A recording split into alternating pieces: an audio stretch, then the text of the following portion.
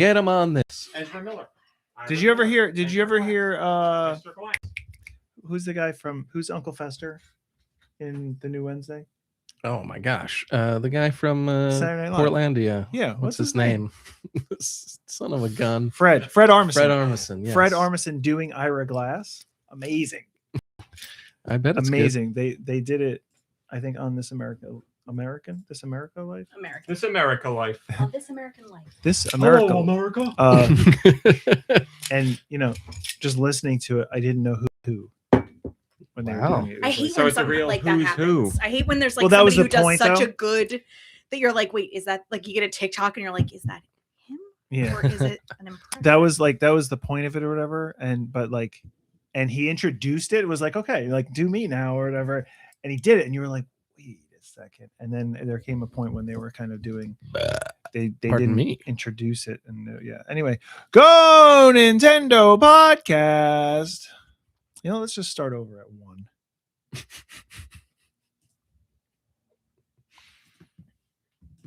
Go Nintendo podcast webisode of 1013, the Sinistcha podcast. Did you 1013? Mom Brain, will you tell us about Sinistcha, please? Hello, everyone. How are you? Fine, thank you. Oh my God, I'm watching the Discord. Sinistcha? Oh no. Sinistcha. You heard about the Pizza Hut? Mom Brain had to talk me off a ledge yesterday about it. Walk me off. I was actually I went out to a ledge immediately when I heard the news. What happened? We'll tell you right after Mom Brain tells us about the Pokemon. Sinistcha. It pretends to be tea, trying to fool people into drinking it so it can drain their life force. Its ruse is generally unsuccessful. Less than an inch tall, just under 5 pounds. Gender's unknown, and the category, of course, is matcha. Abilities include hospitality. When the Pokemon enters a battle, it showers its ally with hospitality, restoring a small amount of the ally's HP. This is the end of the Pokemon section. Here you are, dear. Thank you, Mom Brain. Yeah, it's like welcome. ridiculously Sinistcha small. Denny. It is Is it Denny or Donnie? 0.08 Denny. inches. Maddie Biss says, last week I woke up Australia. So they woke up in Australia. And started Where did they listening go to to the sleep? pod, and the swears and the cusses, I thought I had slept for an eon and the world had gone upside down in a funny way. Nope, just that one episode. But yes, I would imagine if you didn't know the preamble, then it would be pretty crazy. Well, we're back to regular now, so. Old, regular, boring, censored talk. You know us, always censored. Pizza Hut, Nikki Hill. I can see, no, thanks to Closing, 2,500 Jovial Defo. locations? This just says hundreds. I didn't actually click the link because I don't do that. 2,500. I don't click links. I don't go to the actual source. That's why Headlines Google good enough AI for is the best, me. because now you don't even have to go anymore. You just I don't read even like some to do that, information though. that's wrong. I just, I ask Google, hey Google, give me headlines. What's And in it the gives you what's in the AI news? headline, What's in yeah. the headline news? By the way, Alexa, I've heard of her. the new update or whatever, they get Fine. Oh, go ahead. what? Nope. Well, I don't like her. I don't like the voice. That's what I was going to say. If I hear about this voice one more time, Oh. go in and What did I change say? the voice. Once or twice? Twice so far. This Yeah. would be the third time. Oh, So change it. I've said it a bazillion times. No, I'm not allowed to say that. I did it correctly. I said 2 times, and now Um, this would be the third. Can't have thank it both you. ways. Thank you. But no, I asked today. I was just curious because I've noticed that it's gotten smarter. It's learning. And Conspiracy theory Hill. It and would I have said- rhymed it, or it and would I have said- sounded better with his real name. But I said, Alexa, Conspiracy Hill. yes, Nikki.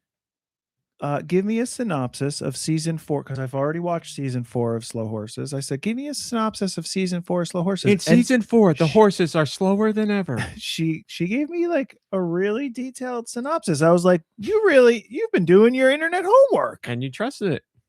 Yeah, I don't like your voice, but I like your intel. I don't do that Google AI. I just asked Alexa to give me a summary of Slow Horses season 4. Wait, why did you want a summary of that? I was just testing her, and she. So you passed. watched season 4? I have. Yeah. Okay.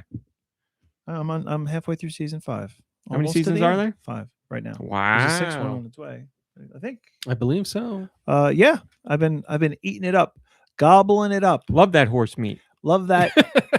Love that Jackson lamb. Delicious. Mom Brain is here. How you doing, Mom Brain? Every time he slips into the shadows, I say that lamb's on the lamb. I'm struggling. I'm definitely struggling. We are in the process of medically supervised tapering of a pretty hardcore medication, and I'm not enjoying it Well, look in the Discord at all. because this will help you. Tony De La Mancha has posted Pepperoni the dog, and it is a beautiful pup. Pepperoni is beautiful. Look at this. Nikki Hill is here. Nikki, how you doing? I'm okay. Nikki Hill's on pervert cam right now. Yeah, watching my dog. She's very upset. There's somebody's selling a house or something, and there's a lot of people on the street. And it's going to bring the property values down. There's just a lot of people on the street milling about and talking. You know, like they're walking. Don't they know there's they're a walking dog towards in the house, and they're just talking like, "Oh, I wonder if there's a dog in that I house. wonder how the carpets are and what the floor looks like in the kitchen." And then on the way back, they're talking about, "Oh, just think about all we can do with this." So she's just like, "Shut up out there! I'm trying to nap." Okay, that's how she doesn't like the activity. She actually doesn't bark. She speaks. Yeah. Hello, Deux is here. Uku. How are you doing? I'm doing well, thanks. Radical Defect says, I do not know the name of my friend's cat, but the friend sent this to me because I'm a huge Duck Amuck fan, and Look at apparently that so cat. is the cat. That's Look at his beautiful. tiny little feet, his Cat's tiny little legs. Standing up on a, that's a piano, right? Yeah. Looking at Daffy Duck. I almost said Donald, but that would be completely wrong. A TV on a piano. That's what I'm seeing. 10 Division. You're right. Some people just wait. We got a switch over to the side there, I believe.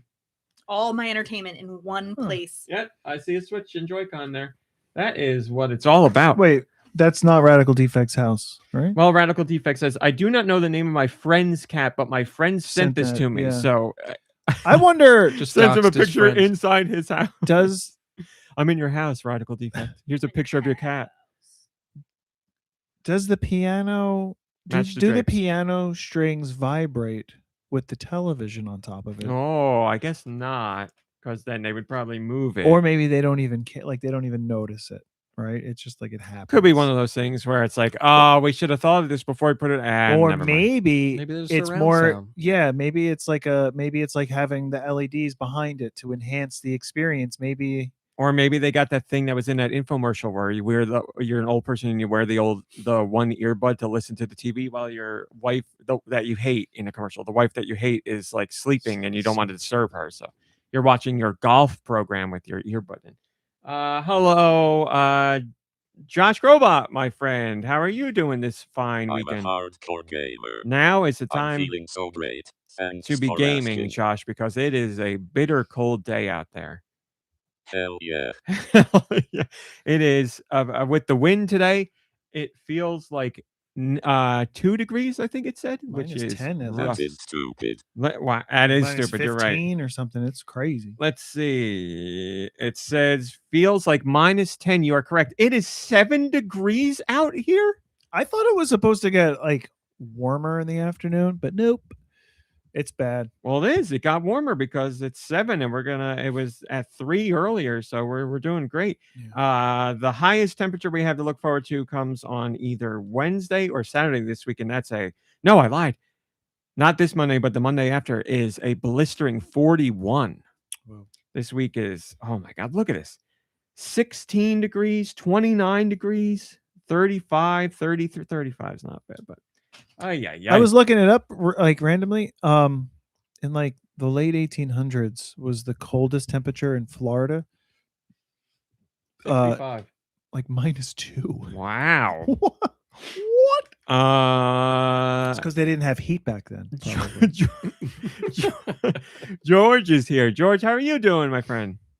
But George, no. How's you all right, George? Yeah. I didn't use I was censored. For I a got week. you. I got you. I'm back, so my voice is getting back into the swing of things. I'm gonna do the lime voice scrub, and it'll make me feel better. What's the lime voice scrub? Oh, don't you know? I don't. Fill me in. Well, you George, your laugh is deeper than your voice, but I like it. George, if you don't want to let your secrets out, you don't have to. It's okay. No, that's Basically probably like just lime juice and you drink it. Oh, I thought it was going to be like rub a lime on the outside of your throat or something like that. Well, you do that in conjunction. Oh, it's okay. outside, Is it like, would inside. it be like lime and salt or something? You gargle it? I don't know. I don't know. I'm not the lime guy. I like limes. No, that's too dangerous.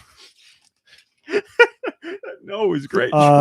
But I did notice too that your limes are uncensored and woo, just showing off all the limes, huh? Yeah, what do you mean censorship's over? I see George I can see let those lime. lines hang in lime. I see those lime nipples and lime beeholes. Yeah, Lime that's nipple. deliberate. Oh, I got you. One side's the nipple, one side's the beehole. Right? Hello, Malik Halo. That's what they call them down at the Grove. Hello, Malik Halo and Maddie Biss and Ice Dilbert and Fluffernutter and Master Koi and Tall Show and Tony De La Mancha and did I say 10 Division? And look at that, Piper, Radical Defect, and Rosalina's a bot. Never mind. What? Nico Bots in Darunia. here? Mama Lena. And Steister and Red Souza and Drake and whoever else I didn't see. Thanks for joining us on this bitterly cold podcast day.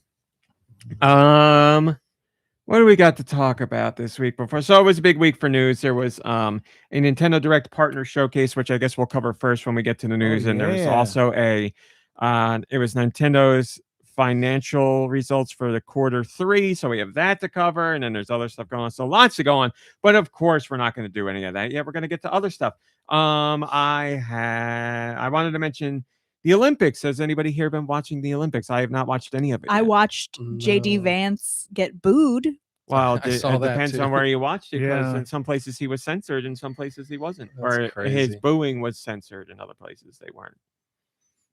Yeah, I don't Lucky it's for us, he TikTok, wears so- his heart on his sleeve or so, or doesn't really show emotion because he definitely emotes is what I'm saying, I guess, because he looked like really sad and depressed when He it doesn't happened. show Like, emotion. his But smile what was I mean like, by that is he very much shows emotion. yeah, he's very open with it, I guess. He doesn't hide it. He was smiling and he was like, Trump was asked about it and he was like, well, he is in a foreign country. And it's like, I'm sure there's a lot of foreign leaders at the Olympics I that aren't noticed. getting booed. Yeah, I saw many other foreign leaders announce, and they were not booed. So I don't know that that's the answer. Believe it or not, I think Trump might be wrong about that. I also caught a couple of TikToks of just people, because he's booed in every country he goes to Yeah. doesn't mean that's how it's supposed Yeah. to work. like a couple of like American athletes who must have been like asked, like, how do you feel about representing America or whatever? And like, they're like, just because I wear the flag doesn't mean I agree with everything that's happening. Yeah. And I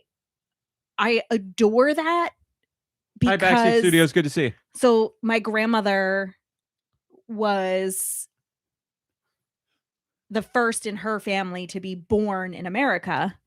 And so like she would hear what I had to say about like what was going on in America, and she would be like, you know, this is just, it's so terrible to hear you say these things. You know, like my family told me like, this is America. You say good things about America. And I was like, Graham, America. this is America. You Grandma. do say bad things about America when you see bad things. That's what America is, right? Like we're all allowed to sort of have our own feelings no and our own, country exceptionalism. right? So I really do love and respect our athletes for, you know, balancing that, right? Because they could be like having to sort of toe the line and be like, yeah, America. They're like, yes, I'm here. Yeah. I'm wearing the American flag.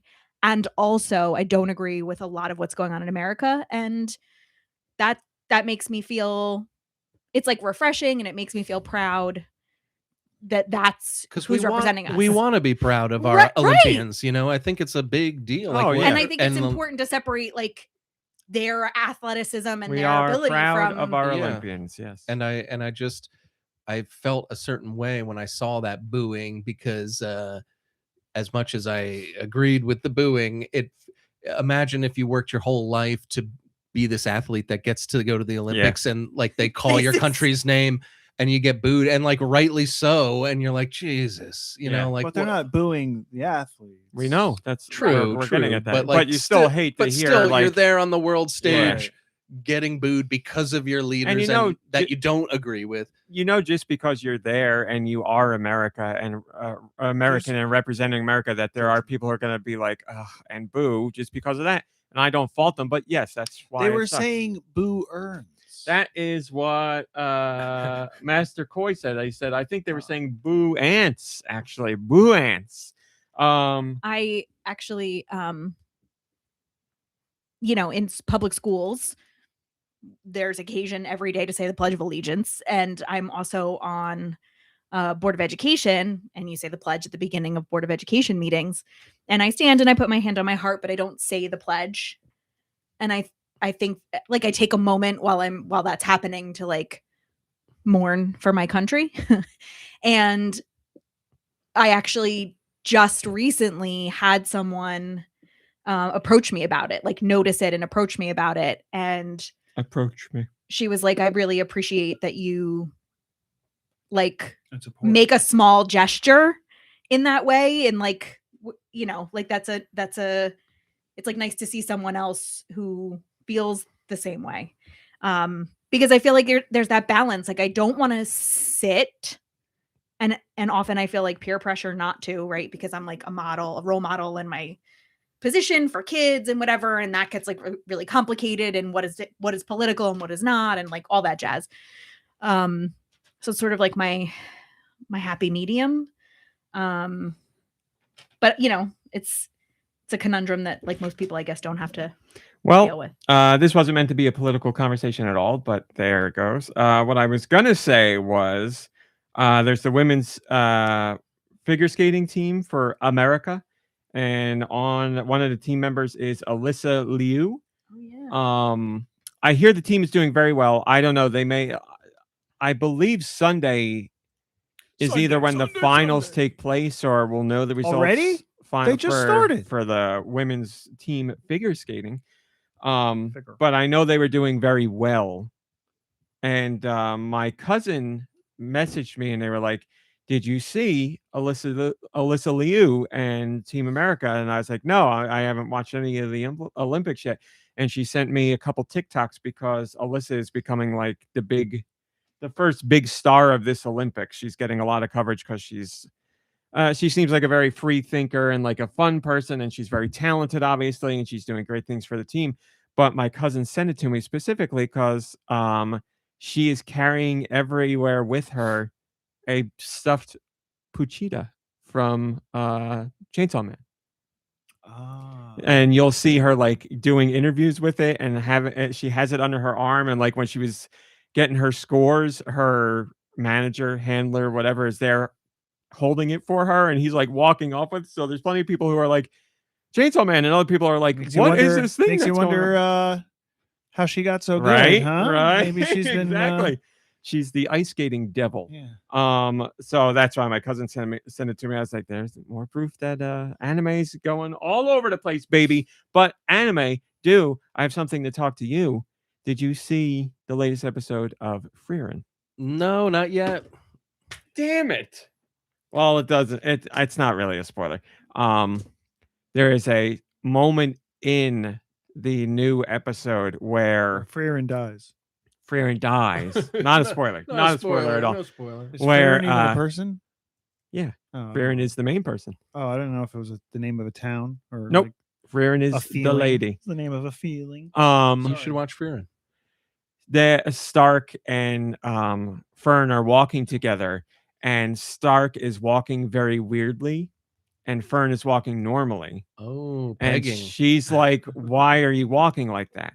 I won't ruin what's going on there, but tight trousers. It is perfect for a conversation you and I have had many times because it is the best showcase of animating on the ones and animating on the threes because they're showing Stark animating on the threes and Fern's animated on the ones. So she's in the same frame. Yes, in the same frame. So you see them walking side by side, and they're doing it on purpose because Stark's walking all weirdly compared to Fern. Man. So Fern's very smooth. I was like, I can't wait for Deux to see this because then I could be like, that's ones and threes. I'll know there. exactly what that means. Well, I mean, you'll know the scene just because they make a point of it. But yes, now you get to see it in action. Yeah, but I'm bummed that I got all. When did it come out? The newest episode Yesterday.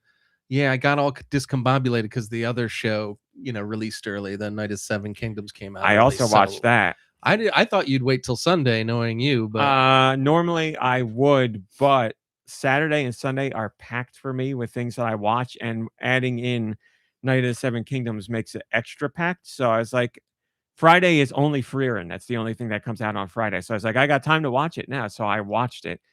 What an episode. yeah, I gotta get on it. I've been like watching them before you even this season until this episode, so I got to get back on Well, it. I'm talking about A Night of the Seven Kingdoms. You watched the newest episode. Yeah. Yes. What an amazing episode. Oh, you liked it. Awesome. I had a feeling where it was going to go, but to see, and obviously you knew where it was going to go, Yeah. but seeing it happen and like that's how the episode ends, I was like, I was on the treadmill clapping as I was watching and like yelling at the screen because I loved it. And I was like, man, and the song choice that they went with, and I was like, I really like the show.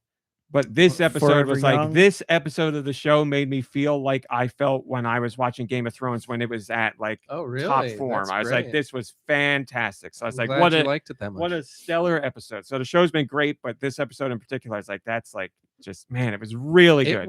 It was packed with a lot of amazing scenes, Mhm. like the scene with him and Egg in the dungeon was very emotional, Yeah. and then him in the rain was emotional. I and would then- say not by far, but by a good amount, the best episode. And it's a show that I've loved every episode. Yeah. So could have it's- done without the fart joke, but whatever. I was going to ask you if that was it's in it. not in the book. Because the show does seem to like its farts. There's farts throughout the show. There's bathroom humor throughout the Right. show. So And I don't mind a good fart joke, but I thought Hey, that Blushing. that moment was like such a huge moment.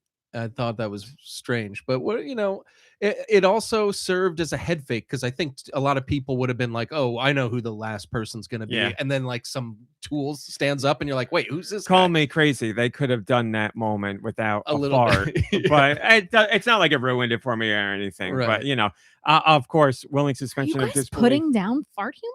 No, Am I no, hearing no. this Not at all. correctly? No, Not no, at no, all. no, no. Certainly not. It's just let's be honest. The fart humor here, really not great. I've seen But much it's- better fart humor, and also willing suspension of disbelief. I'm supposed to believe everybody in those stands heard that fart when that guy stood up. Right. Come on, right? I know I've heard loud farts before, but not that loud. But anyway, I mean, but it's also like in the world of Game of Thrones, right? yes, So It I'd is. expect lots of farting. farting and pooping, and The when they're poop- talking about the Thrones, poop humor is funny. The fart humor has been Also, it's like, the fart sound effect that they went with. It's like canned fart number 3, like one you've heard in every other show before. And it's Was like, it a come on, squeaky, like, man. Like, it's one you've heard in fart entertainment How before. about that in fart fart entertainment. song that had the two of us We're- howling this they're going to week? see that later because I liked it on TikTok. Good Nice. God, is it good? Yes, you'll it's just a song with fart noises in it, but it's a Okay, banger. all It's a right. banger. So yes, Olympics and anime and Seven Kingdoms and all that jazz, good stuff. All right, let's go to Patreon. Mom Brain. Oh, we're going right back to anime. Did you know you could join the GoNintendo Patreon? For $1. For one singular dollar, you get endless entertainment on Patreon. And by endless, I mean one new post a day. But oh my God, this is crazy. The Mhm. thing I'm going to talk about right now, Crunchyroll just sent out a tweet about it. This is nuts. There it is. who's Crunchyroll? Oh, The that's Crunchy the- Place. Who's Crunchyroll? I'm the Crunchy sorry. Place. it does sound like it could be a name in a Discord or something, right? Somebody. Well, I mean, Crunchyroll sent in a question this week. Crunch E roll. I thought they were a patron. Sorry, No, we're not at that point of this podcast yet, and I'm just we I'm are off. not. I'm a bit off. I bet you by the end of the episode, somebody will make a Username. Crunchyroll username. Crunchyroll. Oh well, did you see? Was it Popple sent us a message? Where? When? Oh man, I'm so Discord. sorry. When? Yeah. Sorry. I did not see it. When? Just keep talking. I'll find it. Okay. First thing I wrote about was something I mentioned on last week's show. I don't remember if I mentioned it in the after show or not, but I talked about it because it blew me away. It was a scene in Jujutsu Kaisen where it was the camera angle was set up in a certain way and it was a static shot and it was this one scene alone was rotoscoped for a specific purpose with the scene to heighten it. And it was a scene that truly blew me away, and a show that has gorgeous and very intentional animation and framing.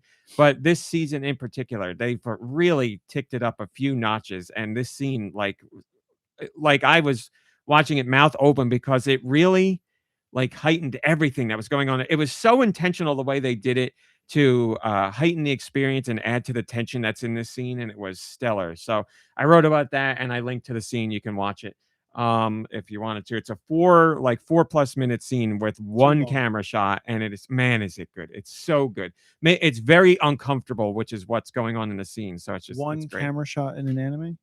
It is one scene, static camera, 4 minutes, and it's the way the episode ends, and it's a very intense scene to begin with. And man, you mentioned it last week. Yeah. So I wrote about that and went into detail and linked the scene. Yes, Popple. So Popple said, "Guys, I took Go Nikki Hill's suggestion and bought GoNintendo.com."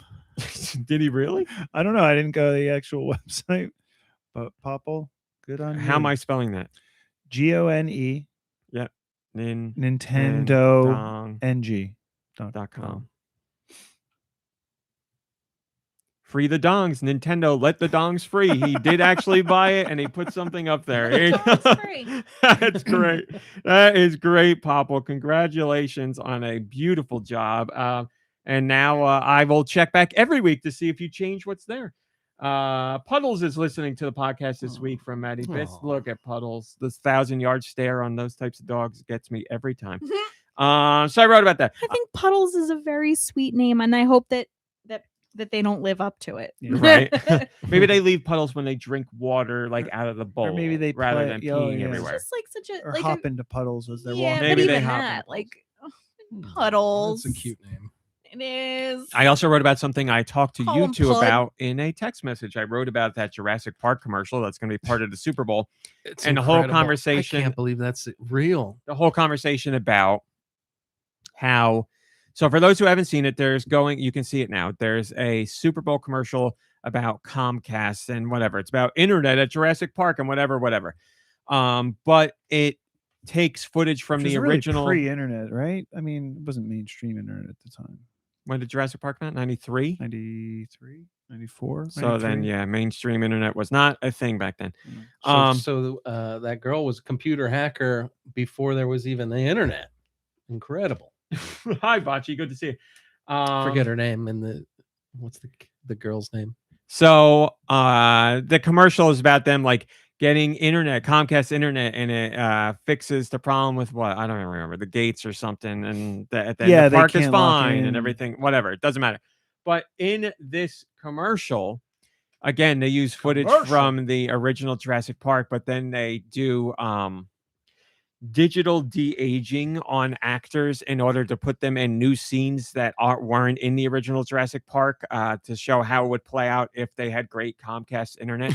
So the digital de-aging for the commercial is particularly bad. Like people, like we know what Jeff Goldblum and all of them look like. Clip of Jeff Goldblum, man, is the greatest clip. I can put that clip in the Discord. We know what they look like. Like it's real that they're doing that. I can't even believe they're doing it. We know what the actors look like, so it's very easy to see when you see these digital de-aged versions that things are just completely wrong. There, I put a little clip in the Discord for you guys. Best clip ever. It's so good. It's so weird. It's so weird with that song, just the song in the background too. I don't know why it works so well. But it looks really bad, and the internet's talking about how it looks really bad. And as I've said so many times before, I really don't care about special effects. It doesn't matter to me one bit. I can recognize when something looks bad, but unless the acting is bad or the story is bad, it doesn't matter at all to me. But I can recognize that this is terrible. And it brings up a conversation that's very interesting because this is, again, digital de-aging done by computer artists, computer graphics people. It's all computer. And we've seen AI right now that looks very realistic and shows you, famous people, actors, celebrities doing things that they've never done. And the videos are so their good. Heads on gorilla bodies, things like that. That's right. Everybody believed that. it's so realistic that it fools many people, and even the people it doesn't fool are like, this looks really good. So there's been so many people who are saying just use AI to do this kind of stuff and it'll look so much better. Now obviously here we are against generative AI and use of AI in a whole bunch of different ways, and I would imagine for everybody at the table that includes special effects. So the question is, would you rather poor quality special effects made by real people who are paid appropriately and get enough time to do their work? Or would you like better, higher quality, quote unquote, special effects that's just AI doing its thing? Like, it's an interesting conversation. Do you remember? I 100% am against the AI for special effects. I just want to put that out there. Yeah. But I can see people saying, when people don't have a dog in a fight, they're like, I want the thing that looks better. So they want AI. But I'm sorry, you go ahead. No, Nick. Yeah, granted, it would probably be pretty hard because this is 30 years after the fact. But do you remember that, like, back in the day when we had a movie of a character that was younger, they dressed them differently and changed their appearance a little bit, and then we see them as they're older and they dress them differently and change and it worked? Like, can't we also do that too, where like you know what I mean? I mean, in certain instances, yes, but in this commercial, no, because they're supposed to be the character in that movie, so they have to look the same and wear the same clothes. Yeah, Like here, it doesn't apply. I just feel like, couldn't we have, I don't know, done a different Or- type of commercial than or like or have them be yeah. their own age and come in and save Just- the internet? Yes. Yeah. I don't even care. You Let's could say have done anything you wanted, like anything at all. Right. I don't care. Just put the actors as they are now in the commercial, Right. like, and have them dressed in what they wore back then. I don't care if they look 30 years old or whatever. Like, that'd add to the charm and the funniness. It kind of of would, especially if they were playing it like they did in Age a Day. It could be fun. It could be Yeah. even funnier. Don't even address it. Or Now anything, it's yeah. funny, and it's not. I don't think it's supposed to be funny. Oh It's yeah. like- Well, it's supposed to be. It's supposed to be funny because of the jokes that are in it. But yes, it's funny for a reason that they never intended, because it looks horrendous in everybody's uncanny valley. But I would still take this over the use of AI, even if AI gives a better result as far as more realistic looking. I still would prefer real people doing the work, even if their work isn't up to snuff because they're not getting enough time or they don't have the right talent or they're whatever the reason. I would still take that. I still over feel like AI. the shot's a little bit wider, throw some makeup on them, whatever, you know what I mean? Like, you could still get away with them being who they are now, and you can still sell it, I think, like the shot of him next to like the giant fence and the T-Rex is like, "Roar," and he's like, Yeah. I don't even remember what he says. Also, That it's a is a commercial. particularly weird scene. Right? It's a commercial. It's quick. It doesn't have to be this like long, But it's a Super Bowl sustained- commercial. But still, it's not like a film, like a feature film. So it's like, all right, a few minutes that you could like. But they're spending like millions of dollars for it too, so they like that automatically, like the corporate mindset is like, it has to be bigger, we have to do all of this and do all of that. You know what we do? Let's go back to Jurassic Park, but like not Scarlett Johansson Jurassic Park. Let's go like the original Jurassic Like, Park. Laura We have the Dern in technology Jurassic to Park. do it. That's why I sent that. It was a perfect thing. That, I thought that to quote send you the sent quote was was- perfect. Backseat Studio says, counterpoint, they got us talking about it, which is what commercials want. I mean, yes, that's true. People are It's talking true. about it, but I can't imagine many people are talking about it being like, I hate this commercial. Now I can't wait to Or- sign up for Xfinity. Right. But yes, they got people talking. So mind share is just, that's where I can't imagine there will be a lot of people who see the commercial and are so annoyed with it that they would not get Comcast. I mean, those people are out there, but I'm sure it's few and far between. But yes, the And point of also, any A lot of commercials, us don't have a choice. We have to Yeah. have Comcast because the that's point of a all commercial is to this- get people talking and to raise awareness, and to go an extra layer deep. It's not like people don't already know what Comcast is. It's one of the biggest conglomerates in the Yeah. world. Like, but anyway, It's a chilling precursor of what we're going to be seeing, because you're just going to Yeah. we're going to be flooded with junk like and this. then look at this. I was going to curse. Look at this stupid shovel with Guy Fieri. Have you guys seen like the teaser for the Guy Fieri commercial? Very clearly, that is just Guy Fieri done up to wear normal clothes and look like a traditional guy. Go look at the comments on that post, and people And are people like, think "No it's AI," and I'm like, "This is not AI. This is the actual Something- man." I saw some. I don't know exactly what you're looking at. I did see something like a couple weeks ago with that. Maybe it Yeah. was just a week. Yeah, that's what I'm talking about. And it looked uncanny valley. Maybe it's just because it's Guy just 'cause Fieri we've never as a seen norm- him look like He's that. Right. like super. He's like extremely makeuped up, and he's wearing Right. clothes that he doesn't usually wear, and his hair is completely But different. there's- Yes, he there's looks different, but it's still very something clearly about his not face. AI. And people are like, "I don't like this AI. Get this. I can't believe Guy Fieri did AI." And now And people are then- gonna and then be there- against him. But those are the same people that are going to go on Facebook and be like, "Oh, look at this old man making bread and nobody appreciates Did you it." see this dog saving this soldier from a burning building? It carried him out by the mouth. Yeah, exactly. Yeah, it's so crazy. But I feel bad for Guy Fieri because from what I know of Guy Fieri, pretty great guy, and he's doing this, and now he's going to be like, Jesus, people hate me now because they think this is Guess AI, what? and I think I'm doing That's- something funny. That's also like that's part of the whole thing, right? Is like to disarm us, and we don't know which way is up, and like I mean, what's you could right go a and whole what's- conspiracy theory. I'm not going to disagree with you on it. I think there is some element Like, to that, when but you have people saying that the news that you're seeing with your eyes is fake. it and all doesn't that matter stuff. because when you have just regular news reports, people don't believe those either. But so. that's still that's part of it. Like Not if- the AI if- part. It's just if- people hear something they if don't you- like and they're like, I don't. That's not true. if That's you fake. make people doubt things for long enough, then they just don't believe anything that they see, even when it's real. And In goes the same some way with- regards, yes. and I now agree. so it's the same thing. So at that point, like, let's drive it home and like shove this stuff down their throats, and then they'll just completely throw up their hands, and then we'll be free to do AI till the cows come home. I mean, what do you mean we'll be free to do it? They're going to do it no matter what. I mean, they're doing it now and people don't want it. And they're the people who don't know that they don't want it, don't even know it's AI to begin with. So it's a moot point the whole way through. What we needed to do was stop when we had those weird ass videos of Will Smith eating spaghetti that everybody knew was fake and could never be thought of as real. Those were funny. That That's should've where been we the should have peak. stopped. That should have been it. That should be a commercial For Barilla. for Comcast. Yeah, for Barilla. But like, Right? but it's like So much real Will Smith eating pasta, like I'm you know not- what I mean? don't- Like I'm the not- opposite. I don't like real Will Smith anymore. Give me Is that why you stopped watching 3 Slow years Horses? ago. Is that the Will Smith? It's not the same Will Smith. Is that a British Like Will one of the Smith? I was producers I was gonna is say, making- Like man, a things really writer. changed after season 2. I'm missing out. No, it was season 1. I kept seeing his name, Will Smith, as the writer, right? Written by Will Smith. It's not the same. That's I like, remember looking that up at the time. That's like what is it on Wheel or no on McCarthy. no on Price is Right?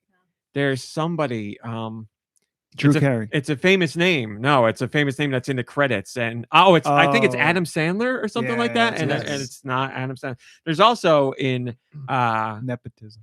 I think it's Price is Right, but it might be Wheel of Fortune. One of the people working on it is Fred Fuchs, which is Fuchs. And every time I read it, I'm like, that's not what I say in my head. But here we go, Tall Show. That's Yeah. what we need back. And Backseat Studios, I agree with that 100%. Carlton was the real talent anyway. Carlton never made it as big, clearly, because we're not even saying his real name, but Carlton never made it as big.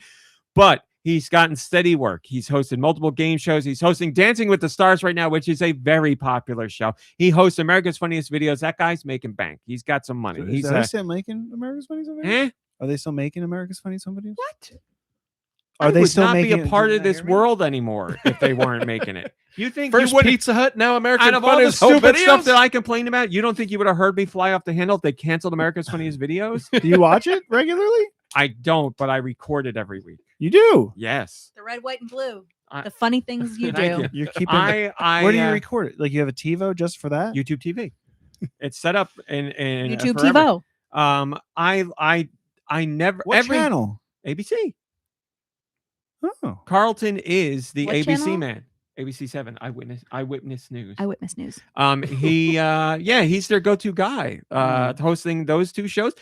He's got to be making. I mean, like, I don't know how much America's Funniest Video pays, but it's probably a decent amount of money. But hosting Dancing with the Stars, he's making bank. I think so. Hosting Dancing with the Yes, Fluffer Stars. Nutter. The agreement for him to host Dancing with the Stars is that they let him host America's Funniest Home Videos. Fluffer Nutter says he's making banks. Oh, that's pretty good. and he seems like a nice guy, and he's great, and he tried to sue Fortnite for that dance, and I think he had a case there, and I don't think he is the one that should have sued because I don't think he owns the dance. I think, whoever owns Fresh Prince owns the rights to that dance. But for him to bring that up as something that should be legally settled, I agree with that. And even though he didn't win that lawsuit, Epic has changed how they handle dances going forward. So it made a difference. So But I the wish he bummer- won, but The bummer is we can't get that dance anymore. Alfonso Ribeiro. That's it's a bummer that we can't get that dance in Fortnite anymore. They took it out of there, right? Did they take it out? They must have if there was a lawsuit and they wouldn't bring it back. Yeah, probably. I'm pretty sure. There's a site you can go to that tells you the last time a dance was on the shop, and I would imagine it's been years since that was there. Blood Ocean says, I don't think a dance can be copyrighted. Yeah, I mean, like, I don't know if I don't know. I mean- literally do not know, so don't listen to me on this at all. But I'm sure there has to be some instance where a dance could be copyrighted, or like Orange Justice. a dance appearing in a show or a movie is part of the rights of the movie overall. I don't know. Again, I'm just off Like, the top yeah, of my was- head guessing. Was he really the first person to dance like that? I'm sure. It's iconic. I mean, I I don't. If you see that, you think Carlton. I believe he was. Yeah, I forget where he said he got it from, but he certainly popularized it. Like when you see that dance, you think Carlton. It's just a bummer that they have so much money and like the money they throw at whatever to get it on there. I mean, they've got everything on there, and they couldn't throw him a few bones to just like keep the dance on there. Come on. But like I said, I'm glad that. I'm sad that happened, and I'm sad he didn't make any banks off of that. I am happy that Epic did change how they handled those things going forward. So a win came out of it. I wish Carlton got a win for it, but again, regardless, a at least he is victory. doing well. He Perhaps. a victory royale. That's correct. So as you can see, we started talking Jurassic Park, and we ended on Carlton, as the way all things go. To be honest, though, even if they did have the dance in there, still, I don't want to say it's nothing without, but it's certainly missing something if it doesn't have the Tom Jones behind it. I'd say without that music, it is unusual. Okay, yes. So so basically, if it were in the shop, I still wouldn't be buying it only because of that You aspect. need the song. You need the song with it. The song, yeah, they are synonymous. They one makes the other better. Yeah, exactly. That's Oh, what it there was. you I like go. Halo. Yes, there you go. yes, The yes. boss. Never mind. I'm gonna bite my tongue. The 'cause I streets don't of need to say anything. Minneapolis. Moving on, I talked about Stranger Things Tales from 85 because we got the first full-length trailer for that. The show comes out April 23rd. It is an animated show on Stranger Things. It takes place, I believe, in between season 1 and 2 of the series. So as far as I know, it is canon. The cartoon characters look like the real-life actors, but they are Yeah, not voiced look by like- them. They are voiced by, children, except unless, if they're Hopper or whoever.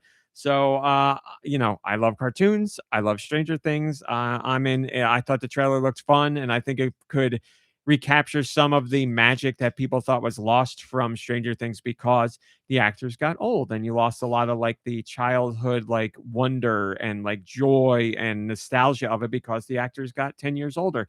So when you have a cartoon and they are kids and it allows them to do more whimsical things or nostalgic things, then I think that could play into at least part of what some people felt was missing from the more recent season. So we'll see, but I'm going to be there. I'm day sure one. no one will complain. Well, I'm sorry to say this, but don't go read the comments on YouTube because people were complaining. Wait, so the adults like Winona and Hopper, are they voicing their characters? No. So As far as I know, none there's of them are. none of the regulars. Their likenesses are there, but they are not voicing. They had to actors. save a little bit of money, I guess. I would imagine that it's the case. Yeah. It obviously will be a lot cheaper. I don't know, how much it costs to do the likenesses, but maybe that was already factored in. I got no idea. But yes, I bet you $1 million they which I don't have, that that they own all their likenesses from I the would first imagine, season. yeah. I mean, come on. I would imagine. I don't know Because about they were all nobodies too. It would be Yeah. so easy to just be like, yes, you are ours exactly. now. I don't know about in perpetuity, but for a very long time, I'm sure. Yeah. But yeah, I thought the trailer looks fun, and I will be there to check it out. I like Stranger Things and I like animation, so I will give it a shot. I also wrote about Overwatch because Overwatch is going through a renaissance. Blizzard said they were going to make some big moves with Overwatch to get people back. Big 'cause jobs. people are still playing Overwatch, but not like they used to. And Blizzard wanted to address that and woo people back. And they said they had a big presentation coming up to showcase what they've been working on. And that is what they did. And they showed off a whole bunch of stuff. From an outsider looking in, I can say that one of the big things I saw Overwatch fans talking about is how all the lore and the storyline stuff was pretty much abandoned, and people really liked that stuff, and it kept them going back to Overwatch because they liked learning about the lore and figuring out what was going to happen and debating what was going on in the story and stuff like that.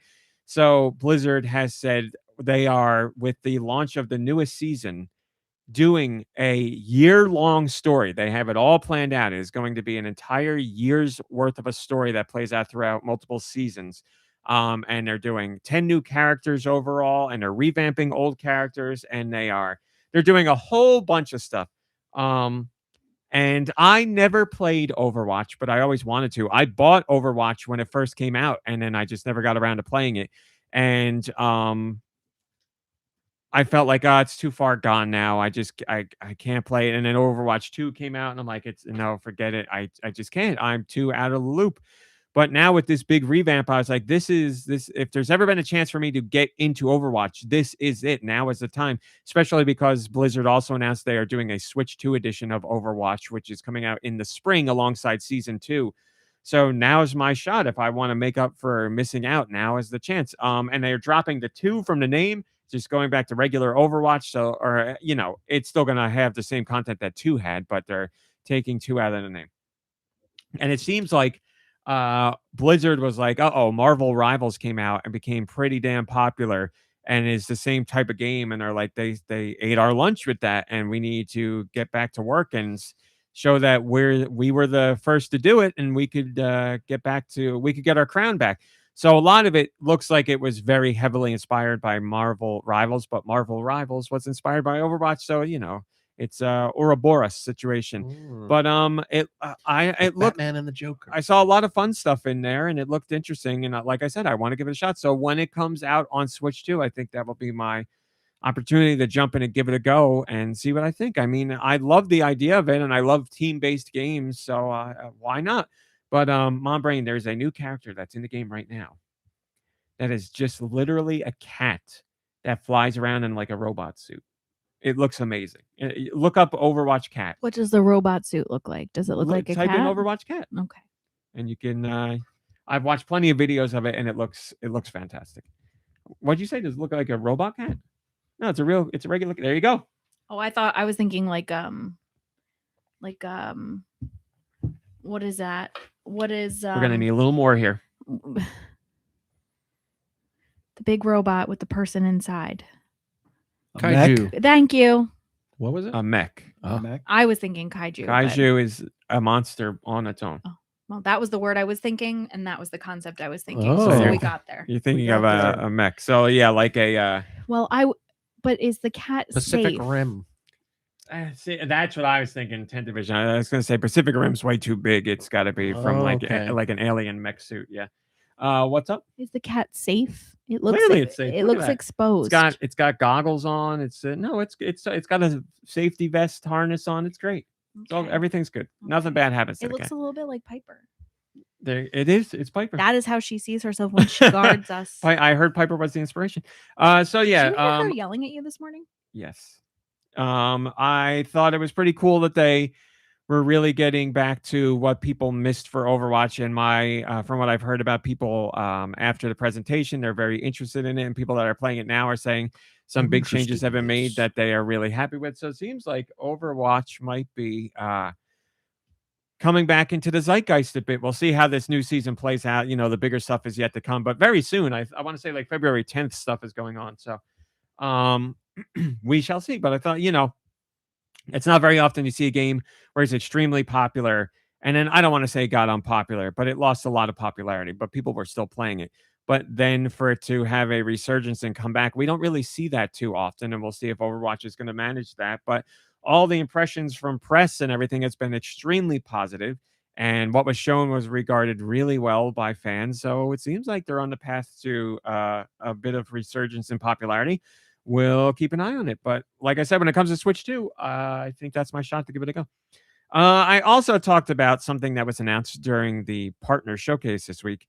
Hamster, which is the company that does arcade archives, and they've done like the Neo Geo archives before, where they're releasing specifically Neo Geo games for consoles, modern consoles. And they still do arcade archives every single week. Nikki Hill will be saying one of the arcade archive releases later. Now they announced console archives, which is a series of games that released on consoles in years gone by, and they will be bringing them to modern platforms, specifically the Switch 2 and the PS5. Available right now on Switch 2 is Ninja Gaiden 2. Dark Side of Chouse.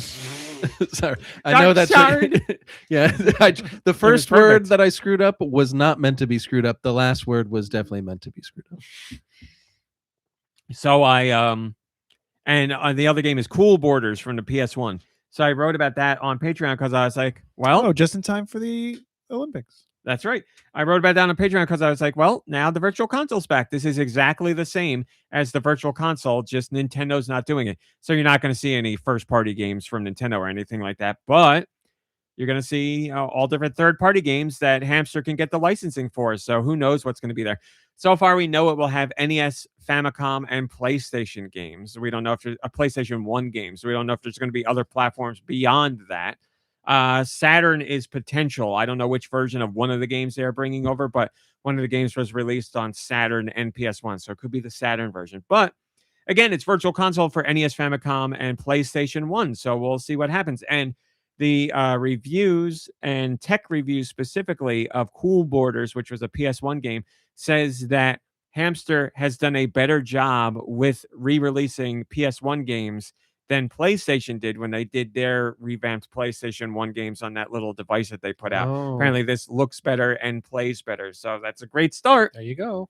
Did you play Cool Borders back in the day? I did not. No. I remember seeing it, and I remember it being on a demo disc that I never got, but I remember seeing it a lot on a demo disc in one of the magazines, and it was at the rental place. I just never picked it up. Do they specifically choose games that had like a very like the because of their following? Are they like culturally relevant or important? I can't for tell you. something? I don't know what that is. I guess they have a list of, you would imagine they have a list of games that are like ones that they want, but then they also have a list of games that are like viable by companies they actually have relationships with, because again, this is Hamster and they're putting out Ninja Gaiden 2, so they got some sort of relationship with Koei Tecmo, which opens, so like I would imagine any Koei Tecmo game is going to be at least potential for it to re-release through console archives.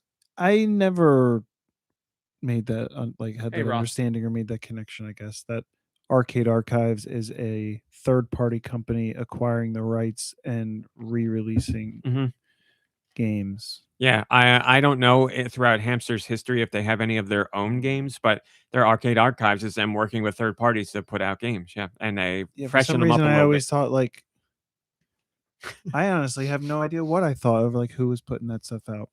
Well, it's Hamster. Hamster Corporation. I feel like there's like I just had this understanding in my head that like all legacy consoles have like this agreement that like, hey, we'll put this out. I don't know. I have no idea. No, the Hamster's going to these companies and talking to them to try and work a deal. And they've done through the Arcade Archives releases, they have over 500 games out there, and they've worked with like Taito and Konami and Bandai Namco and And are these ports that they're making then?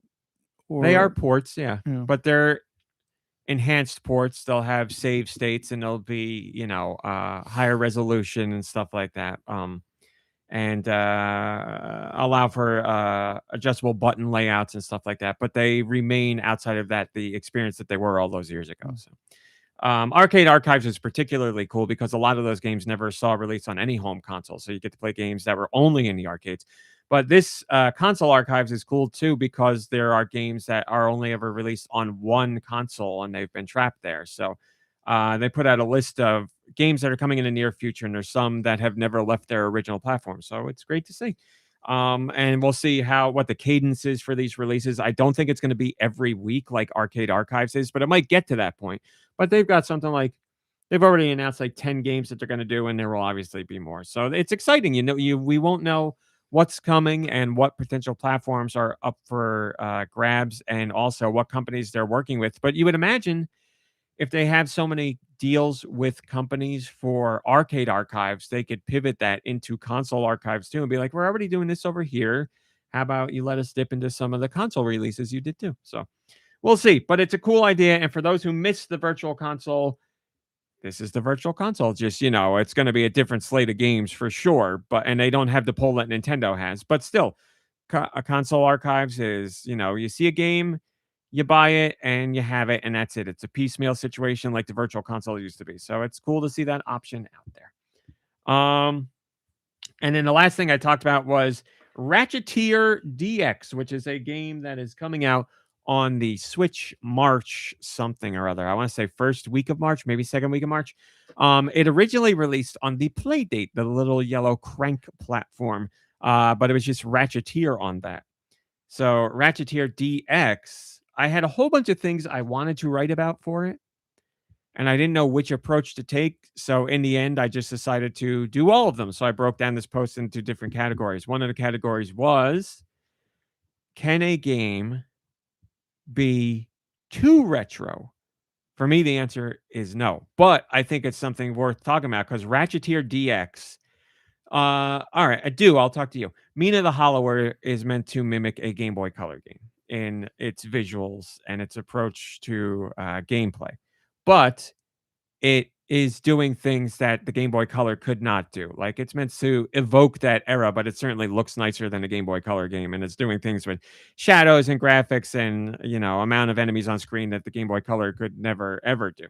Whereas Ratcheteer DX is very much closer to what the Game Boy Color was actually capable of. I don't know, technically speaking, if the Game Boy Color could run it, but I don't see really anything that would indicate that this would not be possible on an actual Game Boy Color. So it doesn't look anywhere near as nice as Mina the Hollower, but it looks nice for what Game Boy Color looks if you played those games. So I was thinking you when I wrote it, because I was like, is this too far in the direction of actual old school graphics? Like, this looks like a Game Boy Color game, actually. Is there such a thing where it's too far in that direction where some people would be like, no, it just looks too old? You could look up what the game looks like and give me your opinion, but I don't know. I think this approach. What's the game again? Ratcheteer DX is the game. Coming to Switch and Steam March something or other. But I, as someone who loves all graphics really and graphical approaches, I like the slavish approach to Game Boy Color and what it was possible to do on that platform. But I could see some people saying this simply looks too old for me. And then especially if you're playing this on a TV, you're going to blow up graphics that are meant to be viewed or originally intended for a portable screen to, your 52-inch TV in your living room. And it's going to look extremely blocky and extremely pixelated. And that might be just too much for some people. You could play it on the Switch screen or Switch 2 screen handheld, but still be bigger than would be a Game Boy Color screen. So I would imagine for you, it's too far down that road of retro. I can, me personally, if the gameplay is there, I can overlook that stuff, but I have to have the game and have access to play it, because there's no way I'm going to look at that and be like, let me spend money on this to find out for myself. So for me, it's kind of a turn off. Plus, I never had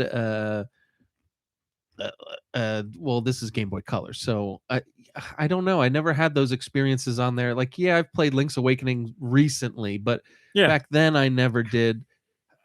And that's like, I don't know. I can't really explain it. For me, it would be kind of a big hurdle, if not a roadblock, which is sad because some of those screenshots looked pretty cool, actually. But yeah, it would have to. For me, it would depend a lot on the gameplay. For Mina the Hollower, I've played the demo, and even though it looks old school, like you said, it doesn't really play old school. Yeah. And that's one thing that really helps me. So I'd have to get my hands on this, But the problem is, how am I going to get my hands on it without buying it? And You can I'm play it here. probably not going to do that. Well, Ratcheteer DX gameplay wise, which I also wrote about, is extremely close to Link's Awakening or Oracle of Ages and Oracle of Seasons. It's a top-down, old-school Zelda game with dungeons and puzzles and that kind of gameplay, same kind of combat and everything. The big difference is you do not have to go to a menu to swap out the things you want to use. You know, like in Link's Awakening, you have to go B and A and swap in and out what you want to use. Right. This game makes use of all the buttons on the system. So you'll get items and the X button does something, A does something, B does something, shoulder buttons do something. So you won't have to go into the menu and do all that. So that's a quality of life feature that is I don't even want to say just a good decision to make. It should be made nowadays. If you're going to make a brand new game, you can include it as an option where you have to go in the menu to change for those who really, really want that old school experience. But I also think you should give the player the option of, okay, every button can be whatever you want it to be, rather It's than a having to go quality into of the menu. life thing. Yeah, so it is in there. But yes, it plays just like a Legend of Zelda game of that era, and I obviously love Zelda, so I'm all about that. You didn't play it on the Wonder Boy? What's it called? The little crank? The Playdate. The Playdate. The Wonder Swan is a device. The Wonder Ooh. Boy is not, but the Wonder Boy is a game franchise. No, I didn't play it on Playdate because I didn't even know it existed on Playdate until the DX version came out, and the developers got in touch and they're like, "Do you want to play it on Switch?" And I was like, "I would love to play it on Switch." So I'll be playing it there. I also wrote about one part of the game that I'm not sure about. So what you see in the trailer makes it clear that this game plays a lot with light and dark, which is in Zelda games too. But here specifically, you're walking around in environments that are not lit well, and you have to go around and do your Zelda stuff in dimly lit areas. You might go into certain scenes that have more lighting than others, but a lot of them you have you have a lantern that's constantly out, and you'll have like a cone of light around you. And, again, it's very much like old school Zelda where each screen is its own, like a tile. You move screen to screen to screen. So everything on a screen is one part of a giant map, but your range of view is limited. As you can see with Ice Dilbert, they posted a little video. You can see what the lighting looks like exactly. You can see how there's dithering for the dark areas, and there's things that stand out. Like you can see little bits of what is in the environment, but some scenes are brighter than others. So like even if you're in dark scenes where you can only see the cone of light around you, you can still see like dots for what's representing land and water and stuff like that. So I said, everything right? I said, I don't know if that's going to bother me or not, because I like when a game maybe uses darkness as a mechanic for like a particular dungeon or a particular area, but for it being an entire portion of a game. Dark Metamorphosis. Right? I don't know how I'd feel about that, because usually when I play a game where you have a dungeon that's in the dark or a portion of the game that's in the dark, I'll do that and I'll appreciate it, but I'll also very much enjoy when it's over and be like, now back to being able to see everything.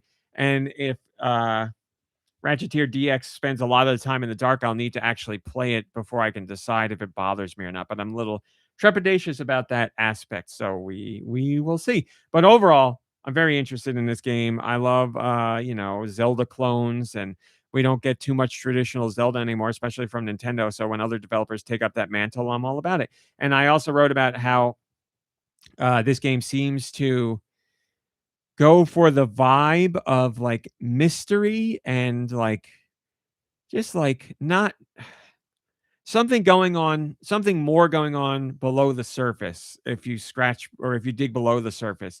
So like Link's Awakening is very much, it's a Zelda game and you got something to do and you go fight the big boss, blah, blah, blah, all that. But there's a certain other vibe, aspect, mystery to that game where something's going on, and it gives it a whole unique atmosphere that I found really enticing. And years later, we found that the developers were very, very, very inspired by Twin Peaks when they made that game. And I'm like, oh, this makes perfect sense now. You can see how all these elements come together. So a lot of games had that. The first thing you have to do is go talk to an owl.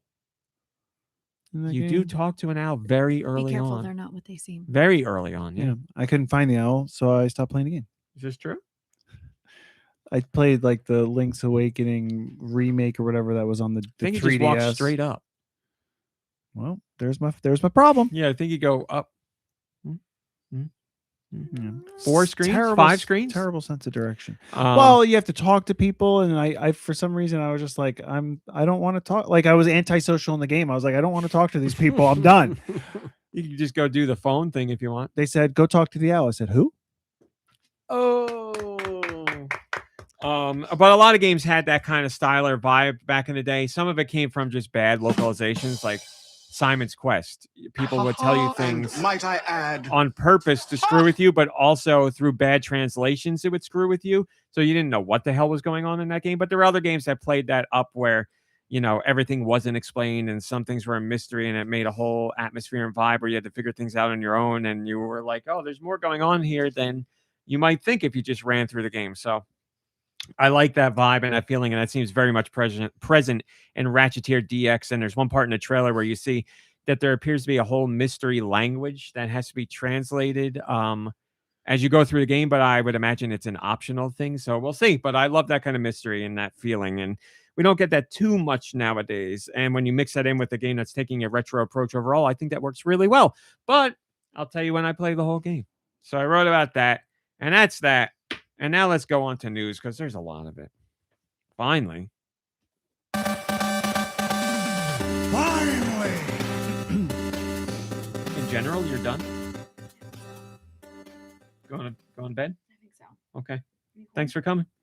Did you My say me pleasure. cool? Me look. Me cool? Me look. Nice. Do either of you two get the orb lady, orbology on TikTok? No. No. There you go. You're in good company. It makes me sad that I don't. I get this lady on TikTok. Her name's Christina something, but she's an orbologist. I don't know what that is. I'm pretty sure she made it up, and it's just a character she does. But she's got a very specific style of videos, and I get her all the time on my TikTok. And it's like a little group that people are in, and Mom Brain desperately wants to be in it, but she never gets the lady's TikToks, and I can't send her one because she wants it organically. And I've been getting her for like a all month. Night, I got have you been Nice. scrolling like 2 or 3 times and still nothing? Hi, I Darmani, put good to see you. limits. I had to put limits on my apps. Did it work? Sometimes I ask for an extra 15. May I ask why you had to put limits on? I'm not saying it's a bad thing, just being nosy. Because when I'm scrolling, I just lose track of time, and Oh. I need that reminder. It's time traveling. And then when it reminds you, you're like, a little bit more. No, I mean, well, There you go. It's a whole every show. once in a while, like I'll hop back in, but but because I have to actively Yes. bypass that, I'm more aware of it. Mhm. Mhm. Not knocking. your problem is, decision, so I was like, just asking about it. my phone is telling me I'm using, like, I'm on like screen time or whatever for like 9 hours out of the day, almost every day. That's an average, right? They say. But that's also because like I'm on the treadmill, I'm watching a show for an Yes. hour and a half. Yeah, if they count that as screen time, then Or if I'm doing the dishes, I throw something up on YouTube, like I'm watching like Yeah, I don't think that counts. Yeah. well, it does in the screen No, I mean, time. yeah, I mean, I don't care about that. Or I'm I talking drive about you. somewhere, I throw up the maps thing, and then while I'm driving, I go on YouTube. No, but well, sometimes I do. I'll put on YouTube videos and I'll listen to them, like I'm not watching them. You're a premium member. Am I? No. What do you mean? Oh, so your screen is on. It's the whole on. time. Oh. That's why it adds up, but I'm not watching it. Like it's Get that out. I want to make that clear. I'm not watching the YouTube videos. I'm listening to them. But So what it's telling So it you is all your adds screen up. time isn't actually real screen time. I mean, it's phone technical screen But- time. of that, there are times when I'm on social media things and I'm on there for far too long, in my opinion. And Mhm. so I'm just putting limits on that for myself. Yeah, like I said, I'm not knocking it. I was just being nosy. There you go. That's Nicky Hill. That's what he's doing, watching Oh YouTube my on his phone, and that's what happens. All right, let's do the news because again, it was a big week. We will go in order of the news as I posted it. And first, oh, you know what? No, I lied. We're just gonna do the Nintendo Direct Partner Showcase first because that's what we usually do. So, as you heard, there were rumors of two things: a Nintendo Direct partner showcase and a traditional Nintendo Direct. And this week, one of those rumors came true. We had the partner showcase. So that means the other rumor would be the traditional Nintendo Direct coming. There's no official date for it, but rumor has it this coming week. And with the way Nintendo has been coming this week, announcing things on social media as they usually do when they have a stacked Nintendo Direct, we've had the no, don't do it. We've had the partner.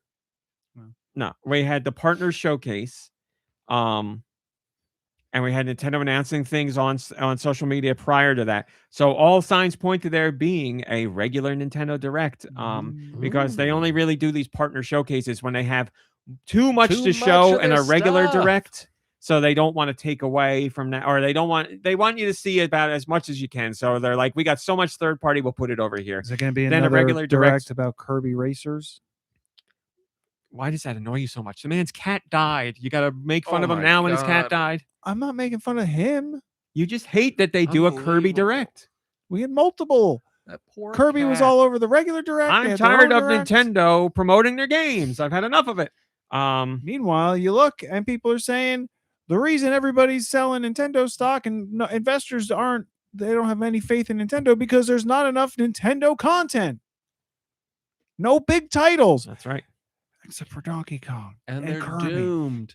And Except no one's for, buying yeah, the Switch 2. I mean, we have all And the Metroid. we Like, have all the sales report data just coming say later. because there's no Mario or Zelda currently. Like, just say it. This is a whole problem with people not tied to video games in general, but entertainment as a whole. People cannot differentiate between they don't have exactly what I want versus they don't have enough of everything. Right. Because they don't mean they don't have enough of everything. They mean they don't have exactly what I want when I want it. Because there's a big difference between the two. But Meanwhile, people when they cannot see do past put out their exactly own what you goddamn want or what they want, preferences. then they consume it all in one shot, and then they wake up the next day and say, "Give me more," as if it doesn't take like 6 to 9 years or whatever to make And it. we have more games now than we've ever had before, no matter what platform you Yeah. had. There is so much to pick from. I understand as a Nintendo fan, you want first party stuff. I get it, but we're getting first party stuff every month, every other month, and it may not be, if you're a Mario fan, you want the next Switch 3D 2 Mario. It's not is there not yet. even a year old, right? That's correct. Came out in I June. mean, Metroid 4 came July, out August, came out Switch 2. September, Like October, there's a November, version December, for each January, February. one. Well, It's a long Donkey time already, though. 8 months. It's crazy, right? did Donkey Kong Banana is July. that only Switch 2? Yes, But Metroid Prime 4 is not. that is correct. And But Hyrule Warriors Kirby is, Racers and Kirby Air Riders. They gave you a whole direct and you can't get the name right. Kirby Air Riders is only Switch 2. Hyrule Oh, it Warriors is. is only Switch 2. Hmm. Yes. Yeah, but that's not first party. Kirby? Hyrule Warriors. I mean, Koei Tecmo develops, Yeah. but yes. And people are like, Hyrule Warriors didn't even sell enough to make the million charts. I can't believe people shared this. Either they're being disingenuous or they're just ignorant. That is reported by Koei Tecmo, not Nintendo. Koei Tecmo reports that. And we already know it sold over 1 million because Koei Tecmo told us a month ago it did, or 3 weeks ago that it did. But anyway, a partner showcase. What did they talk about? They're partners. They started it off with Orbitals. Sorry, Deux. He stole your thunder. Sorry. It's okay. I didn't you- remember the name. Are you anyway. interested in it? I thought you were not. Looks cool. Okay, you are. See, I wanted to ask these questions, but you ask them, please. I mean that. Question. What you were just asking. I him. just asked if he didn't. He I asked thought, him, I thought Because it originally seemed like when it was yes. originally released, you Yes. were not a fan because it was Exactly. very animation related. I like the animation. I didn't like the voice acting and the way it was marketed with the person being like, "You're a then cartoon world," and like I don't like that. But like when they started showing the gameplay, I was like, "Oh, this looks like a fun 2-player game, and the animation looks awesome." But that's how they looks talk like a in the- Studio Ghibli. Yeah, like this when they showed like the story beats, I was like, "Well, that's gonna be not for me," but it'll be fun to play it with a friend and like I'll be making fun of it, and they'll be sitting there silent, stewing, wondering why they're playing a game with a ignorant jerk. I'd have to go back and look at the original trailer because I don't remember how much character voice acting they showed. I know they had the narrator. I feel but like I honestly don't remember. I want to say the original trailer had like more of like a cutscene, right, involved or something. I don't know. I really don't Or we remember. could go back and look. I mean, it also the whole thing looks. But like anyway, looks like it's like a cutscene. You made my day because you sent me that text, and I was like, "Oh, I thought he didn't like this game, but now you wanted to play it." So I was worried that you might have had somebody else in mind to play with because I didn't hear from you after the direct. Well, after the first time we talked about it, it seemed like you were very against it. But I thought more about it, and I was like, you know what? He probably just thought I wasn't going to be interested. Based on what you said, yeah, I was like, yeah, that's because I saw that trailer and I was like, this looks awesome, and I bet none of my friends are going to be. Honestly, you're not included in that. I'm not a friend. Good to know. Not what I meant. You were not included. Someone who I thought would not be interested in it based I'm on its interested in visuals. it, but like I just don't. My life is not like I'm not on the same clock as you. Or I also don't play as much for Frankenstein some reason. hours. So yeah, I don't know when that would ever happen. Plus, we also have Super Chariot to still finish. We started that theme twice. Well, it's still there, and I do like that game. All right, so here's what I talked about. They opened it up with Orbitals. Yes, another look at Orbitals, which looks. Isn't that the drink with the little bits in it? Orbits. Yeah. That looks like that's one of my most anticipated games. Easy. Because obviously I like anime. I really like retro style anime. I love co-op games. I love platformers. I love puzzle platformers. It's everything all in one. I'm all about it. It looks fantastic. And obviously it uses game chat, or you can use game chat when you're doing it. So that helps facilitate everything that much easier. It looks stellar. It is a Switch 2 exclusive. And we found out it's coming out in summer. Right? They just said summer. They didn't say any more than that. But anyway, I'll go down the press release as it. I think they said lists games. some are going to play it, some are not. We also got another look at Indiana Jones and the Great Circle, which I'm glad that's coming to the Switch too. We got a release date for it, so we knew it was coming, but now we got a release date, May 12th. And if you are a physical game fan and you don't like game key cards, this is your game because it's coming out May 12th physically and digitally. And this is not a game key card. This is a traditional game card. So full game on the card, which is actually better than the other platforms because I believe those are download. You just have a disc, but you got to download. So Bethesda on this one is going all out. On other ones, they are not. But on this one, they are. So I've still not played that game. You have not played that game. Yeah, I really want to play And we have platforms we can play it on, but we haven't. But I do want to play it. So. Bethesda. That was like the end of the thing, right? Bethesda was the end of the partner direct. Yes. That showcase. Sorry. That caught me off guard that he's standing in front of like a green screen of their office or whatever. I was honestly, that a green screen? It definitely wasn't actually in the office. I'm pretty sure. I mean, I didn't think about it, but it didn't. Now I want to go back and look. I wonder if they're just so busy that there's never a moment in the day or night that like they can go in there and shoot this where people aren't there. But I was just like, guys, what? Why? Like to me, it looked like an episode of what the hell is that game called? That game show again? Man, what's it about? Where they go into the game at the end. Nick Arcade. Nick Arcade. It looked like an episode of that for some reason. I need to go back and look. So obviously when I'm covering a direct, I'm not really looking at the screen. I'm just listening because I'm covering it. Thank you to Quince for helping me out on that, by the way. We were doing pretty great, and then Nintendo did one of the goddamn sizzle reels, and it's like boom, boom, boom, boom, like 7 games in a row. And he was like, he froze up and I froze up, and I'm like, I'll just make a list and we can cover them afterwards because it was like 7 games in a span of 30 or 40 seconds. I was like, and then the Bethesda stuff happened, and they were like, "Here's 4 more games." And we're like, so you didn't get a chance to watch all the Resident Evil footage they were showing? No, with like the worst aim ever on purpose because they can't have like blood or guts. I gotta say, I don't understand why this is being talked about now because this has been a thing in direct for like years and years now. Like they do this with all their directs. I guess just people in particular. I just noticed funny. This is a thing. I didn't even. Yeah, this is all direct. I just for once in my life noticed it. I don't know why, If a because I'm game- interested in Resident Evil. So I was like watching it and I was like, who do they have playing this game? The If a guy's game terrible. has blood and guts when it comes to a direct, they don't show that content in the actual direct. They purposefully miss shots or aim away from characters and stuff like I mean, that. I totally get it. It didn't bother me. It doesn't annoy me. I saw so or many bother me. articles about this one. So something about this in particular, I guess it was very egregious that the person playing was missing, and it just. I mean, it was like watching, I don't have a little brother, but it'd be like watching your little brother or your girlfriend play or something and be like, what the heck? Well, you're not the only one that brought attention or noticed it because, like I said, it was all over the place. But anyway, May 12th for that one. Fallout 4 Anniversary Edition is coming out February 24th. So, couple of weeks now. If you are getting Fallout 4 Anniversary Edition on Switch 2 digitally, February 24th. If you're getting it physically, that's April 28th. But I want to say this. Physical is not game card. Physical is not game key card. Physical is the dreaded code in box release, which we saw plenty of during the Switch era. But for some reason, we didn't see the level of complaint about it like we do game key card. But code in box, so you ain't trading that in at all. Just a piece of paper in a physical box for that one.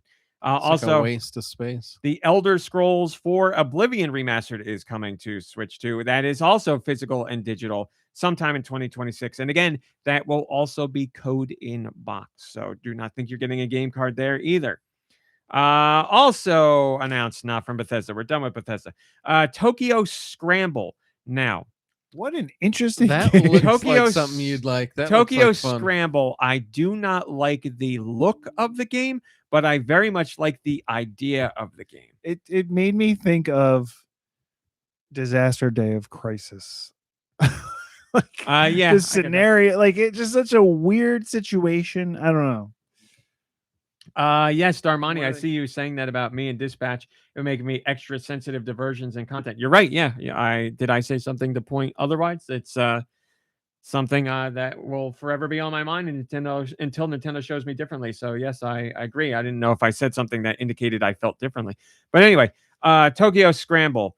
Life or death struggle begins deep below Tokyo, where clear thinking and split-second decisions could make all the difference. You play as Anne, a survivor who finds herself in a Oh, network of forgive me. subterranean caverns overrun by It's a different one. I was thinking. Xeno, mysterious creatures that Yeah. resemble dinosaurs. Yeah. I mean, It looks ridiculous, but I bet you it's fun. I bet you there's some fun to it. when I was covering it with Quince, I was like, we were talking about the game as it was going on, and I was like, call me crazy, but I think these are dinosaurs because I kept calling them Xenos. I was like, Well, look there's like different, dinosaurs. like they're like they're different kinds of monsters though too. Mhm. Like there's a lot of different shapes and stuff, but definitely dinosaur is one of their shapes or one of like their species. or Thank you, something. Tendivision. Not dinosaurs, Xenosaurs. You That's guys correct. dig up Xenosaurs? So yeah, this is what Game Share. You can do 4 players to team up locally or online and use Game Chat as well. Yeah, I mean, I would you know what? Let's go see how much this game costs. Because I watched the trailer and I was like, I really don't like the visuals of this game, but I really like the idea of this game. And I was like, I wonder if my friends would play it. And very it quickly Tokyo that idea Shuffle? left my head. Tokyo Scramble. Yeah, that's what I was thinking. I thought the same exact thing. I was like, this game looks like it $30 came out 15 years ago graphically, but it looks like it could be fun and it's ridiculous looking.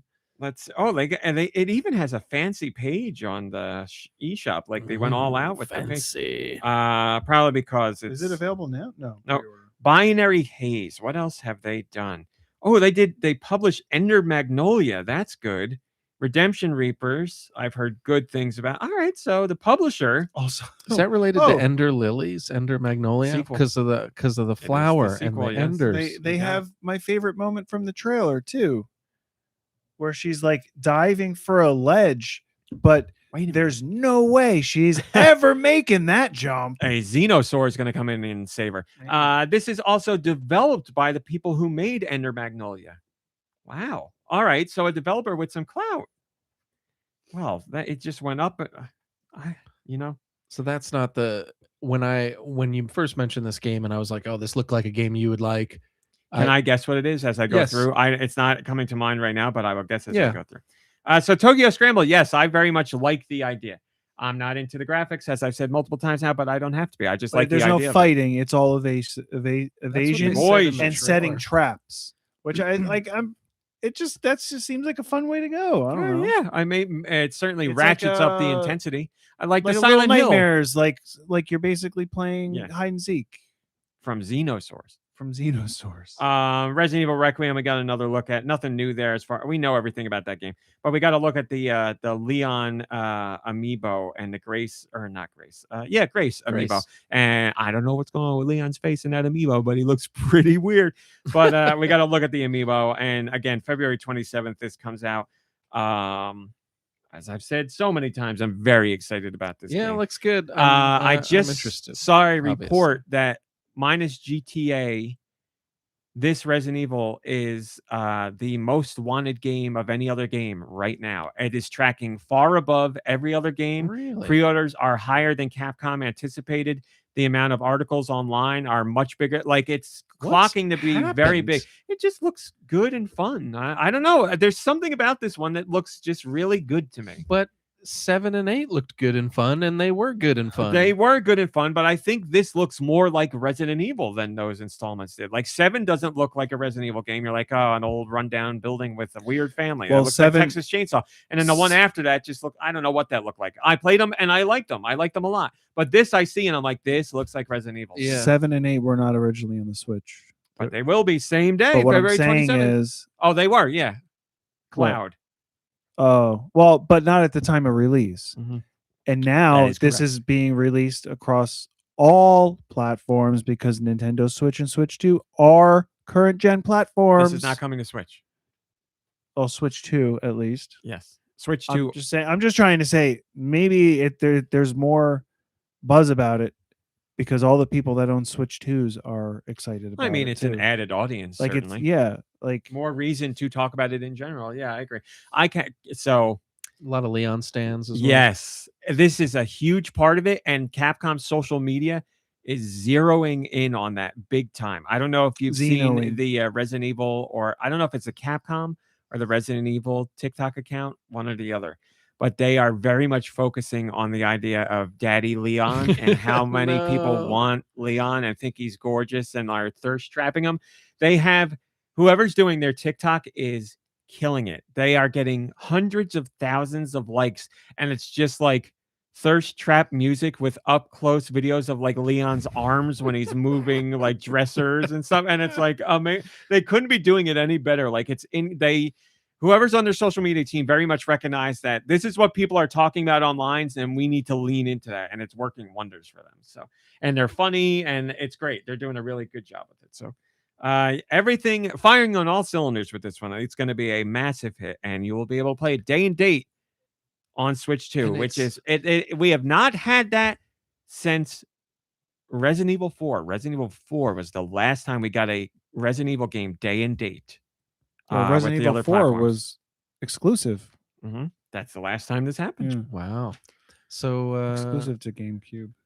and limited, it looks limited. like you can do first person or third person. You can change as you play. Yes. Yeah, that's Capcom interesting. said they did that. So they've had first and third person options before in the last game, but they said they made this one on purpose this way because they said feedback told them that some people were too afraid to play in first person. It made it scary for them. Yeah. So they did third person, and they said they tested it, and the people ended up being more scared in third person, but they were Really? like, well, you can pick now. So That's whatever. cool. That But sounds it's like great me that they did that. starting a game deciding, I always go without what's the my god Inverse. inverse. Mhm. I never play inverse, You and then walk I'm 2 like, wait, steps and this you're doesn't like, feel right. Maybe I do play inverse, and then I play it, and I'm like, no, I don't like this either. I haven't had that never happen in a long time, but there are games where that has happened where like it'll be only for me. I'm always vertical inverse. That is 100%. But there are times where it's horizontal inverse, and I'll play and I'll be like, that doesn't feel right. And I'll go switch it and I'll be like, this also doesn't Yeah. feel right. I know, but that I'm too hasn't happened in a scared. while. Do you know what you're I'm also scared. what you're gonna choose? What perspective you're Third. gonna play? I like third better. I was thinking I would play first person as Grace for the horror bits, and then maybe third person as Leon for the action bits. But either way, it looks really cool. I saw a lot of like zombies in the trailer, which Have that's you? right So up my alley. we've showed a lot of, or we've talked a lot about the zombies on GoNintendo through different interviews that were done. The zombies this time, I don't know how you're going to feel about it, Uh-oh. but I think it's a really cool idea. They're saying a lot of the zombies are freshly turned, and some of them, they said there's over 100 different personalities. So some of the zombies will retain parts of what they were doing in their regular life before that. I was So thinking about that because the there's trailer. there's like a zombie chef that's in a kitchen and he's like standing there That like looks cooking and creepy, stuff, and then yeah. he turns, so like they're gonna have different personalities, and like some of them will even speak a few words here and there because they haven't, like fully. I think it's a cool idea. I like that. I mean, and if there's truly different, like if all the zombie, like it doesn't have to be like this, but if all the zombies were different, like looked different, that would be cool too. But I like that idea of the different personalities. Yeah, I think it's a really cool idea or a way to expand on Resident Evil. We'll see how it plays out. Yeah, Darmani, when I saw this stuff coming up, you're right about the person in the direct missing when they were firing shots and not showing blood. I did think when I was watching that or when I saw people talking about it, I was like, this is going to become a bigger thing because of the dispatch situation and that being censored. People are going to be like, now they don't even show blood in directs. And you're probably right. Part of that is related to it. So yes, it just became a bigger part of the discussion for multiple reasons, but that could certainly be part of it. So but that- AdHoc blocked Capcom from showing the That's real it. game. Yep, AdHoc pulls the strings for everybody now. But that was just interesting because I haven't been watching trailers for things, but I watched the trailer for this Resident Evil, and it's the live action like short film basically, and she's like walking at one point, like somebody is walking at one point, the sleuth. like a zombie, but they're still like lucid or whatever, coherent. Perhaps that was the most important part. So I like That that's short actually is better than any Resident Evil movie they've ever released. It's a really good short. Like it was excellent. I really liked that. And everybody, or the reaction overall was people really liked that short, and they're like, why weren't the movies like this? But yes, anyway, Resident Evil looks fantastic, and we don't have long to go, people. It comes out in 20 days, no matter where you want to play it. PS5, Xbox Series X or S, or Switch 2. I don't remember if it's going to PC or not. Yes, it is going to PC. Are the other ones available already? No, again, they come out the same day. 7, 8, and Requiem all come out the same day on Switch 2. And 7 and 8 are native ports, not cloud-based for Switch 2. Mm-mm. Are you planning on getting the newest one for Switch 2 RMC? Well, I have asked Capcom to detail if it is censored, and they haven't said anything. But based on impressions that I've read, it is not censored. And Quince also played it, and I meant to message him to ask if it's censored, but he didn't say anything in his impressions that it was censored. So everything points to it not being censored. Can you imagine with like every gunshot, like a big black square comes up on the screen, like Duck Hunt? The zombies have sweat. We're back to Mortal Kombat original days where they blow up with sweat. Moving from Capcom to Capcom, Pragmata, which is a game I've been looking forward to for so long. Okay, yeah. This is the game, I guess. I just totally gave it away, but yes, this is. I saw this and I was like, RMC is gonna love this because of the little hacking mini game, and because there's like a little robot on your shoulder that's gonna learn how to become human by the end. Like, good lord, you're gonna be crying by the end of I've that been game. dying for this game for years and years. When it got delayed, we saw a trailer 3 years ago that apologized for the game being delayed for a long time. So I've been waiting a very, very, very long time for this one, but we are nearing release, and it's coming to Switch too. April 24th, again, day and date with other versions, so that is fantastic. There's also the Diana amiibo, which is the little robot girl, or if she's a robot, a little She's girl. a Pragmata. Did you not watch the trailer? And I've been waiting for this for 3 years. Also, there's a demo available. I've also been waiting to do any reading up on it for 3 years. So if you wanted to try the game before you buy it, you can go play the demo on Switch 2 right now. And you can bet your ass I downloaded that demo right away and played it to completion. And I also made it to completion. And I'll talk about my opinion later on the show. But yeah, that's been high up on my list for years now. So great to see that it's finally coming out.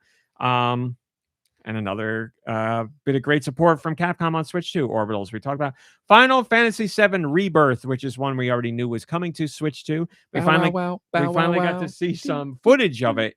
And people have already compared it to the PS5 version. And I don't know what kind of magic Square Enix is working here, but son of a bitch, does it look really close to the other versions. Square Enix said they have taken what they've learned from making the Steam Deck version and applied it to the Switch 2 version, and they said it has really helped them. It looks really good. Like, it looks really close to the PS5 version. We need to see more of the game in general, but what they've showed is very impressive. And surprisingly, they showed a release date. So Resident Evil 7 Remake just came out a couple weeks ago, and now we know Final Fantasy 7 Remake is out now. Final Fantasy VII Rebirth is coming to Switch 2 on June 3rd, so we don't have to wait too long to get that at all. And pre-orders are live right now. So look forward to that. We also got a look at Kyoto Xanadu. We knew that this game was coming. We didn't know its name. We didn't know anything about it. We just knew that it was in the works. This is coming to original Switch and Switch 2 this summer. Set in an alternate reality where Kyoto is the capital of Japan, Kyoto Xanadu players take on monsters and mysteries coming from the great labyrinth known as Xanadu. Players will challenge the labyrinth and grow through their battles within Xanadu while also deepening bonds with various people during their daily life. Uncover the truth hidden both in the labyrinth and Kyoto itself. We got the reveal of Grand Blue Fantasy Relink Endless Ragnarok. So this is a revamp of a game that came out on other platforms. It's coming out July 9th. Journey alongside diverse cast of allies, exploring breathtaking floating islands and battling powerful foes. Over 20 playable characters. Up to 4 people can team up locally or online for a multiplayer. I mean, again, I would love to do it, but I don't have to, tough sell for my gang of people. But I am going to play that one on my own. Here's a great surprise. So happy to see that this was announced because I didn't really think this was even possible. I would have never guessed it would happen, but surprise announcement. If you haven't played Paranormal Sight on Switch right now, it's a horror visual novel. It is fantastic. It is weird and creepy and great with a wonderful story and style. It's a really, really, really cool game. And the developer, it got great reviews. The developer behind it was like, I would love to do a sequel. We just need the first one to sell well enough. Well, it sold well enough because they surprise announced a new entry in the franchise, Paranormal Sight: The Mermaid's Curse. Unravel a captivating supernatural mystery through multiple viewpoints in this brand new Paranormal Sight game. Set in the coastal region of Iseshima, this original standalone story introduces new atmospheric locations, supernatural legends, and a new cast of characters to experience as players navigate the chilling mystery surrounding the mermaids of Ise. Lots of like underwater creepy. It's like Endless Ocean and a visual novel combined. If it was meant to be scary, Trace Memory-esque. Yeah, I can see that. Yeah, definitely. The first game is so good. It really was fantastic, and it was very creepy, and I have no doubt that this one will be creepy as well. And the best part, besides the surprise announcement, is the fact that it's coming out February 19th. So we got, 12 days to wait, which is awesome. And that is coming to the original Switch. No word on a Switch 2 version, but you can still play it on Switch 2 if you want. So look forward to that. We also got the announcement that the new Turok game is coming to Switch 2. Turok Origins, which is announced for other platforms. I've never played a Turok game, so I don't know what any of it involves. This is a brand new Turok, not out on anything, but now we know it is also coming to Switch 2. Is this the first time that we're dealing with aliens in Turok? No, they've always been a part of Turok. Oh, is it? Yep. Yeah, since the first game or since the comic aliens books. And Xenos. You fight a lot of dinosaurs, and then it turns into monster dinosaur alien creatures, and then just full-on aliens. A big part of the game. But this is a brand new Turok. You can take it on either solo or as a team of warriors online. So I like Turok games. I have not played a Turok since the originals on the N64. They never got better than that. And I watched this trailer, and I was like, that's cool that it's coming over. And then I watched some other trailers, and I was like, this doesn't look bad. I'm not totally sold on it, but I need to see more. But it's still cool that it's coming over. Yes, Nikki Hill? No, this just made me think of that. Was it a first-person Jurassic Park game that was announced or talked about like years ago? What happened? Yeah, you've brought that up before. I don't remember anything about that, but yes. you know. Well, if you want your Jurassic Park with a little bit of alien, I just want the Jurassic Park de-aged. game to have de-aged Ian Malcolm. Ding, ding, ding. Also, something happened that I would have staked my life on happening. It just wasn't announced yet, but now it was officially announced. Digimon Story Time Stranger, the most recent Digimon game, which is sold, I believe, over 1 million copies on PlayStation, is now coming to Switch and Switch 2. That is awesome to see. I've heard so many good things about this game. Obviously, Digimon's been around for a very long time, almost as long as Pokemon's been around, and it has millions of fans the world over. I really have heard stellar things about this RPG. And this is coming to Switch and Switch 2 July 10th. So look forward to that. Correct me if I'm wrong. When Valheim originally came out on computer, I believe you were interested in it, but you had nothing to play it on. I don't think so, because I've heard the title before, and the footage from the direct is like the first I've ever seen of it. I thought it was like a Fortnite thing, but it looks like a crafting thing. It looks like Minecraft with Vikings, and I was like, oh, this kind of looks like fun. Well, I have wanted to play it, but it was on PC, and nobody was going to play it. Well, nobody could play it on PC. But now, 2+ years later, it is coming to Switch too. And you'll be able to play it online, obviously, with I don't know how many players. I want to say they said 10. Yeah, up to 9 friends online can play and discover a beautiful procedurally generated world of land. You can and play sea. with up to 9 friends? Yeah. Okay. Making for 10. Fully optimized for Switch 2, including support for Joy-Con 2, mouse functionality, HD Rumble 2, build mighty Viking halls, create new gear, cook meals, prepare for mighty skirmishes to come. I have wanted to play this one for so long, and now I finally have a way that what is this? That I can play with friends. What's this? What's this? There's colors everywhere. What's this? It's Valheim on the Switch. What is this? Where we at?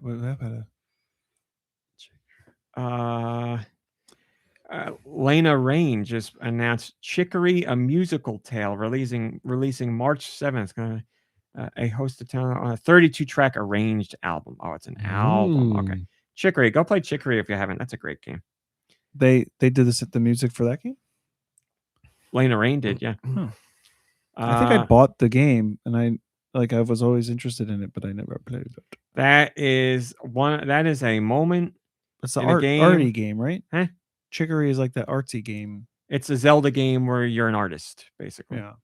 You're a dog artist. There's a moment in that game early on that I will never forget. It is a boss fight where you're in the dark, and it's your first boss fight, and the music in the game in general is fantastic, but the music during this scene is unbelievable, and it gave me goosebumps to the point where I just sat there and let the boss kill me because I was enjoying the music too much. It's so good. One of my favorite game songs ever. So now there will be an arranged version, I guess. But anyway, back to the direct. We did Valheim. Monster Hunter Stories 3 Twisted Reflection, a game we already knew about. It's coming out March 13th. Pre-orders are now live, but they announced that a demo is available for that too. And I played the original Monster Hunter Stories. I played a good amount of it, and I just couldn't get past the fact that I didn't like the battle system because it was basically rock, paper, scissors, and that annoyed me. I wouldn't be able to get past the fact that your monster friends are called Monsties. Yeah, that was pretty funny. Monsties nuts. So this is the third one. There's a demo coming, or there's a demo available right now. I had to rewind. I was like, did they just call really? That's the name. I don't know. That's what you went with. That's what you went. As we all agree here, names Xenos was fine, ruin everything. Xenos is fine. That's right. Well, yeah, because Xenos sounds like edgy. Monsties is just like they don't seem that scary compared to monsters.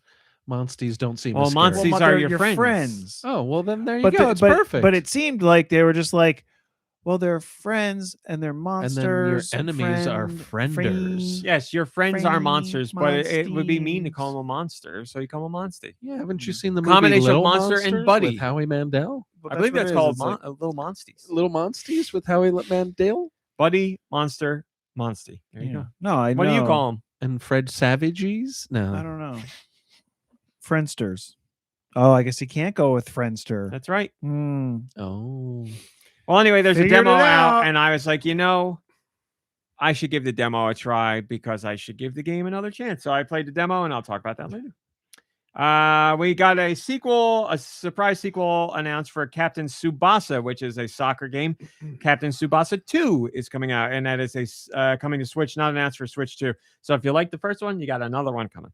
The Super Bomberman collection was announced, and it is out now. This is a Bomberman collection of 12 different games throughout Bomberman history, including unreleased localized versions of Super Bomberman 4 and 5 from the Super Famicom. It also adds in a boss rush mode, support features, libraries for all kinds of history, and more. You can also have up to 3 friends join you through Game Share if they want to get in on the fun without actually buying the game. Does Bomberman have like a license to carry all these explosives? I don't know if anybody's asked that over all these years. Would Maybe you just try ruined it. to nail him to the wall? No way. He'll blow you up. So you can get that right now. Hollow Knight Switch 2 edition, which we already knew about, is now available. It launched that same day. So this is an enhanced version of the original Hollow Knight for Switch 2. It can be 120 frames per second, higher resolution, and additional effects added in as well. So if you want to replay the original looking better than ever, you can play that now. If you've never played it, you can play it on your Switch 2 and enjoy it there. And the best part is if you have the Switch version and you want to play the Switch 2 edition, you get this one at no additional cost. The update is free. So if you have Hollow Knight on Switch and you own a Switch 2, then consider the Switch 2 edition yours. We got a release date for The Adventures of Elliot, The Millennium Tales.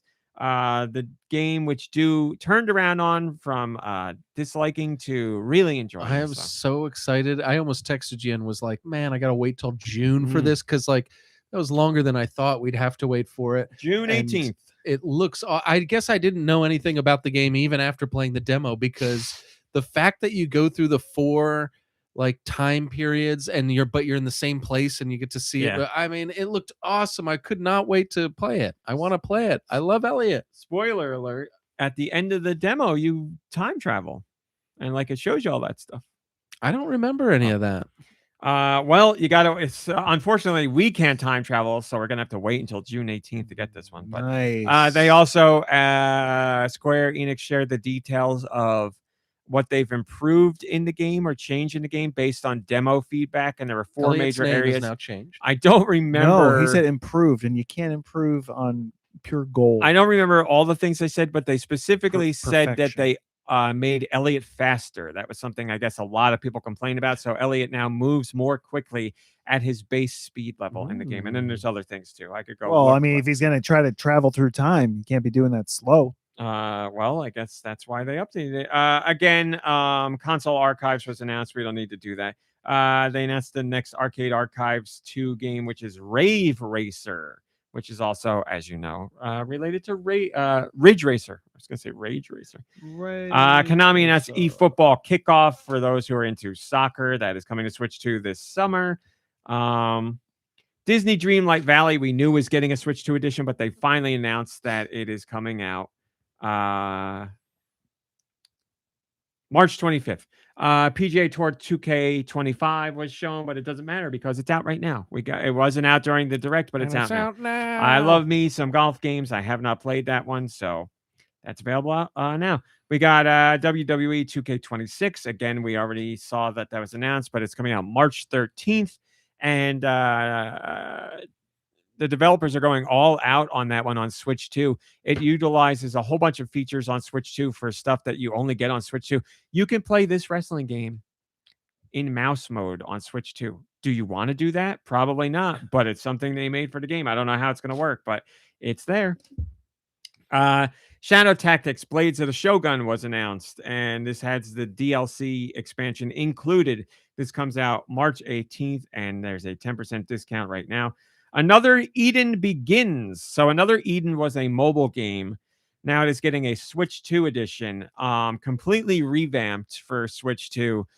This is made by somebody who worked on Chrono Trigger, and they consider it the spiritual successor to Chrono Trigger. So take that for what it's worth. Comes out this summer on Switch 2. Goat Simulator 3 got announced for Switch 2. That comes out April 1st. Another Culticept game is coming. Culticept Begins, Switch 2 edition.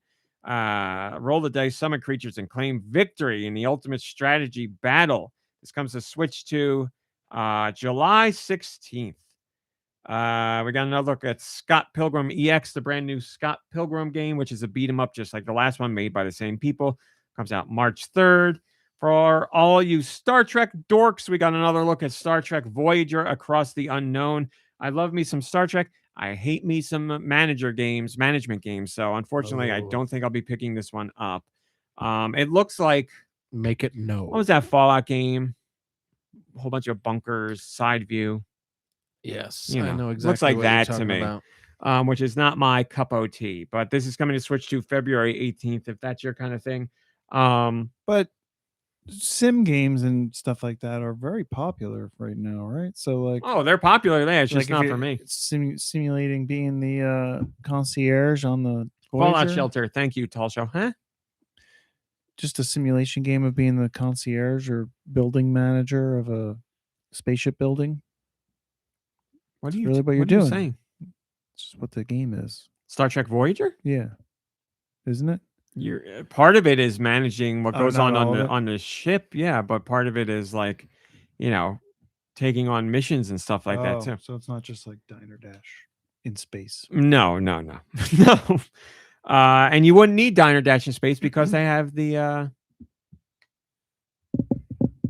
the thing that makes the stuff. I want to say replicator, but that's not right. Is that what they do? And I don't know anything about Star Yeah, Trek. when they go into their quarters and they're like, I want a cup of coffee, the thing makes it. It just shows up there. What's it called? It's not a replicator, right? The replicator's from can't remember the name of anything. Man, Let's move on. No. Oh boy. I'm not moving on. I'm gonna the figure- refrigerator. That's where they have all. Yeah, their food? replicators in the Orville. Yeah, replicators in the Orville. Yeah, there's a newfangled thing called the refrigerator. What's it called? Kept Is all it their the food replicator? cold. Somebody help me out here. Anyway, I'll continue. on. Somebody please help him out. I think it is called a replicator. Okay, then it's called something else in the Orville. Tales of Arise Beyond the Dawn Edition, another RPG, is coming to Switch 2 May 22nd. Reanimal. Nikki Hill, are you interested in Reanimal? It's been coming up in ads all over the place. There's a and demo right now. So I am somewhat interested. Play the demo. Yeah, I mean, it's the only thing. Made but by it's the team by that the makes, people yeah. that made the first two. Yes, the legit team. Yeah, the first two Little this Nightmares. is their new thing. Yes. Oh yeah, I was gonna say this looks like a ripoff of Little Nightmares, but if they're the It is developers, made by then I guess them, yes. they can't rip themselves. The off. newest Little I think Nightmares it's was made by multiplayer. a different team It is because they are multiplayer. making Reanimal. Yeah, it's multiplayer. So Oh, yeah, just in time for Valentine's Day. play the demo. That's what it says. February Reanimal. 13th. And there you go. That is your partner showcase. Ice Dilbert says, dang, that's a lot of new stuff. Not sure which is my favorite yet. Orbitals is my favorite. I mean, Elliot's my Matter favorite. Synthesizer. Thank you, Ice Dilbert. That's Orville. Monsties for everyone. Let me go through this list and genuinely tell you what I'm interested in very quickly. We just went through the Interested in list. You just went through the list. Moving on. Indiana Jones, because I haven't played it. Nope. Tokyo Oh. Scramble. I am interested in. So, Indiana sorry, Jones. if you're interested in Indiana Jones because you haven't played it, then you're probably interested in all of those games on the list, right? Because you haven't played them. Got him. I mean like because I wanted to play it on Xbox and I didn't get around to it. So this is another reason to go back to it. Oh. You didn't buy it though. No. Did you reach out to find out if it's going to be censored on Switch 2? Are you going to play it on Switch 2 or the? No, I didn't reach out. So does we got plenty of time before it comes out. I guess I could do my own research, but since I'm sitting here with you guys, I'll just ask you to tell me. Is Temple of Doom, does that take place?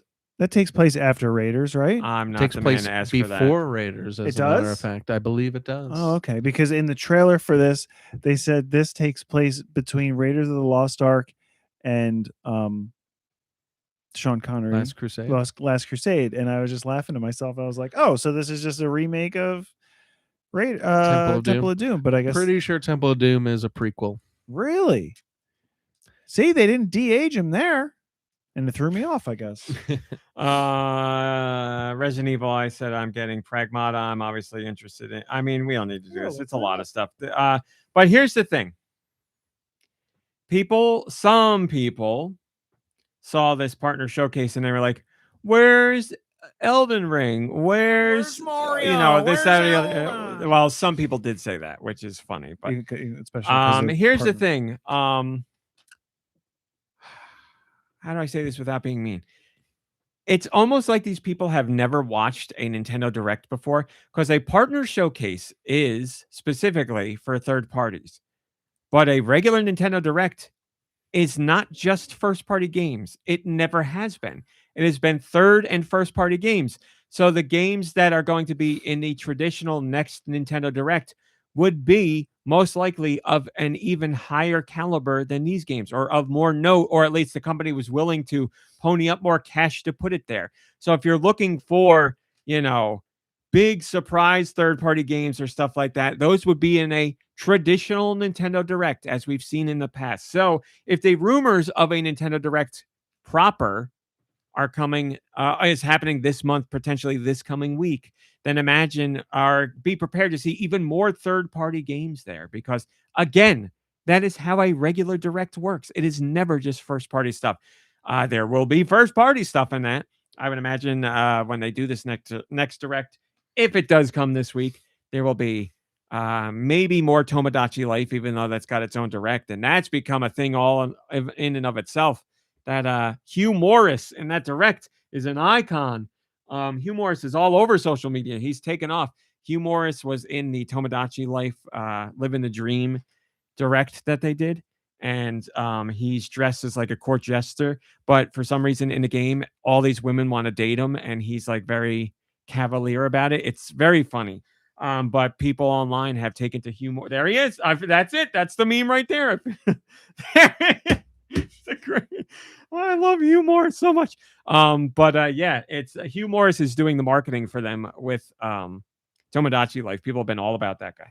I saw somebody already get a tattoo of Hugh Morris, but I would imagine that would be in a proper Direct.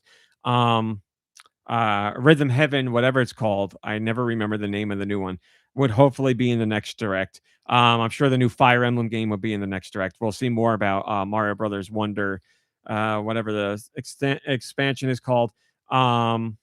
Switch 2 edition. We have the Pokemon 30th anniversary and we have the Zelda 40th anniversary. If Nintendo's going to do anything for either of those, you will hear something about at least one of those there. And then surprises. There we go. Now we're talking 10th Division.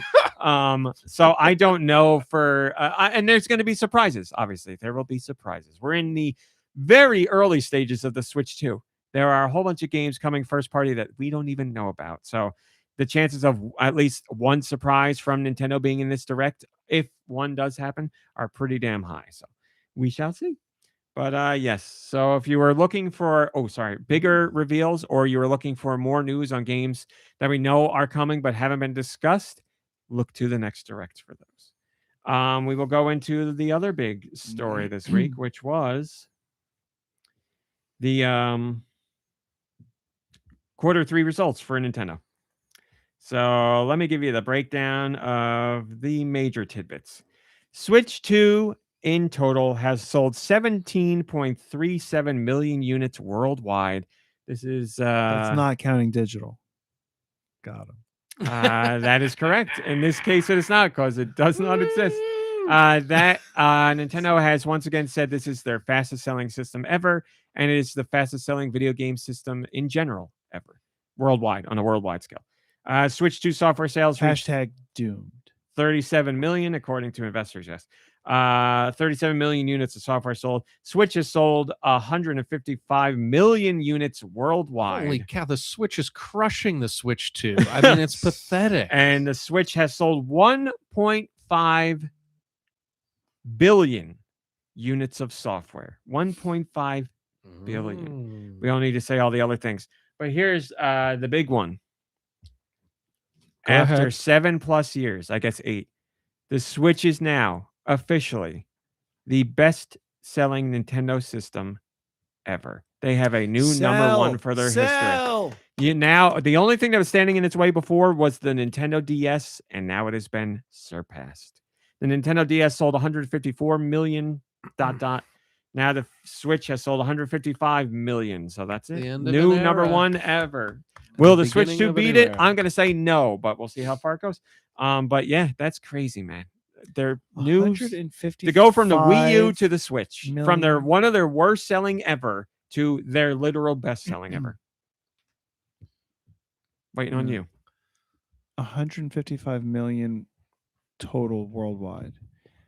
It's It doesn't seem like a lot. It's a big number, but it doesn't seem like I a know. lot. Listen, I read these things and I hear your voice in my head as I'm doing it. I know where you're going. But am I wrong? Like, yeah, that's- you're wrong. That just doesn't. Name something else that sold 155 million. I mean, give me some time. I mean, Okay. I bought 5 bags of Doritos today. That's just one Doritos have person sold on one day. Doritos have sold more than 155 million. That's true. Cheeseburgers at McDonald's.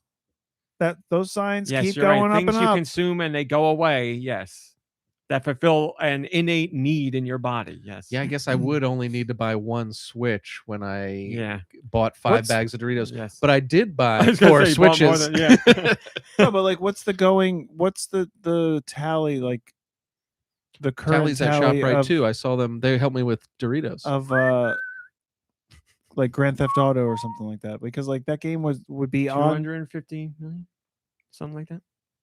200 for something million. multiple systems. Okay, Yeah. I guess.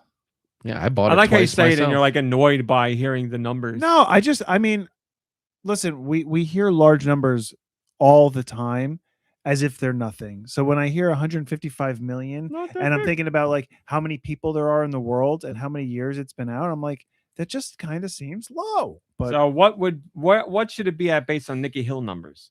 probably like 14 billion, right? Okay, there you go. I'm kidding. More than but, there are people in the world. But like, yeah, everybody gets a couple. Amazing. Well, and now we know why Nintendo's doomed. Hi, Z Kamuto. Good to see you. Yeah, because there should be billions sold. Come on. Or how about a half a billion? I would argue that even if they sold that many, it wouldn't be good enough for them. You're a negative Nancy. That's I'm what not you being are. negative. It's because my brain is rewired. Because, like I said, we hear large numbers all the time, and I hear a large number that is not ridiculously like blown away, like like out of, I don't know, crazy numbers. And I'm like, yeah, that's I not don't know how to enough. help you. You gotta adjust your measuring stick. Maybe this number one press Hey. you. Switch 2 has sold 17.37 million units so far. Yeah, But here's Lousy. here's the one that might impress you. Mario Kart World has sold 14 million units. So out Mario of Kart- 17 million Switch 2 owners, 14 million own Mario Kart And how World. many copies of Mario Kart 8 Deluxe? But now, are you going to negative every number? No, We know no, that's I'm just more. I am Take a guess. This is going to be fun because now based on your numbers, who knows? 155 million Switch units sold. Oh. How many Mario Kart 8 Deluxe units sold? 90 million. Well, It's got to be 147 um, million because Based off the Mario Yeah, Kart. exactly. according to Nikki Hill, a failure. Mario Kart 8 Deluxe, the best-selling Switch game above all others, has only sold 70 million. Yeah, that's awful. So not even It half does of the Switch seem owners really out low. there That's bought crazy. Mario Kart 8 What are they Deluxe. playing? Mario Kart 8. But that's not what digital. That is sells. digital, yes. Oh my god! That's Nintendo so reports low. their own digital numbers. Yeah. They don't let third parties. Why report they them. even Maybe make they are Mario Kart doomed. World if Mario Kart 8 Deluxe wasn't selling that well? It already sold over 1/7 of it in 8 months. So, Donkey Kong Bonanza. So if Mario Kart World is doing terrible in your eyes, then Bonanza's a bomb. Donkey Kong Bonanza sold 4.2 million units. Kirby Air Rider sold 1.76 million units, a brand new one on the million sellers list. Pokemon Legends ZA has hit 12.3 Million's a million lot. units. That is roughly 4 million on Switch 2 and 8 million on Switch, which is pretty crazy. There's so many more Switch owners out there, yet Switch 2 managed to do half of what the Switch version did, which that's pretty crazy. Super Mario Galaxy 2 has sold 2.4 million units on Switch, and Super Mario Galaxy has sold 2.2. So more people were interested in Galaxy 2 than they were Galaxy, but both games are selling at roughly the same pace. I would be more interested in Galaxy 2 because I never played it. I played Galaxy. I love me some Galaxy 2.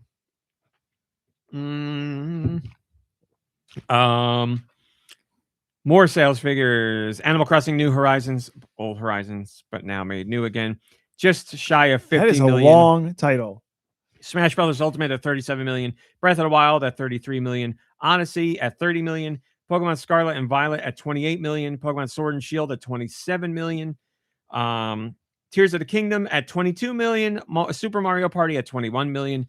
New Super Mario Bros. U Deluxe at 18 million. Switch Sports at 17 million. Pokemon Legends ZA, I already did. Super Mario Party Jamboree at 9.4 million. Nintendo has not adjusted their forecast. They are staying as is, and their forecast again was for 19 million Switch 2 units sold by the end of this fiscal year, which is in March.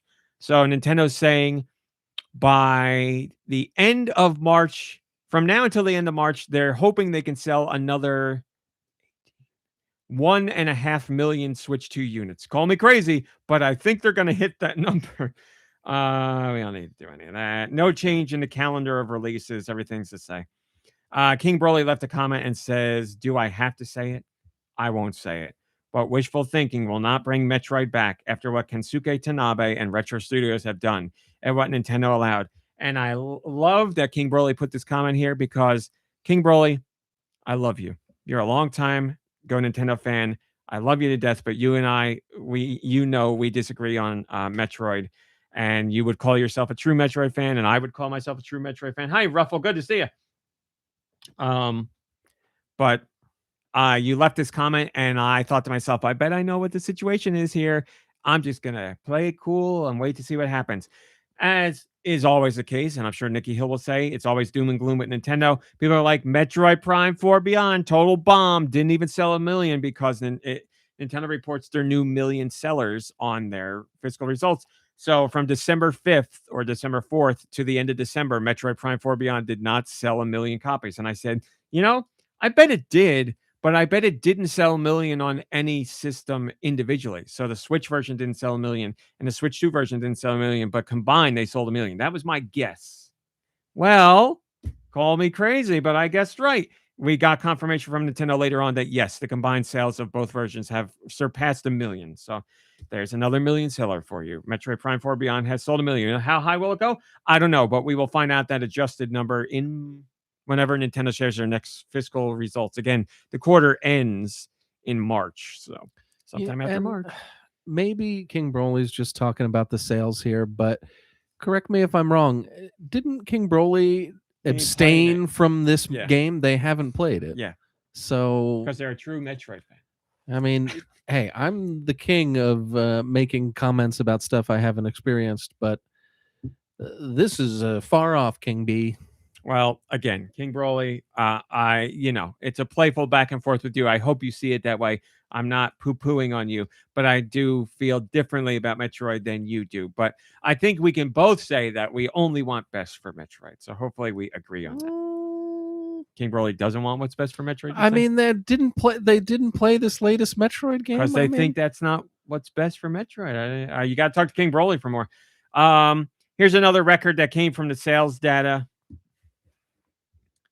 Switch 2 has surpassed the Wii U in total sales. So again, the Wii U, this is the same thing we did with the Switch, and it took us 7 years for it to wipe out all the systems. Now the journey begins again for Switch 2.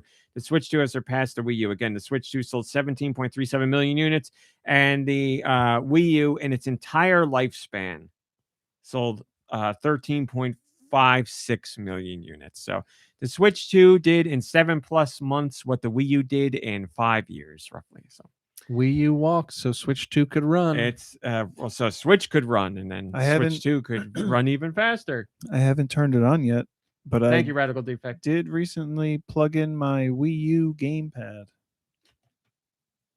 Okay. You plugged it in, but you didn't turn it on. I would love to know why. Because we had like a snowstorm, and I Mhm. was like, I really want to play a snowy Gotta game. check the heat, the pipes, and the Wii U. I really want to play a snowy game, but I couldn't find anything that had snow that I wanted to play. And then I was like, you know what? I have Tropical Freeze on the Wii U that I never played. There you are. Can't fit that in my Switch. Stay true to that. It's on Switch. To buy it again. I don't want to buy it again. You said you can't fit it on Switch. It I has can't been fit on the Switch. disc. It's a disc. I didn't know that until right this second. You What didn't say that. You've never played a You Wii could have U bought game? digitally. You never played a Wii U game? You could have This bought guy. digitally. Anyway, I gotta say, I'm with Nikki Hill on this one. I mean, fit clearly means there's a physical version of the game. That, yeah. anyways, Do you really mean that? I mean, I could see where you're coming from, but I knew what he was talking about. Okay, then I will withdraw my statement because I never even considered that. And I did just watch the latest AVGN video, so that got me thinking about cartridges again because he does Contra Force, Yes. and he didn't like it. Which I is might game have Nikki to upend this table. Which is a game Nikki Hill Is that the owned one, back in the day. Is it the one I had? The one with more slowdown than any all Contra game. the stuff he complained about were like my favorite No, things. He's it's like, bullet it's slowed time. down, and like I was like, yeah, it's like bullet time, and That game is, in my opinion, by far the worst Contra game. oh yeah, You get one enemy on screen and the game slows it down. shouldn't even. And then if you play with a, God forbid, you play with a friend, it's like Oh, it's like yeah. even slower. But yeah, it shouldn't have been called a Contra. Basically, is the idea. But I still have great memories of that game. I but think there's a good game in there. It just runs terrible. It's also Yeah. like I can't find another way to say it, but it's like a Metroid Prime Federation Force. Like the characters were like little they're character, like they're done very differently. little from- avatar animations or whatever. And in Contra Force, they weren't like these big Rambo looking guys running. They were like these little.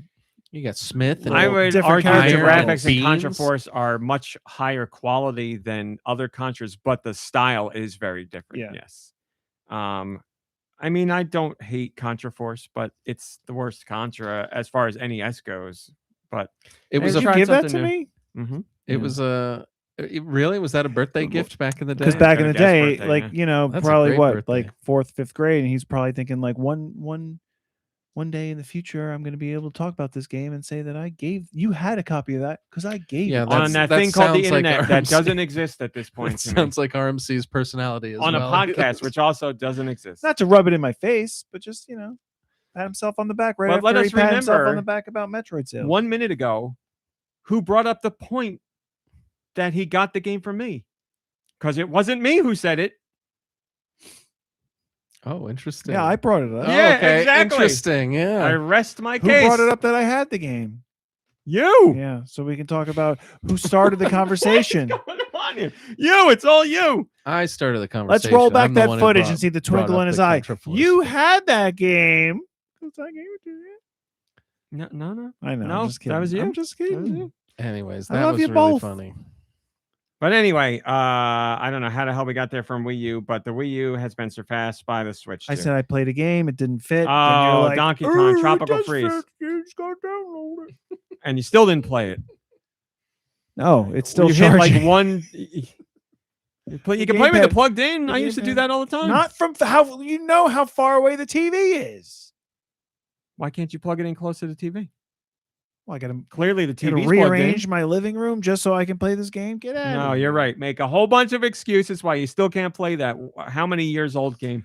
I have how many games and how many games have I played this week? We'll find out later. Ooh. You know the answer 0.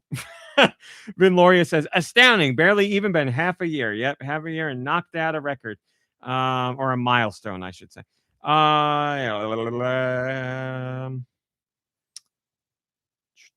We already did that. Switch to Nintendo showed a chart that revealed just how far ahead Switch 2 is in terms of sales pace compared to the Switch, which was their previous record holder.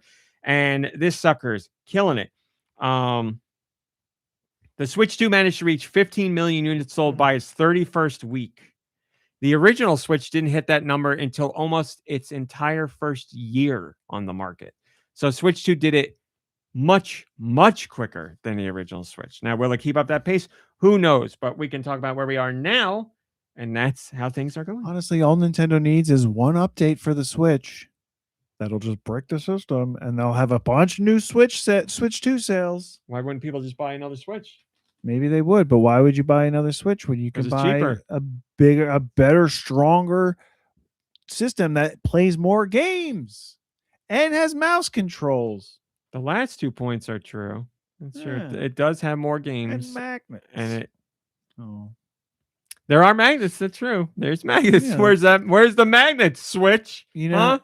I've had the Switch since whenever it came out, June, June 15th. and I've never taken those Joy-Cons Joy-Con off? off. Yeah, You're playing Pro Controller? pretty much.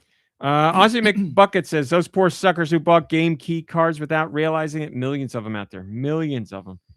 Just can't help themselves. And now they got no internet and they can't download the game. Useless pieces of cartridge. Can't do anything with them. All right. Back to regular news now. We do have more on the AdHoc situation because I had one more thing that I posted about this week based on comment from AdHoc that I got directly.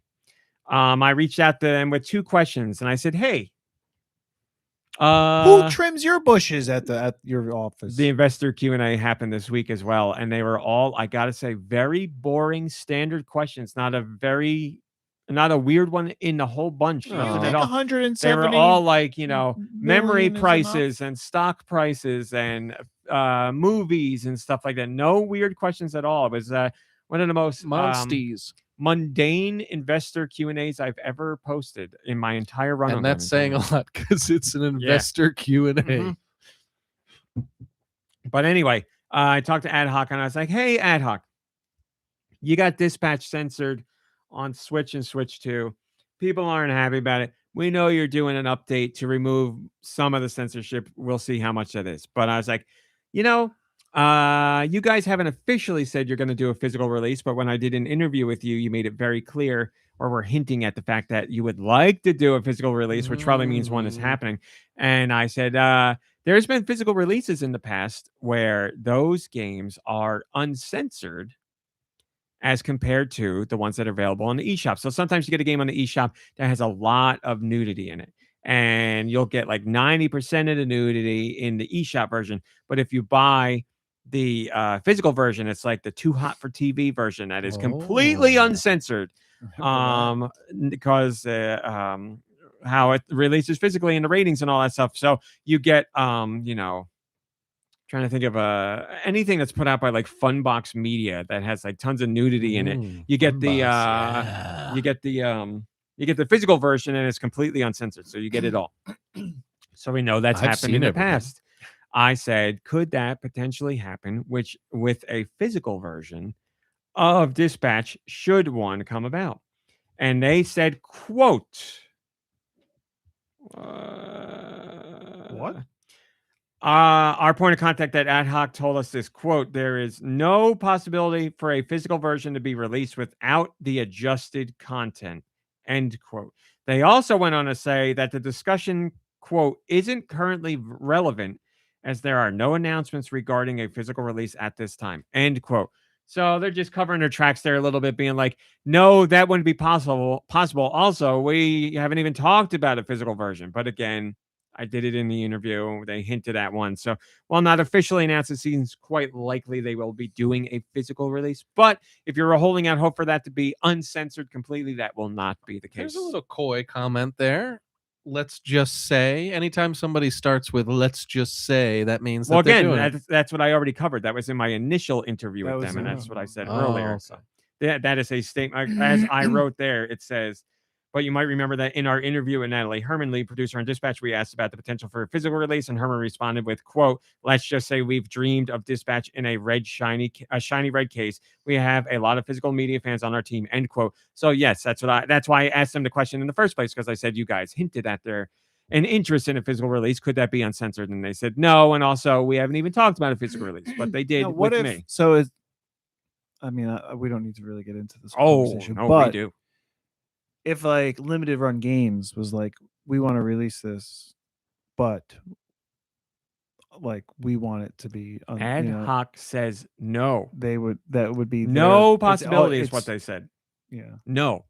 No means no, in my opinion. So they say not possible. Yeah. So that's all I got to go It's not possible. on. And then I asked him another question. There's that whole thing about SKUs. Is a hot dog a sandwich? Ratings in Japan and all that. And people were saying they did one SKU. I know SKU is Right. stock keeping unit, but digital SKU, whatever. It's the same thing. They did. People were surmising or guessing They did that one version. they did rather one than version and it had to regional. default to the ratings for Japan, and that's why all versions are censored. And if they just submitted a second version, or when like CD Projekt Red did for Cyberpunk, then we could have avoided this whole issue. So I reached out to them and I said, "Hey, here's what people are saying. Here's the whole thing I wrote about it. Could you tell me if this has anything to do with it?" And AdHoc gave me a statement and said, quote, "AdHoc is legally unable to provide further comment on why separate SKUs were not possible for different regions." End quote. So when they tell me legally unable, then there's nowhere for me to go. I can't ask anything else because they're not going to tell me. There's no other way for me to come at the question to get you a different answer. So that one is particularly fishy to me. And I don't quite know what it means. The way, I can just guess or speculate. The way that reads to me is they can't talk about it because it has something to do with Nintendo and a Nintendo rule, and Nintendo won't let them talk about that. It's against those rules. Because if if this was an AdHoc only decision and it's their own company, they would have no reason not to be able to share that information, or very little reason not to share that information.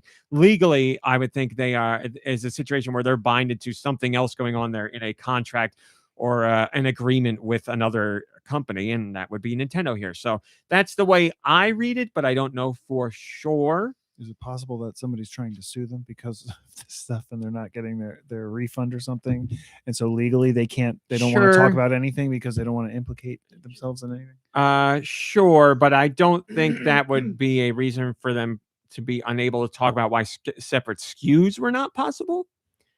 But that's my own speculation. I anal, as the internet says. I am not a lawyer, so I don't know. But I know some lawyers I could ask, I guess. You never heard that before? You never seen that before? IANAL.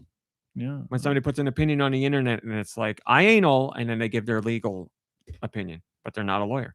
I just thought that was a word I didn't. I I was too lazy am to not look up. a lawyer. IANAL. Yeah.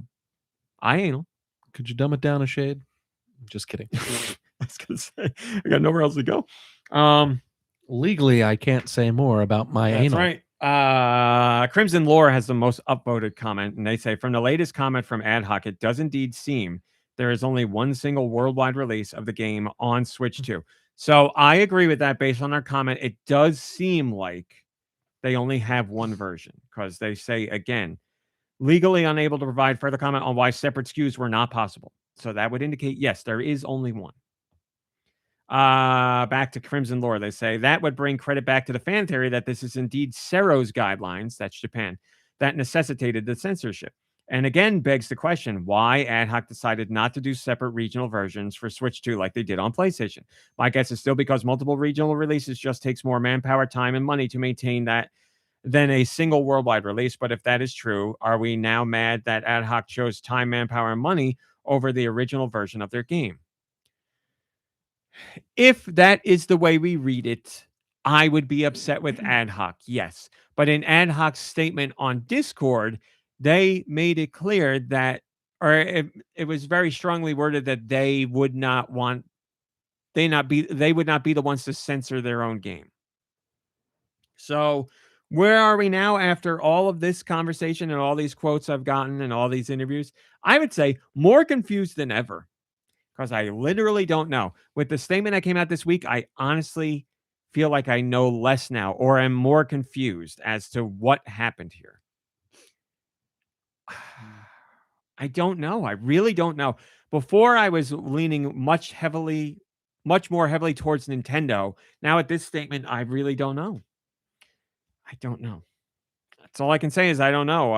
It's unfortunate that I went so hard on getting so much information and talking to as many parties as I could to get details, and it ended up giving us statements that just leaves me more confused. So I don't know, people. I tried. I can tell you. I don't know if I should say this. I will say that there's another outlet that I'm very friendly with that is going to try their best to try and get some statements and do an interview. And I said, I'm passing the ball to you. I ran with it as far as I could. They're not going to talk to me about it. I got nowhere else to run. So we'll see what happens, and I'll share their information. But it's not we are not done trying. Let's say that. Let's say it's a team effort on this with some other parties involved. So we're going to try and get you more details, but I don't know. But again, in a few weeks, we'll have a less censored version of the game on Switch and Switch 2. How little censorship remains after this patch.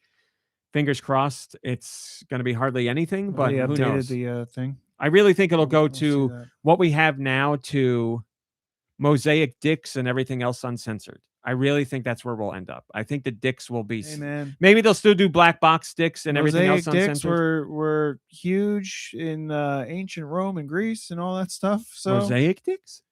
yeah, I mean that's how their art, mosaic artwork and I stuff. think you just said dicks are huge and Oh, back then. I I've thought never- I said mosaic dicks. Did I Oh. not say mosaic? I didn't hear the mosaic. Wait, what artwork? They had mosaics, and what are you talking about? It's an art form, yeah. With I'm- like, But so you're making a joke? yeah, I'm just Oh, saying okay, mosaic okay. dicks Oh, were okay. a huge thing back then. So let's bring them back, right? Okay. I It's didn't. a celebration of art we're talking about here.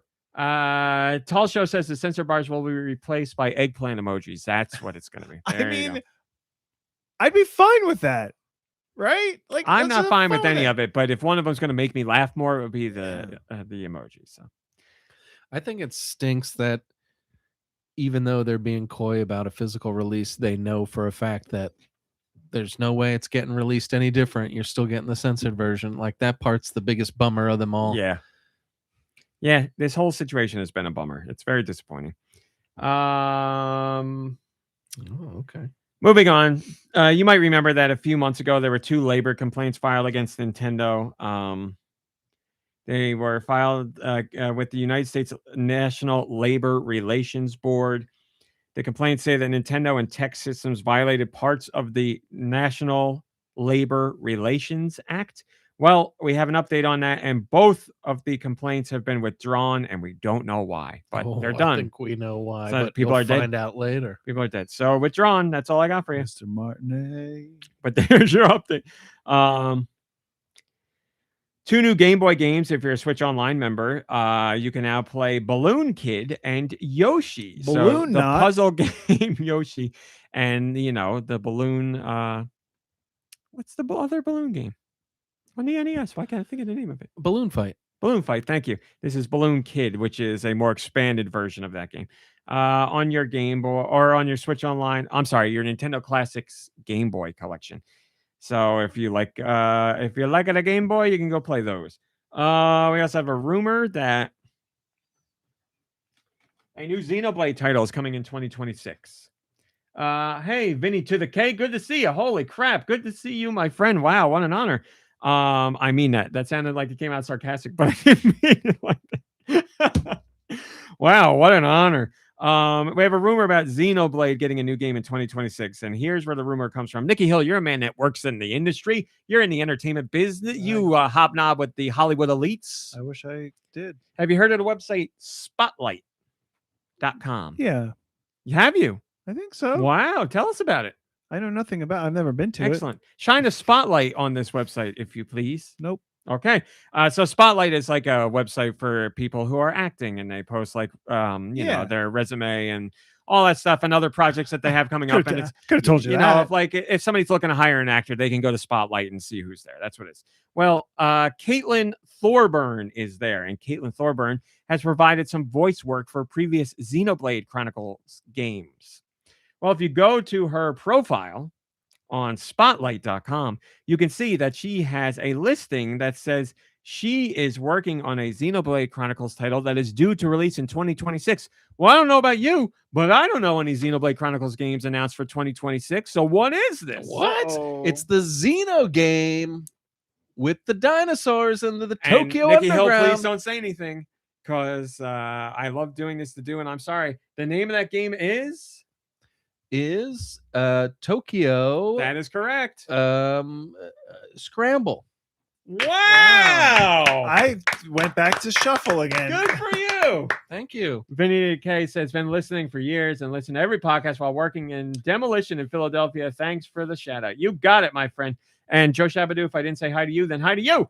And I think it's also a spoiler alert, but I think it's because it's called Scramble because part of the game then you end up finding Xeno eggs and you have to eat them. So you scramble them. You know what's funny? Oh. In Monster Hunter Stories 3 with Monsties, there are eggs in that game. Eggs. What Xenoblade title are they doing? Is it a new title? We don't know. We don't know anything about what this is. We don't even know if it's correct. All we know is it's actually on their profile, and you'd think the actor would know what they've done. But we can say that they have voiced characters in Xenoblade Chronicles 2, so perhaps this is pointing to a Switch 2 edition of Xenoblade Chronicles 2. We don't know, but that's the rumor. Seems like something is going on. Zinc says, this is the first article I've seen to call it Switch 2 edition like a smart person and not definitive edition. Wow. Thank you. That's very nice of you to say. Yeah, I figured it would be a Switch 2 edition, but maybe I'm wrong and maybe I'm not smart. But I felt like that was the route to go here. We'll see if I'm right. And it's the internet, so even if I'm right, I'm still wrong. I just got an ad for Heated Rivalry. I like it. We don't need to do that. We don't need to do that. We don't do that yet. We're not going to do that. We will do this. We had mentioned that the Nintendo Labo VR Toy-Con goggles will indeed work for those who want to play the Nintendo Classics Virtual Boy on Switch. It won't work for Switch 2 because the Switch 2 is too big. But if the Switch, it's right Up top, up above on the rubber bug. Is there a strap for that or Where something? is it? It's on top of the lunchbox. Yes, this thing. Here it is. This thing. If you have this from Labo, there is a thing to put a strap on. Yes, and a third-party company sent me like a real VR headset strap specifically made for that. So you could wear that. How do you turn it on? You put the Switch in it. But again, won't work on Switch 2. Only works on Switch. If you take that front off, maybe you'll see something. Whoa. Don't do that. Take your front off. I'm going to be leaving my front off. I got my front out. I got my front out. Yeah. So that's what we heard, and that was from a Nintendo rep. You don't want to take the front. No, I was a joke. That was a Nintendo rep said that at a hands-on press event. By the way, we got invited to that press event. I like how you didn't turn your phone on before you did that. Quince did a hands-on article for all that stuff that he played. He played the Virtual Boy. He played Resident Evil, I believe. He played Mario Tennis Fever. By the way, Mario Tennis Fever is getting some really good impressions. Like, people are like, oh, Nintendo's back on their good sports games. It seems like impressions across the board are really good. Yeah, their sports games, in the opinion of those who played them, have been lacking in recent years. But apparently Mario Tennis Fever has got the sauce, as the kids say. What's lacking, though? Like, what do they have? They had strikers. They had charged. Baseball. No. I don't mean lacking in terms of sports. I mean lacking in terms of the games weren't up to snuff compared to previous installments. So, but which games were not up to snuff? That's what I'm saying. The tennis game. I think people would say the tennis game since Wii U and every sports game after. I honestly don't even know what else came out. Golf, tennis. Is that soccer? That's what this is a tennis game, right? Yes. There was another tennis game before those? They have had tennis games on every console since the N64. Wow. Oh, I think I vaguely remember the Switch. And you can play, you can play the N64 one on your Switch right now if you want to. I remember golf. Yeah, They've done them all. Okay. Yep. Golf, soccer. The one that they didn't do and canceled, which pisses me off, is combination volleyball wrestling. Oh, that might have been interesting. It sounded amazing. With like Mario and yes, Peach and Luigi. Yes, they would do wrestling moves to each other and play volleyball, and it sounded incredible. They should remake ice hockey, where you get the skinny, the medium, and the fat guy. That's bad. You have to wonder why they haven't done a Mario ice hockey game. I guess hockey's not popular enough. I don't know. Apparently now it's the most popular. They did. Well, yes. I mean, then they'd have to canonically decide which Mario characters are gay for it to be popular. So, and I'm on board with that, so that's fine by me. But yeah, we haven't had a basketball Mario game in a while. They did a couple of those, but it's been years. So some sports, I guess, just aren't as popular as others. They haven't done football, and football is really popular. Not soccer football, American football, real football. They haven't done any of those. I keep getting TikToks for the realistic NBA games where they actually have the players like reading some lines because apparently there's like little story bits in between the 2K's games. been doing story bits for years, and they're you so just bad. gotta, like these poor players, Yeah. they're doing them so dirty by even like having them read this copy. You know, like it's like, oh man. I've seen compilations of how bad some of the acting is and all those, and I'm not mad at the athletes because they're not Certainly not- actors. certainly but it not. is horrendous. You think at some point like 2K would be like, maybe this should just be text, But like some, maybe, yeah, because or maybe we should hire a voice actor. some of the You okay stuff with that's that? in there, it makes you think it's like when they're recording like Mr. Burns's voiceover or something, Yeah. and it's just like, we did 30 takes and that was the best one. Yeah. It's some of them are terrible. So anyway, you can use the Labo VR Toy-Con goggles if you want. That's what Nintendo said. But then Nintendo was like, wait a minute, Nintendo, you're wrong. So Nintendo said themselves, you said the wrong thing. And later on, in a comment gotten by Stephen Totillo over at GameFile on Substack, That's go totes. subscribe to that. He said that Nintendo gave him a statement, and they said Nintendo, quote, incorrectly stated that the Virtual Boy Nintendo Classics game library will be compatible with the Nintendo Labo VR goggles. Labo VR goggles are not officially supported, end quote. So what that means is Nintendo's covering their butt. It's going to work. It will still work. Nintendo just wants you to know that officially it is not supported, but it'll work. Maybe there'll be some minor differences, but it will work. Just Nintendo wants you to know, don't subscribe to Switch Online expansion pack just for Virtual Boy if you only have the Labo VR Toy-Con goggles, because it's not officially supported. But if you got them laying around, you can use it and it'll work. So there you go. But again, I need to stress this one more time. It will only work for Switch because the Switch 2 is too big. Too big. There you go. Drake says it'll work with Switch 2 if you got more cardboard. Yeah, you're going to have to build out your own. You could do that, I guess, to build out your own rigmarole. Did that work, Nikki Hill? It He was I watched pulling up a, some 3D like YouTube videos. Yeah, it'll and work. just popping I it in watched there. a roller coaster in 3D. I mean, it's like It'll work. it wasn't great. It wasn't like a real video. You It was needed like a an fan in front animation. of you. No, I feel sick from the motion, and it wasn't even like realistic. Yes, it was just, it'll work with any of those 3D videos. Yeah. You like Arctic Thunder, the arcade game, where you rode the jet skis and it had the fans Oh, that blew on you when you're cool, playing. I yeah. loved that game. I thought that was such a cool idea. Hitting like the big jumps on the waves and it turn up the fans a lot. I thought that was awesome. But anyway, there you go. So use at your own risk, but it'll work. Nintendo's official word, not officially supported. My word, you'll be fine. that's coming out real soon. I know. So you End ordered of the it? month, right? I ordered it. No, I think it's the 17th. I thought it was later. You know, I run a Nintendo site and I Oh, get so, shut no, up. no. You Hold on. know so Let me much say the rest. information. Let me say the rest. I usually get things wrong. So, Virtual Wrong. Boy Switch date Oh, Dre Gamer says 17th. February 17th. Wait. Oh, I got so excited. That's not this coming week. It's the week Yeah, after. that's I'm gonna play it so bad. So excited for that. So excited. I'm sorry. You ordered the full deal. Yeah. Ooh. Yeah, as we said last week, Well, it sold so out. the other but then thing- you asked if they were going to do more stock. They did. A couple days later, they added more stock. I think I saw that. Is that what you ordered? The actual thing The, you the got one in with there the in time? stand.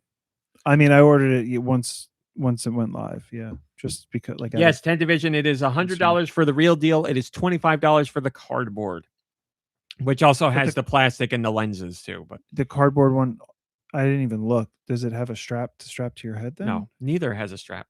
Well, no, I know the other one has the stand for the table. Yeah, I don't know. Let's go look right now. Go look it up. It's I like don't know what it taking an has. eye exam. It should come with a little chin place. So you Yeah, can right. put your chin here and your eyes up to the red lights. Man, that is exciting. You know what? I was telling myself, I was like, this week of work is going to suck because it's the Nintendo Direct and it was the investor briefing. So a lot of work. And I was like, plus I was doing the dispatch interview stuff. I was like, this week is going to be so frustrating and so much work. But I was like, if I can just get through this work, And this week, then I got the Virtual Boy coming really soon. And I already forgot because the week is over now. But now I've been reminded. I'm so excited for It's not in any photo. So It then has the you same- it has figure the it out. Same little things here. Figure it out. I don't know what you're going to do, but figure it out. It has these little things. What do those little things do on this? They just, it's how you snap. It's a snap to hold That's just things what's in. Yeah. holding the thing. But again, there's a third party company that makes a strap specifically for that. So it should work with the Virtual Boy thing too. I have one. You got the regular. Never Well, mind. so The in the regular. photo, the switch is in there, and then the handles. That's what are you're here. supposed to So do. you're yeah. supposed to play like this, which I would not be comfortable. That is doing how you that. did it on Labo. Yeah. That is not comfortable, Nintendo. Well, I agree with that. If Also, only they had I want to system where, counterpoint, like, but you it's know, not the really. controllers disconnected from the actual system. I want to counterpoint it, but it's not really counterpoint. The regular Virtual Boy is still not comfortable with the thing that you put on the table. Well, You have to, yeah, like sit up at it'd the be table like and look this. into it. But I don't know. But I am unbelievably excited. So a couple more days, 10 days. 10 days? 10 days, yeah. So that means we might get it this week. Like our actual Virtual Boy might come this week. Why? Yours might. What do you mean? I bought it just like you did. Will they really get Yeah. those? Maybe ship out. That's what I'm saying. Yeah, we This will get the week. hardware earlier than the thing going live for You think? sure. I, Oh, don't- yeah, I really 100%. didn't know. I mean, I don't know how they do that stuff. Like Yep. if you pre-order a game, The game it comes out. No, this will. Yeah, they're not. You're not unless there's a shipping error or you got in there really late after the first round. Then maybe. But yes, if you bought it the first round, then you will. I'm like 95% sure you will have your hardware before the service launches. So this week I'm guessing. Also, we have news due. I'm sorry, I'm sure you already know all this. The 30th anniversary of Pokemon is being celebrated with a year-long campaign, and it kicks off tomorrow with a Super Bowl commercial for Pokemon. And some of it leaked, and we know that Lady Gaga is in the commercial. So Lady Gaga is either a Pokemon fan, which I believe she is, or she got paid a boatload of money to pretend she likes Pokemon. But either way, commercial during the Super Bowl, but that's just the start of the festivities for the 30th anniversary Of of course, Pokemon. she likes Pokemon because it's Little Pocket monsters. Monsters, Little Monsters. It's all there. Little pocket monsters. Trading card stuff, a whole bunch of merch, Pokemon Go collaborations, you name it, and more special things to be revealed later. And there's a little bit of the commercial leaked, as I said, so you can check that out Commercial. if you want. But 30th anniversary. Ozzy McBucket says Jigglypuff as a last-minute swap for the halftime show. Good. An English-speaking singer the way God intended. I'm going to guess that is a joke because I've seen Ozzy McBucket's comments before. So I'm saying that's tongue-in-cheek. But Jigglypuff is a performer, and they do sing. So it would only make sense to have them in the halftime show. So Aren't Pokemon all Japanese? no, that's racist because they don't come from Japan. It's a worldwide thing. It's its own world thing. Like Oh. they don't exist in the real world. Oh. Unless you're playing Pokemon Go, then I guess they're here. But no, like the regions in Pokemon, to my knowledge, are based off of real life places in our world, but So- they do not exist on Earth as we know it. So it's like Westeros. You know all this. What am I telling you this for? You're a Pokemon fan. We saw I you was at that I was tournament. testing you out. Yes, you're right. You passed. It's like Westeros. Exactly. You know what you got? You got it. F plus. Well, I'll take the plus. So there you go. Look forward to more 30th anniversary celebrations. Oh no, this is me. Yes. It's me. Music. Sorry, I'm doing the umami releases, but I gotta. Oh, I'm on the right page. You hear that? Here comes the train. The umami releases for North America. What are you doing here? Play. Stop. What's going on? Oh, I think, yeah, it froze. Okay. Play. It won't play my music. To play us out. There we go. North America, what did you get this week? Let me tell you. The umami North America releases. Some notable titles this week, my friends, whether you have Switch or Switch 2.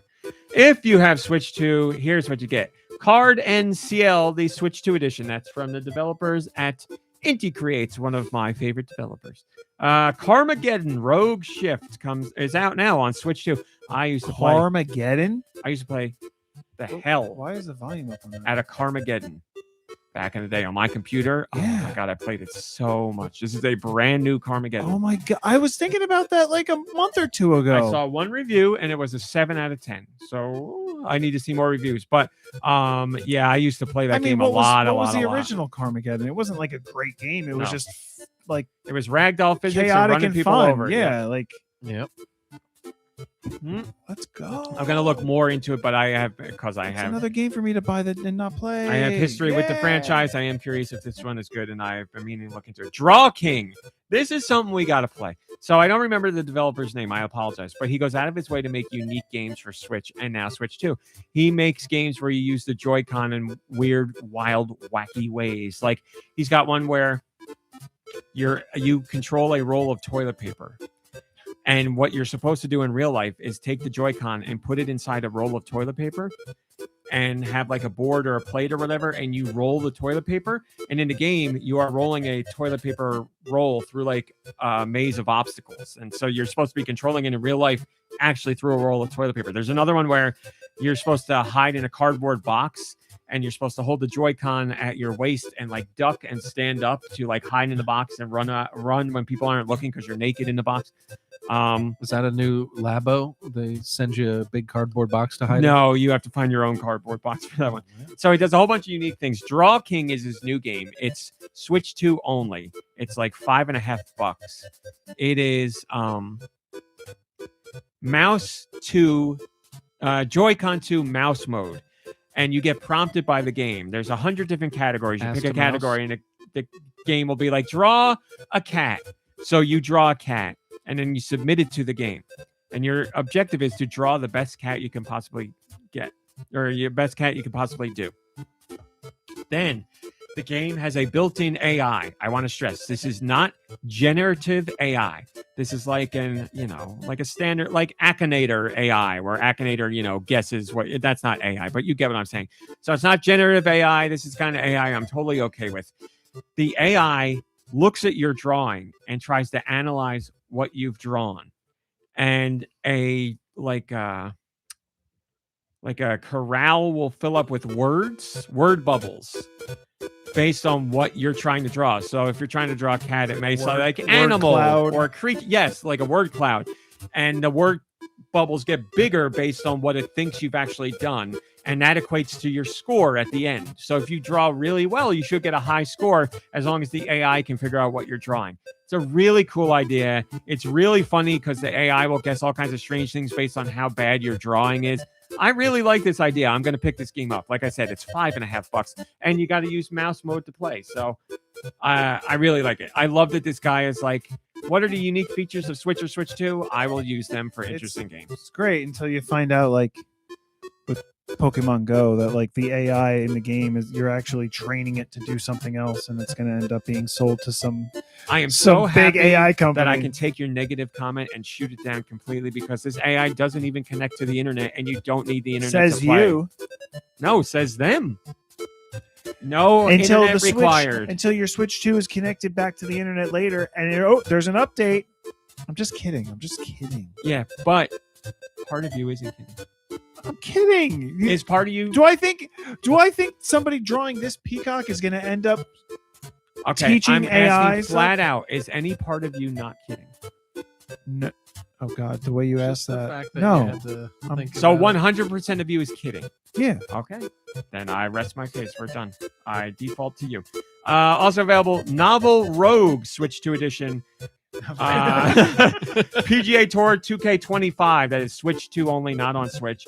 And Pragmata has a demo on Switch 2. There's the toilet paper game. In Discord. Thank you, Ice Dilbert. Switch. Yeah, Mom Brain is having a rough time. She's weaning herself off of medication that she was prescribed. So it's ruining her weekend. But she was here for a bit and had to bow out. Mombrain, we speak your name. Speak your name. Available on Switch this week. Chroma Cell, Cloudberry Kingdom. If you remember the Wii U, which Nikki Hill does, Cloudberry Kingdom originally released on the Wii U. That Well, sounds now it's familiar. back for the Switch. Cozy Pets and Friends, Cute Bonfire, Dirt Racing Bundle 4-in-1, Dragon Spyra, Dun Hero, the MSX2 version of Super Tritorn, Exorcist Horror Simulator, 5 Hearts Under One Roof, Fred and Jeff, the Atomic Sulfate, Frostholm Isle, Graviators, Grey Hill Incident Reprobed Edition, and yes, that is about aliens. Graviators, so like gladiators, but you're dealing American Graviators. Yeah, Jigsaw Realms Villages. maybe it's graviators. Sure, when you say Fighting- it, you go right ahead. Fighting with gravy. Gravy robbers. Junkyard Builder Simulator, Lovish, Magic Runestone, Pinstrike 3, Screwmaster. Yeah. Forget the Stairmaster. Snow Bros Classic Collection, Sora Winds of the Jungle, Space Bubble Shooter, Stunt Driver Collection.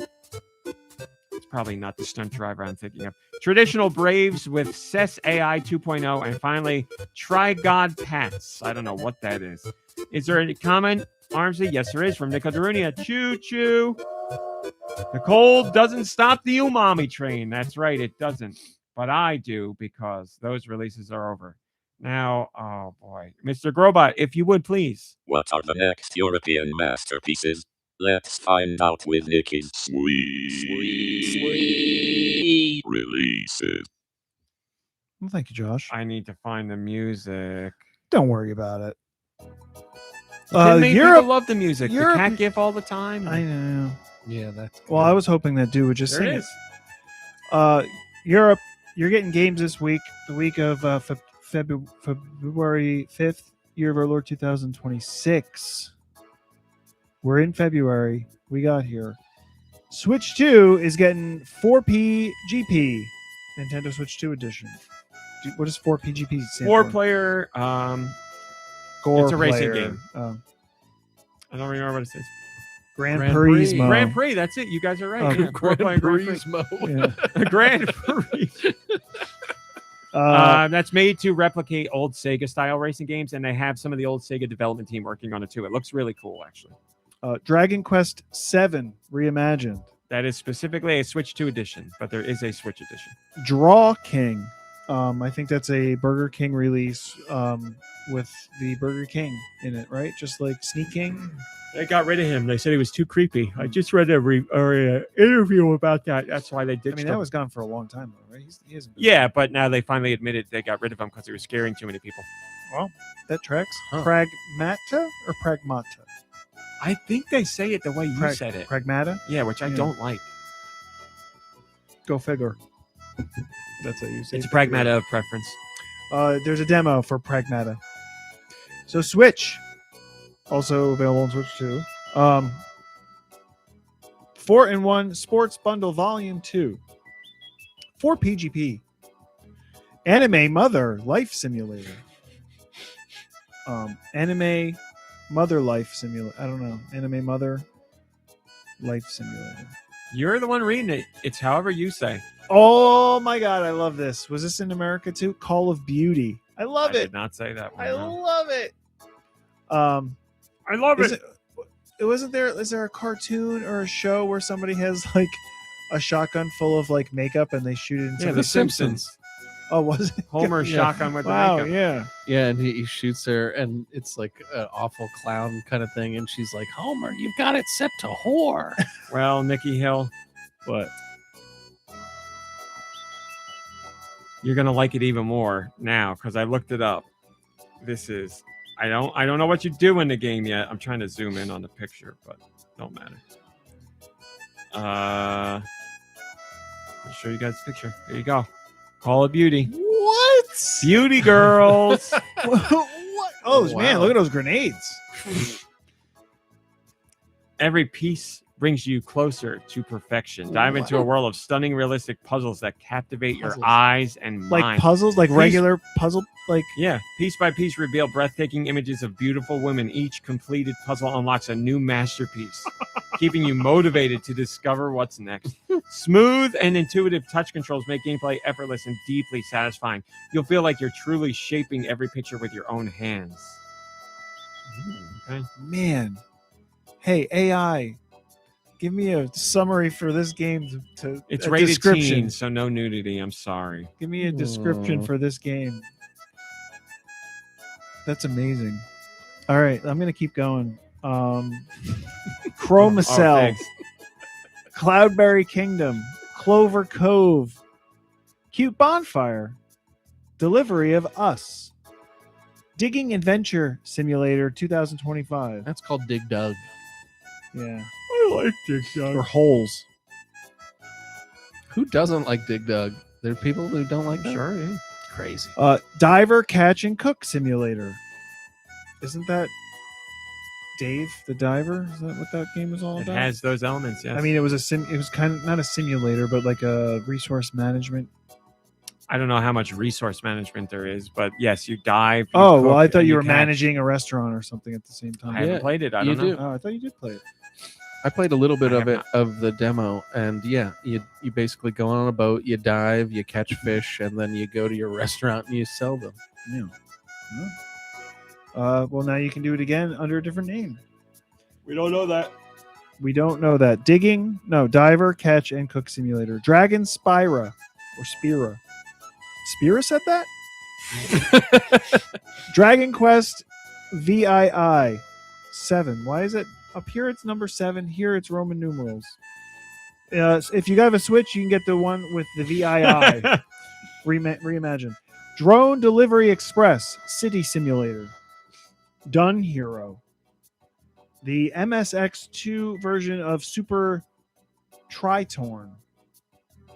Exorcist Horror Simulator. Fall Buddies. Is that autumnal or like falling? Like, I'm gonna guess falling. yeah. Find the Four-Leaf Clover. That sounds like a long game, huh? 5 Hearts Under One Roof. Fred and Jeff, the Ultimate Sulfate. The Atomic Sulfate. Mhm. Frogging Up. Graviators. Hidden Cats in Christmas, right on time. I don't want to make fun of that. Maybe they had a problem with the licensing or getting permission or something, so I hope your game sells. Well, and for the does well. longest time, we weren't allowed to say Christmas, but now we are. So finally, The war on Christmas is over. We did it. Yeah, especially in Europe. I don't know. Hole Digging Beach Simulator. We got a lot of digging sims this week. I love it when the sims really stack up and they all come out at the same time. I'm Not a Human horror. Is this potato? That's a great Is it a problem that I ask it with a question? Is this potato? That's right. There's no question mark there. So, is this potato? Jigsaw Realms Nature. You like Realms? I do. I was trying to make a joke, but they've already made it for me. It's basic. I think it's basically like the Forgotten Realms, but you play as Jigsaw from the Saw series. Oh man, they wanted to go as opposite of Kirby as possible. Yeah. And all you're doing is setting these booby traps. Jimmy and the Pulsating Mass. I've heard stellar things about that. It is very heavily influenced by Earthbound. I've heard it is a fantastic game. No joke. Sounds dirty. It does sound dirty. It also sounds like the Blob, I guess, or like the Mind Flayer thing from season 3. My Jimmy is usually a pulsating mass. Could be, Heyo! could be religious. Leap Year. Leo and Tig. Lovish. I love it. Magic Runestone. Nintendo Splat Pack. Nope. Nickelodeon. Thanks for censoring it for me, but it's okay. You don't. Nickelodeon Splat Pack. Is that what's in that? Is that Nickelodeon shows? Real Monsters. Huh. Rocco. Oh, I wanna think I remember say, that. and Yeah. Guts. Why would Rocco be there? What do you mean? Splatting? I don't understand. Nickelodeon, Oh. Splat, Slime. What are you talking Yeah, about? no. I don't know. For some reason, Real Monsters sounds splattier. And Guts definitely splatting. Our Burial Dolls remastered. Parkour Simulator 2026. Pet Magachi. Pinstrike 3. RV Drive There co-op. Screwmaster. Sora Winds of the Jungle. Is that completely created by Sora AI? I don't know what it is. Tiny Biomes. Tori's 3D platformer collection. Traditional Braves with CES AI 2.0. Oh. I don't know why. I mean, I automatically just expect 2.1 for some reason. Nice job, Ice Dilbert. I see what you've done. Whispers of Winter Blossom, and last but not least, World of Unit, the total unit. Is there a comment there, Nikki? There's a comment from Nico Darunia. They say, there's no need to reimagine Nikki Hill's sweet releases. They are as sweet as they could possibly be. Honey. And that's it. They are done. Thank you once again, Nikki. As we only got you can through do it. I double-checked the Nickelodeon Splat Pack just to make sure, and yes, it is. Guts, Rocco's Modern Life, Spunky's Dangerous Day, and Real Monsters. How much would you think that is priced at? $29.99. Okay, dude. $30. Okay. Well, guys, I've got great news. It's $15. Wow. We both lose. I have played none of these games. None of you. And I never liked Guts, but I was a big huge Rocco fan. And I liked Real Monsters. Did you watch Real Monsters? Nah. Really? I think that was after I feel like that was It was after middle our time. school. Was it? Yeah. I don't think I ever watched it. What was I watching? Batman. The little red guy and the guy who held his eyeballs above his head and he had the armpit I remember hair seeing them and the black and white worm lady and all the merch. I think I vividly remember that guy holding his eyeballs like a toy of that in the store. But then Pixar ripped it off. And then Pan's Labyrinth ripped Monsters. it off. Who's holding their eyeballs in, No. Monsters Inc? Monsters Inc. Real Monsters and Monsters Inc. are the same goddamn idea. Why? Because they're about it takes place in a school or in a company. Tell me. Does it take place in I'm a trying, but you won't shut up. He's trying to effing tell you. Because they both are about young monsters learning how to scare children. That's what. But what's the purpose of scaring? In Real Monsters? To generate power? I don't remember. Because their entire infrastructure is run. You're right. Their grid is There's no run similarity on between the two based on the show you didn't watch as a kid. And in Real Monsters. You want to talk about similarities? Talk about the Christmas toy and Christmas story. I don't know what the Christmas toy is. You do because we watched Billy it here. Crystal, not it's Christmas. the one where Rigby the tiger and yes, Leonora. There's no tiger in Toy Story. Hey, I'm just playing what you do. I could do this all day. It's the same. No, there's story. no tiger. It's different. The only thing is I think they're both made by Disney, so it's okay. Next thing you're going to tell me there's a gorilla in Toy Story or in Lion King. Ho, topical. There's a Kong in Donkey Kong Bonanza. They could have just said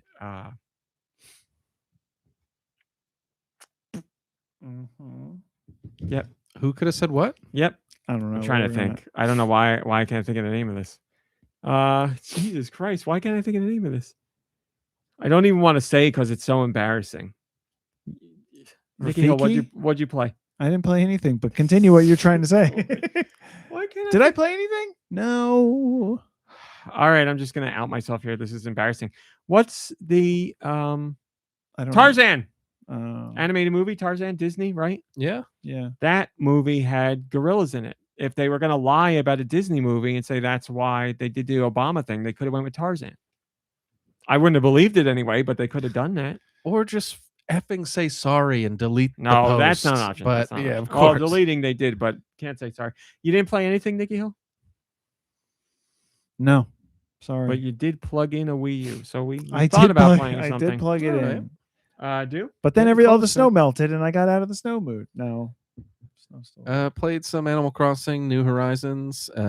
Played some Fortnite. We actually played Fortnite with Annie Austin this week. It's true. How's he doing? I mean, we had a great time. He was very Austin. Yeah, I mean, when he could get a word in edgewise, there were 7 of us that night, so it was kind of like 7. You can only play 4 at a time. We were playing with trios and quads. Yeah, it was frustrating, to be honest, for me. I I fancy minute, myself you're all in really, really funny, and no one could hear a single joke I was making because there were 7 people talking at once in 2 different games. That's No, like, how I do told have- you people could hear you. It's just that there were so many people It's talking. just I that- wasn't funny, which is even worse. Do It's spend like a my lot worst of nightmare. do spend a lot of time saying, "Am I muted? Is my mic muted?" Because I was like talking to people and no one was talking back, and then I was kind of getting like, then I was wondering if I that's was muted. frustrating if you're talking directly to somebody. No. You're not picturing what's going on. 7 people is a lot, but on top of that, we were playing 2 different games. Well, no, I wanted to say that that's what I was kind of shocked at, is that you're playing 2 different games, but everybody's talking at the same time, like, and to communicate with each other with your teammates, it's like frustrating. It was a little frustrating, and then I felt bad. Then I was like very self-conscious just about Austin's time as well, because he's playing with, I mean, he knows half of us, but he didn't know all of us, and he hasn't played Fortnite in forever. So I just didn't want him to have like a frustrating time with it. I'm sure he had fun, but yeah, we talked. After. I was He had a really good time. I was in my head about that too. So it was like between me thinking no one could hear me to hoping that Austin's enjoying himself when he's playing with like 7 people in a kind of overwhelmed situation. But yeah, it was, other than that, it was fine. And shockwaves are back, so I'm cool with that. Shockwave grenades are back, and a bunch of older things are back. Hey, did you see the Chapel Roan trailer for Fortnite? Yeah, I was gonna send it to the Discord because I was so impressed by it, but I was like, they don't care, so I didn't. Something hanging on. Man, I was just gonna say I thought it was really cool. It I'm was pooping myself. It was a fantastic trailer. Yes. Yeah, I What thought is, it was is great. she going to be a playable She's in it. character? Yeah, she's in it. She's on Fortnite Festival. She's a playable character. But that's emotes not- and I mean, Is she dances doing a and- live concert in there too at some point? Fortnite Festival. She'll be Oh, there. that's what that is. But like the trailer itself was just really cool. It's So like very really- artful. And The trailer is stop animation and hand drawn stuff, and like the trailer literally made me tear up. I was like, "This is just Is that her really, call? really cool." What? Is that her Well, call how in the do way I it's know? ended? I don't know. Oh, because you're the video game person. How would I know what conversations they had with I think Chapel her Roan? She's like, call "I want was, animated. I want "Hello, stop Mr. animation." Epic. Yes, I'll accept the money now. Well, here's the real truth. Chapel Roan has been a huge Fortnite fan for a very long time, and has been begging for years to be in Fortnite. So I'm sure because of her stardom, they were like, let's make something happen. I just didn't think it was like that far-fetched for you to like have heard a story or know like the history. So I If asked she you. talked about it, I haven't heard anything. Far. No, I don't think they get into the specifics of that. And yes, Blood Ocean, I did see her Grammy dress. Here's a little known fact for you. I have Threads and Twitter open on my desktop all the time because I'm constantly using both.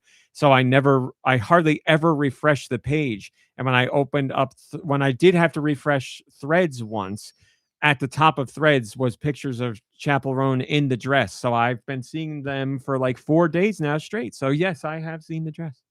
Sounds like your algorithm is pretty narrow there, huh? I don't go on Threads for anything other than work. It's just Threads pushes at the top what people are talking about. So I don't go on any social media for fun ever, unless you consider like TikTok social media, which to some degree it is, but like text-based or picture-based social media, I don't go on any of it.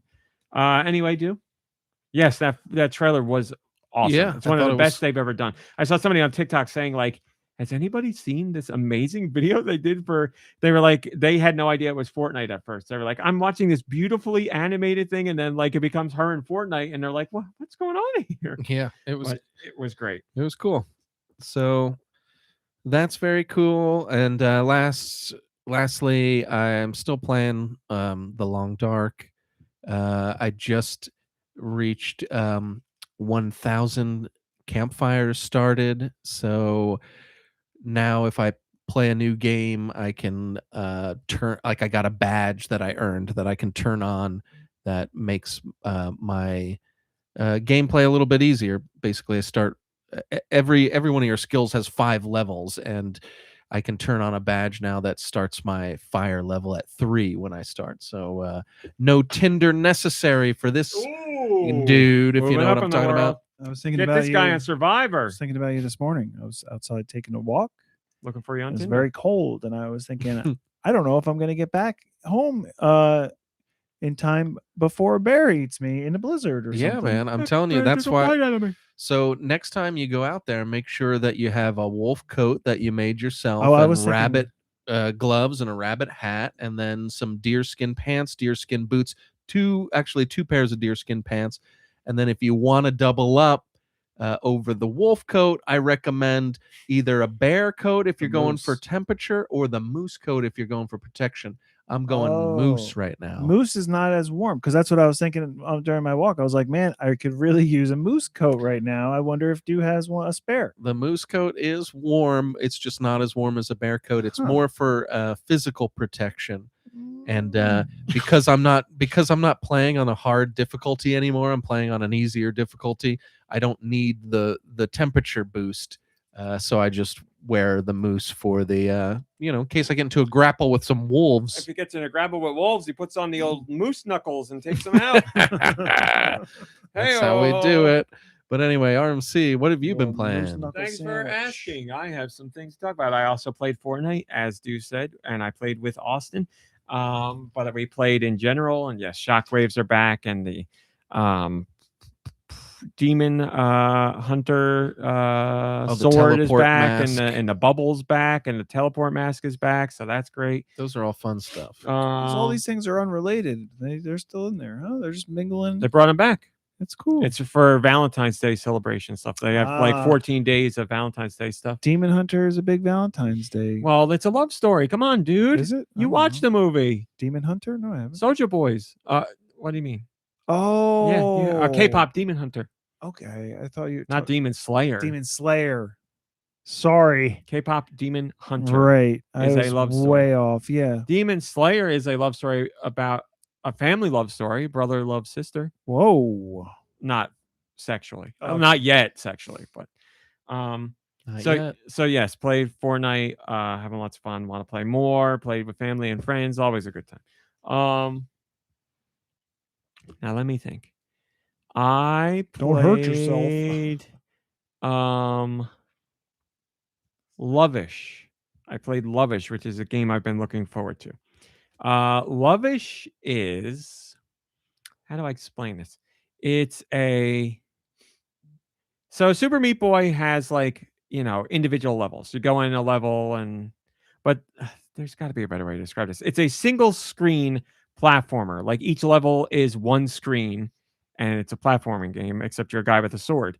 So like your goal is just to get to the door. You can see where the door, like levels take like, not even a minute. You fight. So like Ninja, or what is it? N++, or? Yes, that's a great one. Like N++.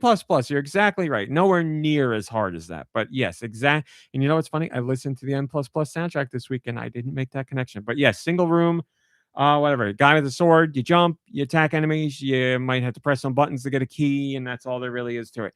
It's a lot of fun. It's got a banger soundtrack. It's got a lot of humor. One of the really cool things it does is in between each stage, you get a little scene that takes like 10 seconds or less. And it's completely random. So you might get a scene where you get 10 coins, or you might get a scene where it says like a ninja comes out to attack you, but then he disappears. Or it's like it'll say like you found a VHS tape, but nobody watches VHSs anymore. Just little random non sequitur stuff. But there's other stuff that can happen that actually enhances the game for you. Like I said, you get money, or you get more lives. You have 200 lives to make it through the game. You can buy more if you want. You can also find more. But again, it's single screen challenges, and none of them are extremely difficult. They get harder as you go on, but it's nothing challenging by any means. And each stage has a hidden crown in it too. And you have to fulfill certain things to get the crown. Sometimes you just knock away a piece of the wall that's there. Sometimes you have to defeat all the enemies and it's there. Sometimes you don't know what you have to do to find it. And crowns will open special doors. There's a 25 crown door, a 50 crown door. You don't know what's behind those doors until you get enough crowns. And then on top of all that, there's other little secret mini games in there that I just like. One of the stages I played, I randomly found a fake Game Boy, and I fired it up and I played I forget what it's called. I played a standalone version of basically a Legend of Zelda game. The Wonder Boy is what it's called. Where it's one dungeon of a Legend of Zelda game. You go around and you collect items and keys and solve puzzles. And when it ended, it said to be continued in the next game. And I was like, does that mean I'm going to find another? So I don't know. Maybe I'll find a knockoff GBA and then I'll be. So I really like that stuff. There's all kinds of hidden secret stuff in the game that makes it a ton of fun, but it's just a great game in general. I think both of you would really enjoy it because, again, not really difficult. I wouldn't say it's difficult at all. But it's fun and it's platforming and it's very quick to pick up and play. You can play for 5 minutes. You can play for an hour. I'm really enjoying it. There's, I think, 10 stages in a boss and then rinse and repeat up to the top of the castle. I'm like 70% through it, but I got to go all the way back to find all the secret stuff because I love that stuff. So it's a lot of fun. It's expertly made. You can buy upgrades for your character so they can stab upwards or downwards or do a dash or... But you only get 200 lives in a playthrough? Yes. But I want to say I have like 170 and I'm almost at the top, and you can buy more if you need them. So oh, Godmaster has you'll be fine. 170. Trust me, you'll be fine. My mom was playing it the other day and she's fine. And she liked it a lot. Gave birth to Godmaster. He's also a better gamer than I am. I sure can, Tony De La Mancha. She sure plays more games than the you game is Lovish, Lovish. I am playing it on Switch 2. It is available for Switch. Greatly recommended to anybody who loves platformers, slightly puzzle platformers. There's really not any hard puzzle elements to it at all. It's just like, push buttons or find keys or defeat all the enemies. Like I said, great soundtrack. It's old school art style, but it's got a lot of charm to it. There's humor. The non sequiturs and the little things in between stages are a lot of fun. It's got a lot of personality. It's a very cool game. So I played that. What else did I play? I played the demo for Monster Hunter Stories 3, which I haven't finished yet because it seems like it's a pretty big demo. But I was like, man, I like Monster Hunter. I wonder if they've changed the battle system since the first Monster Hunter Stories, because I didn't dislike it, but I was just like, I don't like the idea of rock, paper, scissors gameplay where you just throw out something that's like, oh, you chose right, oh, you chose wrong. There's no skill to I don't that. mind that as part of a bigger system, but I don't want that to be the whole thing. And the battle system has greatly expanded since then. It still has the rock, paper, scissors, although it's like, I don't know, power, speed, and technical, I think. But you have synergies with monsters and you have other partners in your party and you can select different moves. So it's a much more layered battle system, to the point that when I did the tutorial, I was like, I don't know what's going on. But then when I went out into the field, I was like, okay, it's not as complicated as I thought. So I do like the battle system a lot more. I am so far in the demo at the point where I'm like, I might actually buy this. Like the battle, I need to play more and see how the battle system continues. But so far, I'm like, this is improved or different enough that I'm like, okay, I like this. So you have your different monsties that you can swap out during battle, or you don't have to do anything with them. Everybody. So right now, I have 4 people in my party. It's 2 humans and 2 monsters, and they they 2 monsters. You're right. They all attack on their own minus me. I pick what I want to do. And you build synergies with your monsters that level up a special meter, and then you can do a special move. Synergers with monsters, please. You're right. I'm so sorry. So I'm enjoying it, and I did a boss battle, and it was multi-layered. Here's something I really like, really like. Go ahead.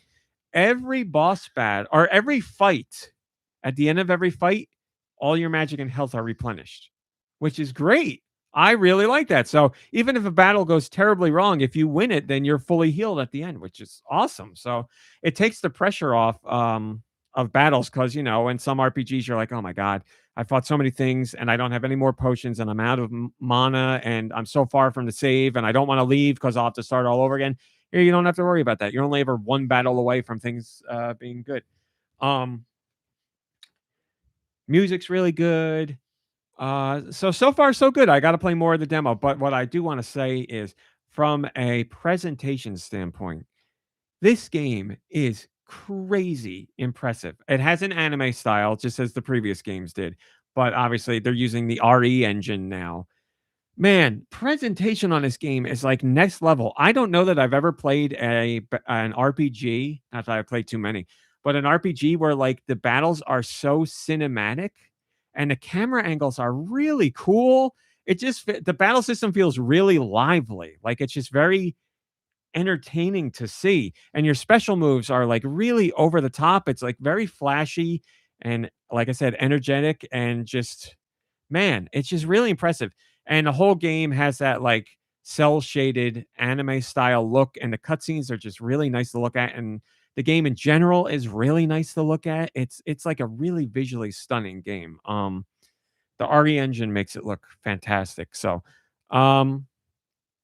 so far so good. I went from not really thinking about the game too much to then putting out the demo and me being like, oh, I'll try it, to now thinking, oh, I might actually pick this game up. So if you are on the fence or think you're against Monster Hunter Stories games after playing the first one, I suggest trying the demo for the third one, and it comes out, I don't know, April, maybe? No, that doesn't seem right. March? I don't know. But try the demo. I'm enjoying it so far. It's voice acted too. Yeah, it's very good. It's very good. So I played that, and then I'm trying to think if I played anything else before I get to I don't think so. I played the demo for Pragmata. Pragmata just doesn't sound right. I'm gonna go with Pragmata. Again, I've been waiting for this game. This is one of the games when they announced it for Switch 2. I was like, oh wow, I want to see how the Switch 2 runs that. Oh, Pragmata is so good. Pragmata's so good. Playing the demo, I want to just replay the demo over and over because the game is so much fun. So as Deux said, how do I explain Pragmata? It's like if you took the gameplay of Resident Evil and mixed it in with like a little mini hacking game. Resident Evil 4. Yeah, Resident Evil 4. You're right. With a main character that looks like he's from Gears of War. I haven't seen him without the helmet on, so I don't know. Well, just in the trailer. He kind of looks like Miles McKenzie from Metroid Prime 4. I'll have to see him without the helmet. I was just watching the trailer. The trailer. He's just a regular guy. He's not like beefed up or anything. No, but his suit makes him look like he's like a Big Daddy or something. Like he looks really. I mean, he's in a big suit, but it didn't look like huge or anything when I was playing. It's got I guess it has a Big Daddy feel because you got the little sister on your back. Yeah. But yeah, just in the trailer I was watching, he's like on the ground at first, and his thighs looked like tree trunk. Anything that's cheap thighs. It's not anything that stood out to me while I was playing. Like Joe Namath. So got thighs. You go through the tutorial. Girl on his shoulder all night. You go through the tutorial and you're fighting these robots, and you can pick away at them with your pistol, but it does very little damage. You can kill them that way, but it's going to take a lot of shots. So what you're supposed to do is the girl that's on your back can hack electronics, and you use her to hack the enemies. She's a Pragmata. So hacking brings up like a grid, and it's not complicated by any means. It's you have a node and you move it to the goal point, and that's all there is to it. You can do it however you want. Huh? You can you can follow whatever path you want on the grid. On the grid, unless there's like a blockade. But if you hit certain points, it gives you power ups. Yes. You know. So hacking in general will make them much easier to kill. But if you go through specific nodes, they'll be more easy to kill. And then there's specific things you can pick up on the nodes that will give you more shield or give you other stuff. So on that grid, are those nodes or whatever like directional? You can go whatever direction. You can go because it looks like there's like one that's like facing down and one that's facing over, but they're like cutting through. Again, it, so I don't know. Like I'd have to play. It's not like a water flow puzzle. Exactly. If you'll let me tell you, I don't know because I only played the demo. So maybe later in the game there will be tiles on the grid that you can only go a certain direction. But right now there are tiles you don't want to touch, but outside of that, you can go any tile, any direction. Right. And get to the exit, and then but you're doing that in real time, so the enemies are still walking it. I know, I don't like that. But they're slow. But I'm slower. So you do that, and then you take them out, and it is such a satisfying mix of gameplay types. Where when I first heard about it, I was like, I really like this idea, but I'm worried it's going to be complicated to do. But when you play it, you're like, oh, this is no problem at all. And it's so satisfying to go into the hacking and then watch the enemy and clear the hack and then shoot them, and it just feels so good. It was like addicting is the best way I can put it. It's just the gunplay is so addictive. And then outside of that, it's like a 3D, platformer. You're exploring environment. What you do in the demo is there's a locked door and you have to go around to 3 different computer terminals to hack it open. So you're exploring this little open environment, not really open, but this little environment where you go around and you find the nodes and you fight enemies along the way. And then you hack the nodes with the girl and then you open up the main door and you continue on. And it teaches you about so you're jumping around and you have a jetpack that you can hover around with too. And This is like really Banjo Kazooie. no, not at all. Yeah, no. You Yeah, got the character on your back. There's platforming. Come on now. Yeah, he's right. There And is as a two character guys on who your have back. definitely played those. I was going to games. say these are my favorite conversations. I played all of them. Except for as the far nuts as and bolts, if because to who wants to play if that? to you that Banjo-Kazooie is about I'm saying you like it because it's like your favorite game. I wish I had a life where I could just talk about the things I like without pushback all the time. I'm but not. here we are. I'm not trying to insult you. I'm No, just I trying. know, you're just I trying saw. to poke at me and I'm poke at not. me and poke at me I'm and not- poke at me. No, you're misunderstanding. I saw a connection, and and you're I wrong. and I think it makes sense. Okay, then I'm wrong, but I think it makes sense. I know you do. Can we move on now? You move wherever you want, man. The platforming in this is nothing If you like move Banjo-Kazooie. and then not tell me your address, I won't show up, and you'll be happier about it. Listen, I'm done. It's been ruined for me. I looked forward this whole podcast to talk about Pragmata. I am now done. Oh, come on. Go play the Please demo. continue. We're I'm done. sorry. I won't We're talk done. again. I have had the life sucked out of me. I Oh. do not want to do it. We're moving on. Oh my God. we're at time Pragmata anyway. Kazooie. I'm not going to lie. I had a lot more to say, but just go play the Oh, demo. please, then. Just I want to Nope. hear it. Nope. Actions have I wasn't poking consequences. fun, and I'm not trying to insult or I anything. couldn't even get through it because you kept interrupting me. because I thought it was a legitimate he'll connection. shut I up won't. now. I won't say anything. I'm done. We're done. I've made my decision. We're done. Go play the demo. We have questions. Send your questions to goninpod@gmail.com. Where? Go ninpod@gmail.com. Maybe I will. They can be about Nintendo video games in general or whatever the hell you want. Nico Darunia asks, what's the best purple thing? Quirky purple. Gino purple. Definitely Gino and Quirky Purple. The Purple Brothers are definitely. You don't know what we're talking about. Look it up. I mean, when I think purple things, I think of Barney, but he's not the best. I don't like Barney. I almost did that to mine too. Well, this one was already torn. That's probably the one I almost did it to. Grimace is a good purple. Grimace, yes, Grimace is good. I like him. Is there a Muppet that's purple? Grover's blue. I guess Count is purple, right? A light purple. Maybe. Yeah, he's a lavender or something. I think so. Purple things. I like purple grape blow pops. That's my favorite one. Out of all the regulars, I'd go grape. Oh, interesting. I really like artificial grape flavor. I like Big League Chew grape. Oh, I love that. Doesn't last long enough, but I really love it. Yeah, I like Yeah, the Grimace that Shake. too. I like that tall show. That was purple. What other I purple? like things grape are there? sodas. I don't get them Yep. that often, but I like. I do usually like a 'em. grape soda. You're right. What other purple things are there? Purple what? That's from an internet video.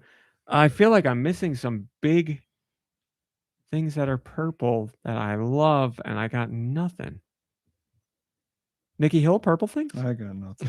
The game. Maddie Biss says the GameCube. There you go. Of course. That's it. That's the one. Oh, the purple Pikmin. Chowder. I've only seen a few episodes of Chowder, but I did like what I saw. The purple Pikmin. Thanos. There you go. I love Thanos. Now you've done a Blood Ocean. I don't talk about it often, and I know this is going to ruin Austin's, my and Austin's relationship. But I really don't like Prince. I've never liked any of his music.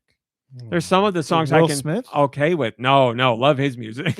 Love the Fresh Prince. The artist formerly known as Prince, who then went back to Prince. His music doesn't do it for me. I really don't enjoy it, and I always feel like that my lack of interest in his music with his personality, which I always felt was very up his own ass, just made me not like the music more. So I know that's a very controversial opinion, but I do not like Prince. But I'm there's so I sorry. mean, like, there's so many artists that you don't like. Yes, that like is like true. you don't like David Bowie, and Yes. that's like my Prince. Yeah. It's like, how do you not like Bowie? And he wasn't even that like crappy of a guy either. Oh, because no, I know my, that comes my, into play a my lot with you. distaste of Prince's music has nothing to do with my distaste of Prince. I just also happen to dislike Prince. But David Bowie, as a person, I really like. As far as his music goes, yeah, it's not for me. But you are right.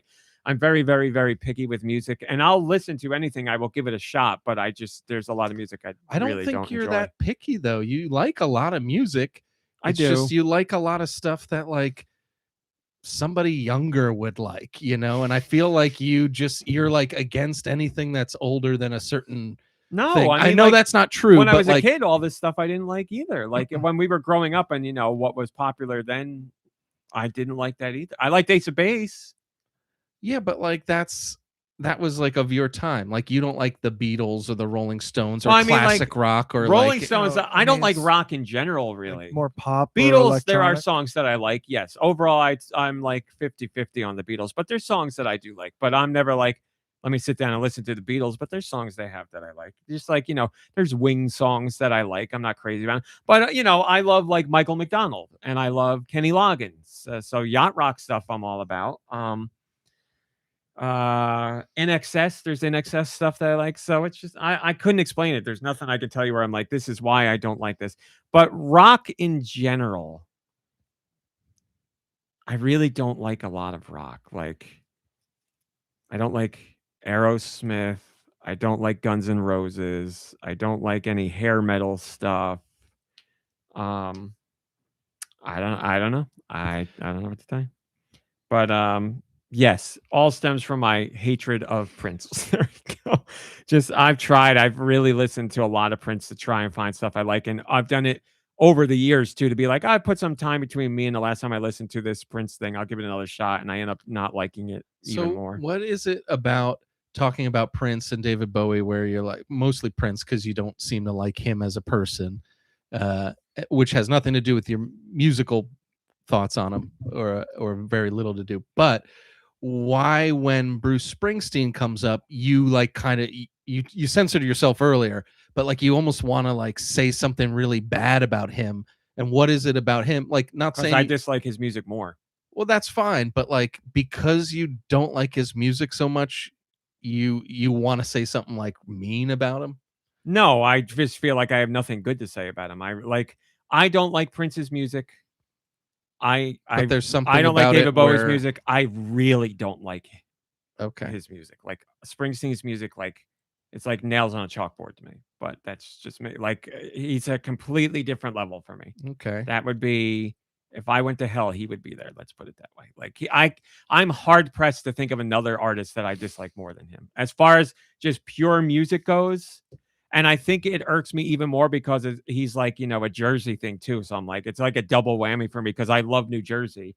And if you love New Jersey and you don't love Springsteen, it's like you don't love New Jersey. So. And he's like, I think he's a great guy. like, yeah, and like the things he sings for the blue collar people and like for unions and The for message like all he that delivers stuff. and the person he is, on board 100%. The music that he makes, That's opposite why direction. it's like, if you're going to hell, I don't think he's going to be there. What about My hell? If hell's tailored to you. What about Bob Dylan? There are Bob Dylan songs I like. Yeah. Okay. There are songs of his I enjoy, certainly. He's I don't think this is crazy to say, a bit too mumbly for me in some songs, but overall, yes, I'd say it's a pretty good split. There's nothing of his that I can think of where I'm like, I hate this or I really don't like this. I'm, indifferent, but there are songs that I enjoy. I know the music is different than the lyrics, but I put like Dylan and Springsteen and like Shane McGowan from the Pogues kind of in that poet category where it's like whatever they say goes for me. And that's interesting that there are songs with plenty of lyrics that I enjoy, but when it comes to music, and this might stem from my video game connections, like I am much more interested in the music than I am like the notes that are being sung than the words that are being sung. And I'm not saying one is more important than the other. I'm just saying for me, I enjoy just the overall sound more than the lyrics. But there are songs with lyrics that I find beautiful, certainly. But That's why I thought you'd like that Cocteau Twins album, Heaven or Las Vegas, because I have no idea what she's singing. But I was like, oh, Well, you know, RMC is gonna love this, but you didn't really I care for it that much. it wasn't bad. It wasn't Yeah. bad. Just it didn't like really do it for me.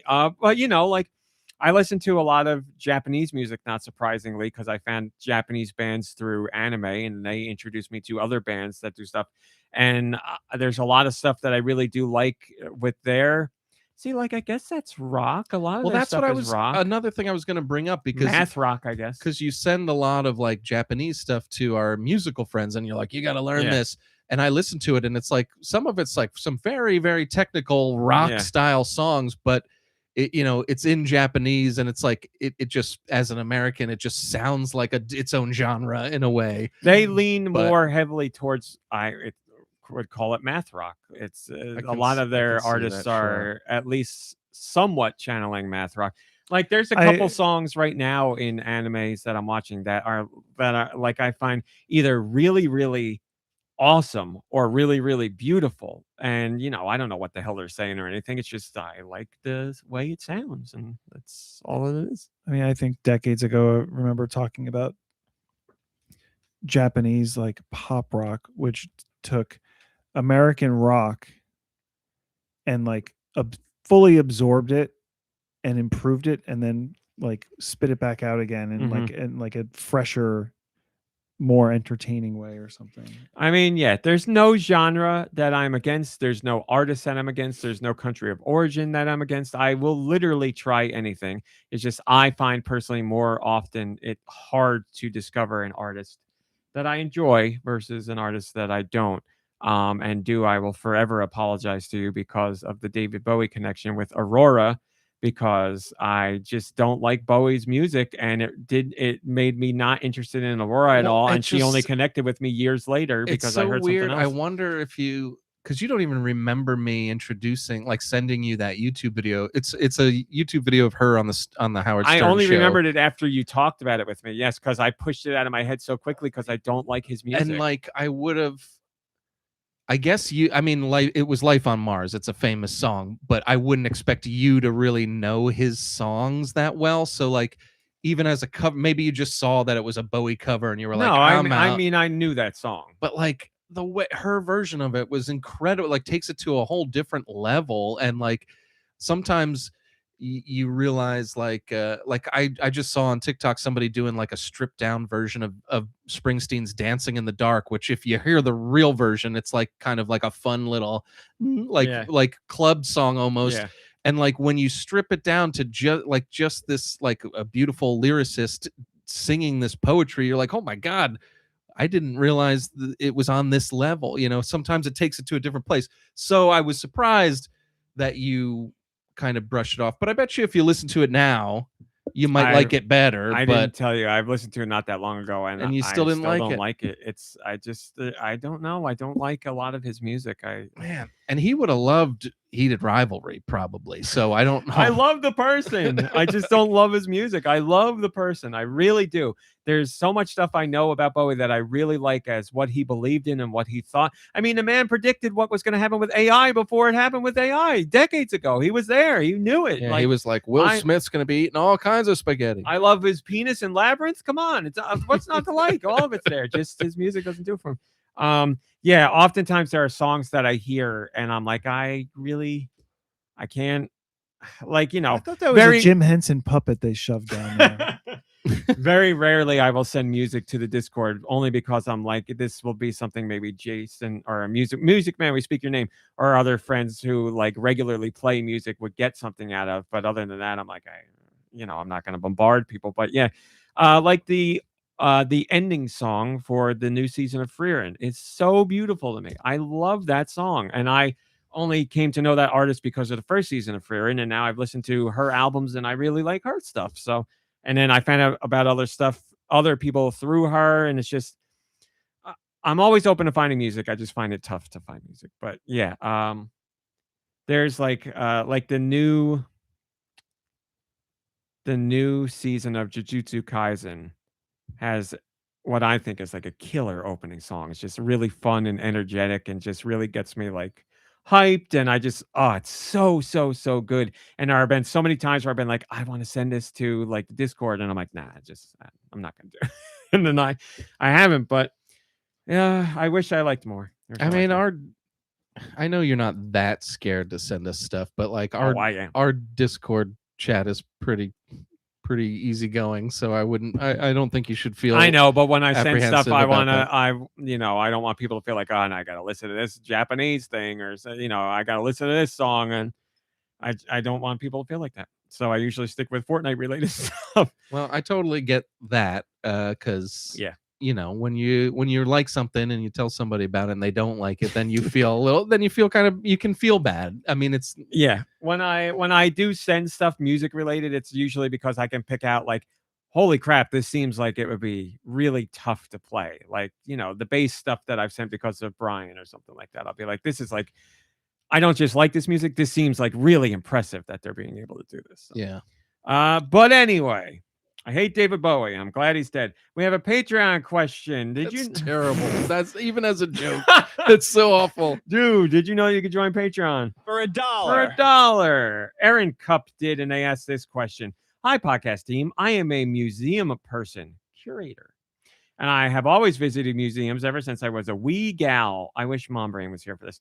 Natural history museums, art museums, zoos, aquariums, you name it. I love it. I was wondering if any of you also like visiting museums, and if so, what kinds? Do you have any particular museums, exhibits, specimens that really stick out in your memory? As an example, I visited the Monterey Bay Aquarium near San Francisco many years ago, and I was mesmerized by the Living Jellies exhibit of jellyfish. The animals were so beautiful and weird, and even ambient music in the exhibition space was amazing. So great that I bought the soundtrack CD from the gift shop. I would love to hear about any museum or zoo visits that resonated with you all. Mom Brain loves museums and any art exhibits and all that. I'm sad she's not here. I promise you I will try and get her to answer this next week. I'll write myself a note. I, on the other hand, am not a That's so museum fan. funny. I was watching Shrink. This is a great question. I was watching Shrinking, the latest season, and there's a part where they're all in the museum, and Jason Segel's character is like, I don't like museums. I never have, but I pretend I do, kind of thing. And I said to him, I was thinking to myself, who the hell doesn't like museums? And then I was like, you know what? Yep.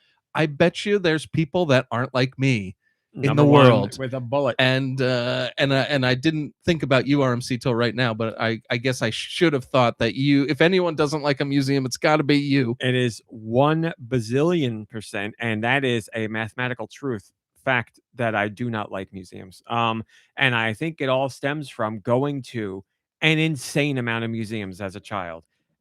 Like at least once a month we were going to some living history exhibit, some museum, some art exhibit, because people take their kids to these places to open their minds, and all it did was close you off to so much maybe stuff. It would have opened my mind if it didn't break the goddamn hinges on the door. Because sure, maybe once every 4 months is good for one of these things, but every month, sometimes multiple times a month, a fish hatchery, a sheep shearing, an art exhibit, a living history museum, Williamsburg, Gettysburg, go see this military base that's not operational anymore. Go see the reenactors like cannons. Like no. You needed to go to a good freak show or something. That would have done it for you. Like what if you went to a place where it was like a bunch of adults wearing diapers pretending to be babies or something? Would you? A bunch of adults wearing diapers pretending to be babies? Yeah. Why would I be into that? Not that you would be into it, but your parents are like, oh, I don't know. Like, I don't know why, but like, that's just like Nathan Fielder in like a museum for this. Not a museum, but like an experience. Like a zoo, man. Yeah. No, that's what I'm thinking. A zoo. So as a child, I enjoyed a zoo. As an adult, I don't like zoos because of treatment of animals. But as a kid, zoos were ruined for me because I got chased by a peacock, as we have talked about on the podcast, and it ruined zoos for me. And everybody thinks it's funny that I got chased by a peacock, but it was a scarring memory. But zoos, I could go to a zoo today and it'd be fine. I would feel bad for the animals, but I could still see an animal. And if I'm gonna go to, listen. If somebody's gonna ask me, do I want to go to an aquarium? The answer is no. Like hands down, no. but a museum or an aquarium is more tolerable to me than a regular museum. I like I could go museums to that are interactive. Maybe it's my child brain, but like things that I can like the touch museum. play with. Yeah. Yeah. Create a tornado. Yeah, this is Whoa, nothing you know? against people who like museums. I know I'm the on the opposite end of the thing here. It's just they I feel like it's like for me how I still feel reading books even if I like the book. I feel like it is a chore, a school assignment. Like I feel like I am being made to do it. That's how it always feels. And I do not have any interest, and any room for interest that would have been there has been bred out of me over my initial 18 years of life, I guess we'll say. So like I'm reading a book right now, The Raven Scholar. I really like the book, but every night I read a chapter, and every night I'm like, I gotta read that goddamn book. But I like the book, but it feels like an assignment all the time. That's just part of my brain that will always be there. So a museum feels like an assignment. It feels like something I have no interest in that I'm being made to do. I mean, depending on like who I'm with, I guess. I mean, I do enjoy walking through and seeing the stuff. I feel overwhelmed because there's things to like read, and I'm not gonna read them fast enough. Not like, anymore. Thanks, Trump. What's that? What do you mean? Pulling down those slavery signs at the park. Oh, yeah. But like I'm just talking about like, here's a piece of artwork. Yeah. And here's this like 4 paragraphs about the artist. Yeah. Where they were in their life at like what, and I'm just like, I want to read it, but I know the second I walk away, I'm gonna forget it. And also it's gonna take me a long time. And I paid for admission for one day, and it's like a week's worth of reading in this place. And I guess there's audio tours and stuff like that help. Joe Shabadoo, Mom Brain has been to the Museum of Sex. He really liked it there and too. I've always had the feeling, never really talked about this, but maybe people can relate. I've always had the feeling like I'm doing it wrong. Like I feel like you feel that about a lot of things. Thanks, but I'm just talking right now about this.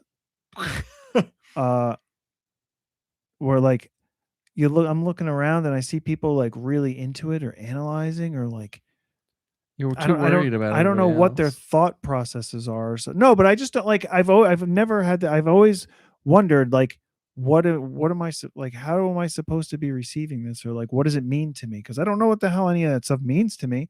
But it's still like interesting to see it. Like going like in Italy in the museums where you see the kind of machine that somebody made where they were using a small model to then chisel a big statue, and it's like, this is incredible.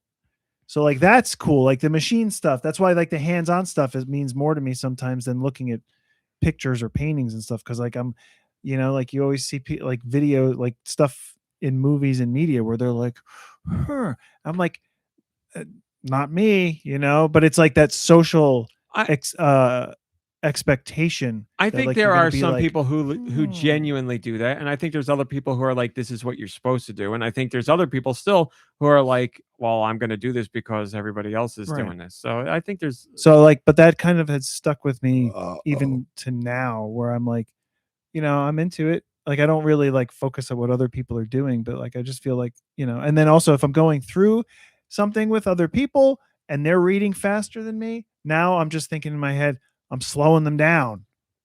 Yeah, this is a regular thing about you with a lot of stuff.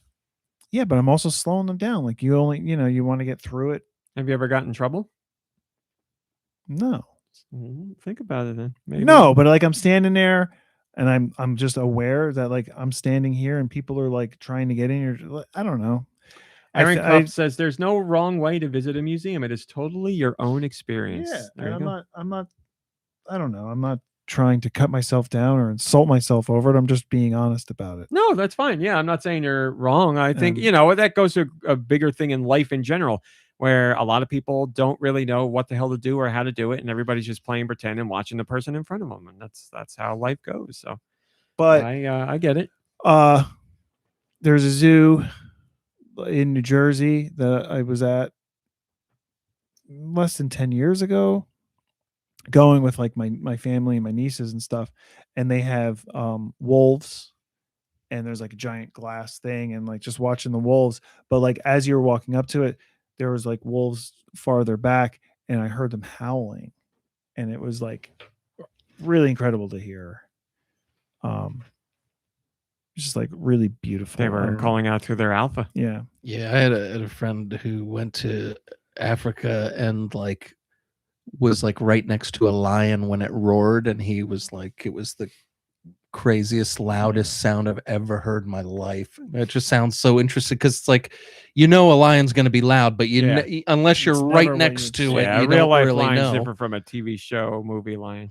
And then, sorry, you know what? The other thing, it's not even my experience, but my sister was at a zoo with her kids, and they were looking at like the gorillas, and the gorilla mama had a baby in her hands, and my sister was holding my niece, and they like shared a look, and like the gorilla like got her. She was like, oh, There's a like, person in a suit.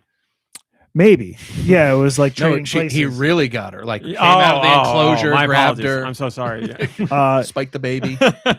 Well, that's like an AI video, right? Where like the gorilla just comes like morphs through the glass. But anyway, yeah, it was just interesting to hear that story too, like the experience that she had, where like they like look at each other and they're like, "I don't know you, lady, but we're the same." Drew, you haven't really gotten to speak about your stance on museums. I'm sure you love them.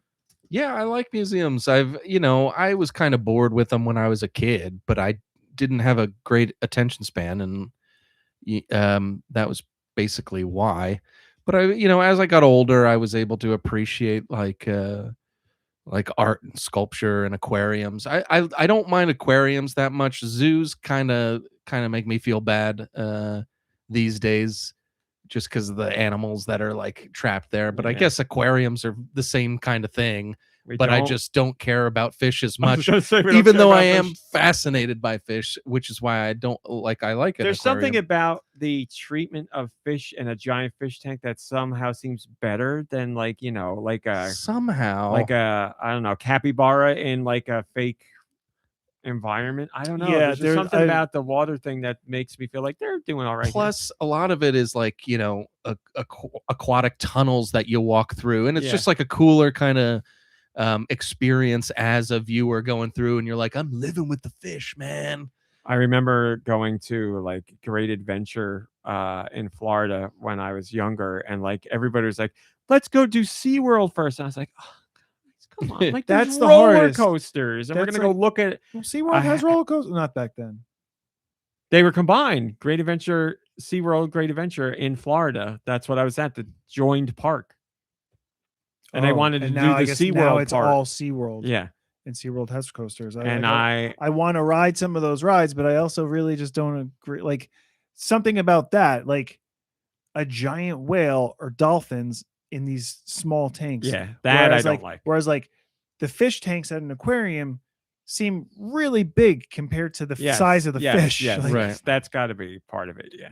But I like all that kind of stuff where you're, especially if it's real old. Like when I was in Europe and we went to a few museums, it was cool to see like really old paintings or sculptures. And I mean, when you're up close to these things and you can actually see brush strokes, and I'm not an artistic person, but I can appreciate it. And when you see that kind of stuff, or you see like a statue that's just like, I mean, it looks like a living person. Some of that stuff just astounds me. So I really like the experience of that. It's less about what I can learn about the piece itself, even though I am interested in interpreting art. I'm not very good at it myself, I don't feel, but a lot of it is just like the history of it and the the changes through it, almost like anything else, like music. Like, this artist inspired this artist, and then before you know it, we've got the Renaissance, and then we've got something else 200 years later, and all that stuff really fascinates me. So I like that, and that's probably all the stuff that bores the hell out of you. My body was having a physical reaction to you talking about. It's so funny because like I'm just so into history, and like the fact that you are like, it's done. Why we even talk about it? Like, forget it. Let's move forward. Like, when are we gonna be a space? When I'm watching Game of Thrones or Knight of the Seven Kingdoms and all that, like anything like that feeling is ever present as I'm watching. Like, it is constantly there. I mean, 100% what a testament to the show itself because of that. You know, like the fact that you can. I'm looking at the environments and what the people are doing for work and like all of it, and I'm like, I want to rip my eyes out. But yes, the story is so really funny. great. So yeah, when I watch any of that stuff. So what the heck is up with Switch Welcome Tour? Why do you like Switch Welcome Tour? It's a video game. Oh, okay.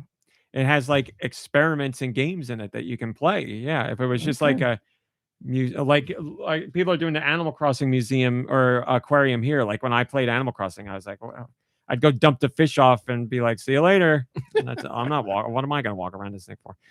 Okay. All right. If they had games to play in there, then yeah. But what about movies like the Thomas Crown Affair because he steals from a museum?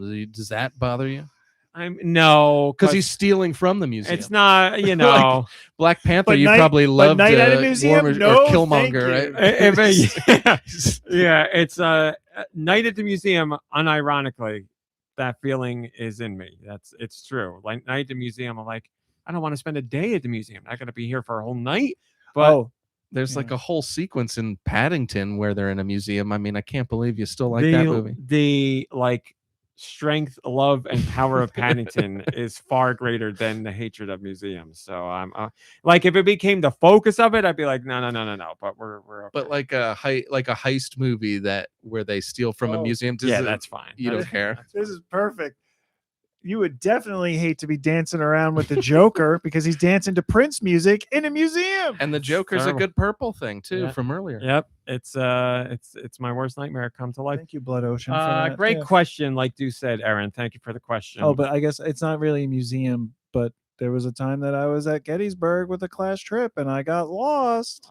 I remember. So that's not a happy remember. And believe it or not, that wasn't the only time I was at Gettysburg. I was there many times. Not as many as Colonial Williamsburg, though. Actually, another great story for me. At a museum, I went to the Air and Space Museum in Washington D.C. and I went to use the bathroom, and I walked in and there were a bunch of women in there because I walked into the women's room by accident and I panicked and I like couldn't get out of there fast enough. I was so scared. Yep. Intruder, but that's it. Thank you. Have a good night. So he went in the spirit of St. Louis. And no Ma Brain, so no music, and we are done. And that's the end of the show for this. What turned out to be a long episode anyway. So that's all we got. Should have been longer, but I'm sorry to draw a connection between Banjo-Kazooie and Pragmata. Go play Pragmata, or as Nikki Hill says, Pragmata. Pragmata, and that's all we got. So. Thanks for watching. Thanks for listening. Oh, wait. No, we got something. Oh, I'm sorry. Stay warm. It says here we've got something called Deux Views. It's never news. Rumor of the week with Deux Michaels. I thought it was starring. Hello, Laxter. Ladies and gentlemen. Laxter says no mom brain because Nikki Hill's afraid of women. That's what it is. That bathroom traumatized him. Ladies and gentlemen, you realize that at the end of the show, I have spiders and flies that go all over. They don't do it just at the end of the show. They do it all the time. Spiders and flies go across the video game universe and they find hints here and little news here and little rumblings here and rumors there, and they bring them back to me, and I let you know what these rumors are, and you don't have to worry about going anywhere else for your rumors because you're going to get a very unique rumor here every single time, except today, because for some strange reason today's different. We're doing this is actually, I've just been handed an actual news article, like true story happening right now. This is amazing. Wait, it's real? This is real. This is crap. real. It's an actual fantastic. Reels View. So yes, so we spoke earlier about the labor complaints that were brought up against Nintendo and how they were recently withdrawn. And we didn't have too much further information until now. We do. What the reason why these complaints were withdrawn is because the witnesses had disappeared in these cases. One was actually found at the bottom of the East River with a stone tanuki suit all over them. Oh. That's right. And all signs, investigators say all signs point to a certain Nintendo ambassador, but they wouldn't kind of comment anymore. I mean, I think that they're talking about Charles Martinet. The Mario ambassador. Yes.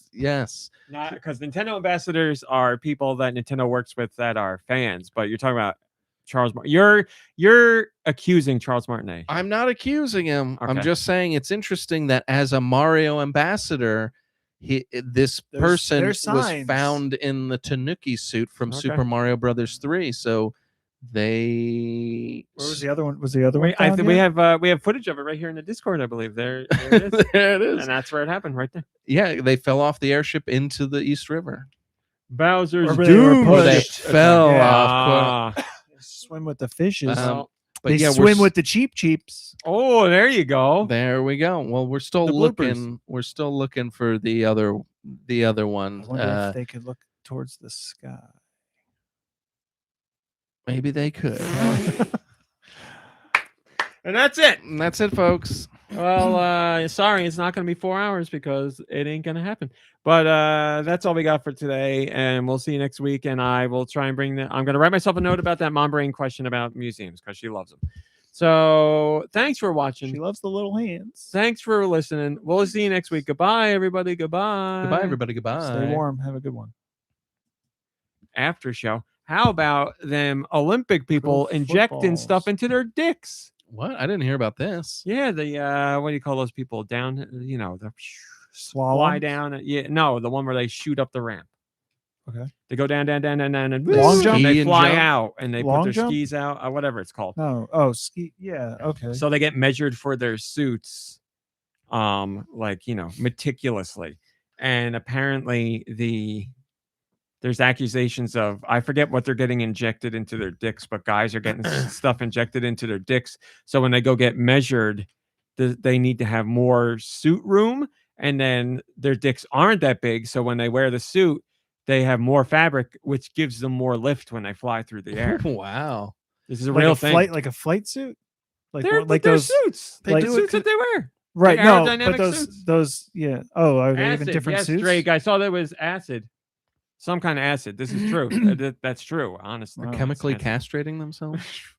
But yeah, they were doing it because it adds it's like an inch or two of fabric, but it makes a considerable difference in how far they can fly. I think they do Well, it. I thought they were always like spandex suits, basically. Yeah, they are. But what they're doing is basically creating like those flight suits where those guys are like In the flying junk, past. yeah. I mean, mountains it's not it's not a lot more fabric, but it's enough to make a difference, apparently. Man, that's strange. That's right. And it's also competitive cockball torture. That's what they do. I thought they were doing it to impress people in the Olympic Village.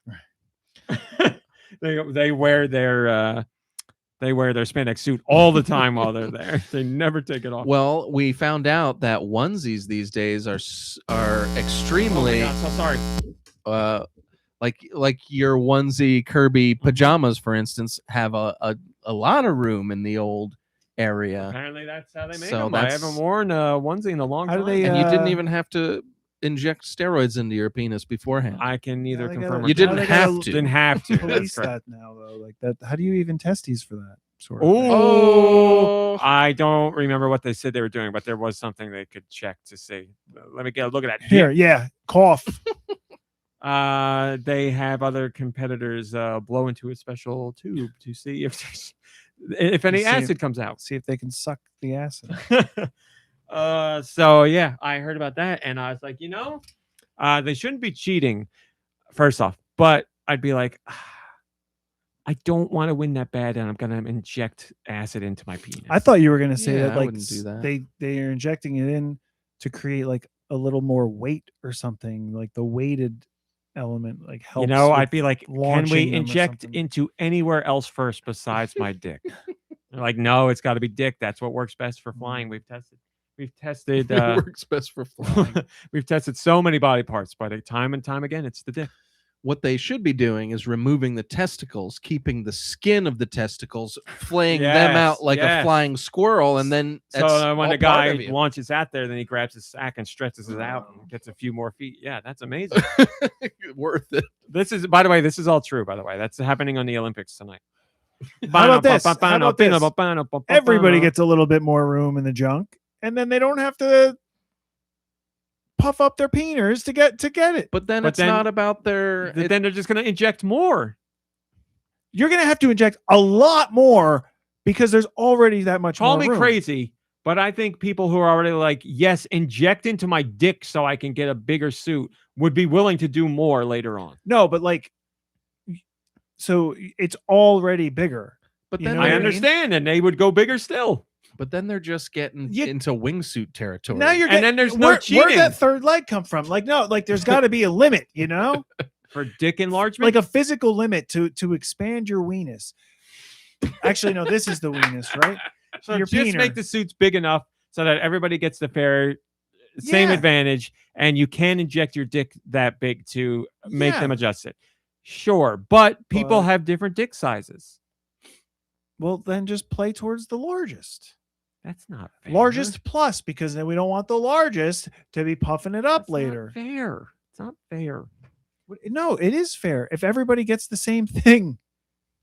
But if somebody, oh no, but then yeah, somebody with the smaller. exactly, Nikki Hill. You're not thinking about the penis. Okay, then science. here's the thing: we sneak into their homes when they're asleep, and we measure their penises. Then, But they're already getting them measured. We already know. no, well, but then we wait a couple, like however long it takes, and we sneak in and measure them, and we see if it's bigger or smaller. You know?